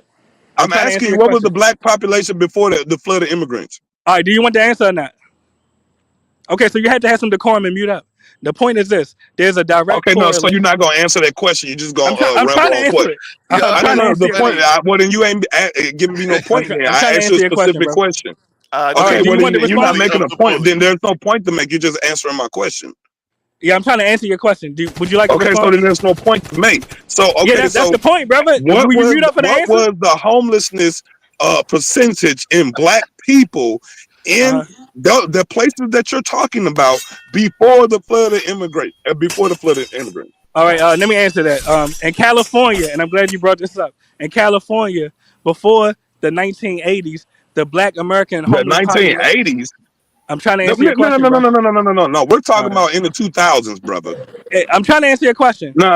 So why the hell are you jumping all the way to 1980? I'm trying to tell you over time. No, that's irrelevant. That's irrelevant. All right. You said before, right? We're talking about before the flood of immigrants. Exactly. What was that? What was that? Right exactly. before do you want the answer, Obama? Brother? What was that like? Right in between, exactly, like the last. Brother. Do you want the answer? Hold on, brother. What was that like in between the last term of Obama all the way up until now is what we're talking about, the time frame we're talking about. Exactly. So right before Obama's second term, right? What was the black homeless rate? All right. In the places that you're talking, and we need a specific place. Do you want to answer, nigga? Yeah, do you want to answer, you bitch ass nigga? First, tell us the specific place you talk about, so the fact checkers can do their job. I'm trying to answer your question, bitch. He's crashing out. Let me answer this nigga question, man. Let me answer this question, man. Yes. Now, as I stated, today, over 40% of the Black American population is, over 40% of the homeless population in California is Black American. In the year 2000, it was less than 20%. Okay, so we're not talking about the year 2000.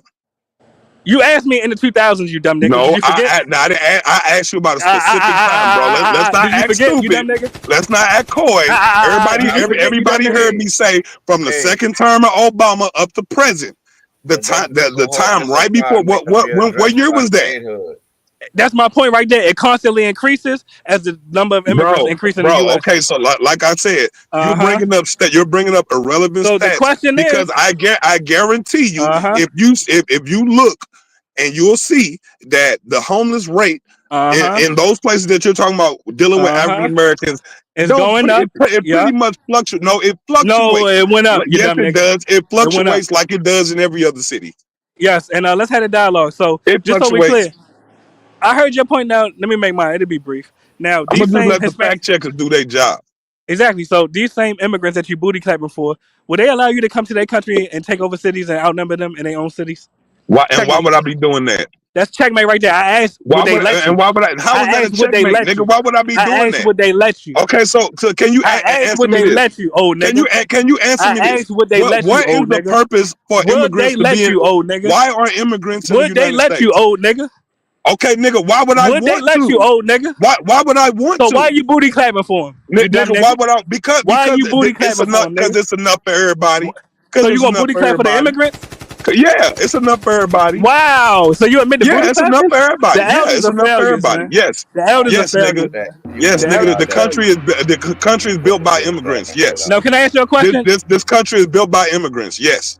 All right, but Mexico was built by immigrants. You can't go there illegally. Built by immigrants, bro. Mexico was built by immigrants. You can't go there illegally. Check bro, again, why would I be wanting to go to? Why do I want to go to Mexico? Because, well, let me answer that. Why would I want to go to Mexico? Let me answer that. I own real estate in Mexico. Okay, so I own real estate in Mexico. I didn't ask you shit about you. I asked you why would I want to go to Mexico? To buy cheap real estate, you dumb nigga. Okay, so there's cheap real estate all throughout the United States. I answered your question. There's cheap real estate all throughout the United States. I answered your question. Brother, I live in the Midwest. There's cheap real estate everywhere. And y'all flooded by Somalians and other immigrants. Brother, there's no. I don't see no. Yeah, you're dumb. Yeah, what city I don't see no Somalians. What city you in? What city you in? It doesn't matter. It doesn't matter. Because you're flooded. You dumb nigga. No, my city ain't flooded. So the question is this. I see just as many Mexicans as I always have. I see the same amount of Hispanics. They increasing. I mean, they increasing a little bit. Yeah, of course they are. Checkmate. So I was gonna checkmate, nigga. We got immigration policies that allow immigrants to come in. I'm asking a question, brother. Since you can't go to their country and outnumber them in their own. Why would I be going to their country? Nigga, they're coming to our country to get a better life. Why would I be going to their country to get a worse life? No, you can get a better life. You can buy a bigger house. No. You can buy a mansion. According to who? According to who? You can buy a mansion, you dumb nigga. According to who? I could buy a mansion here, nigga. I could buy a mansion here. But the mansion to be bigger in Mexico. Nigga. The mansion to be bigger in Mexico. Checkmate.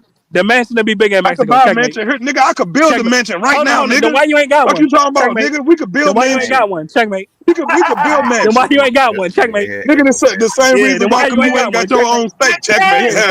Back to the question. Yeah, he's cooked. He's cooked right now. So the question is this: the same reason why you ain't got your own state. So you agree? That you got your head so you agree that you cannot go to their country and outnumber them in any of their cities? I agree that I have no reason to go to their country to do none of that shit because I live in the greatest country on the face of the fucking planet. Why the fuck would I want to go to a lesser country, nigga? Fucking wrong with you, nigga?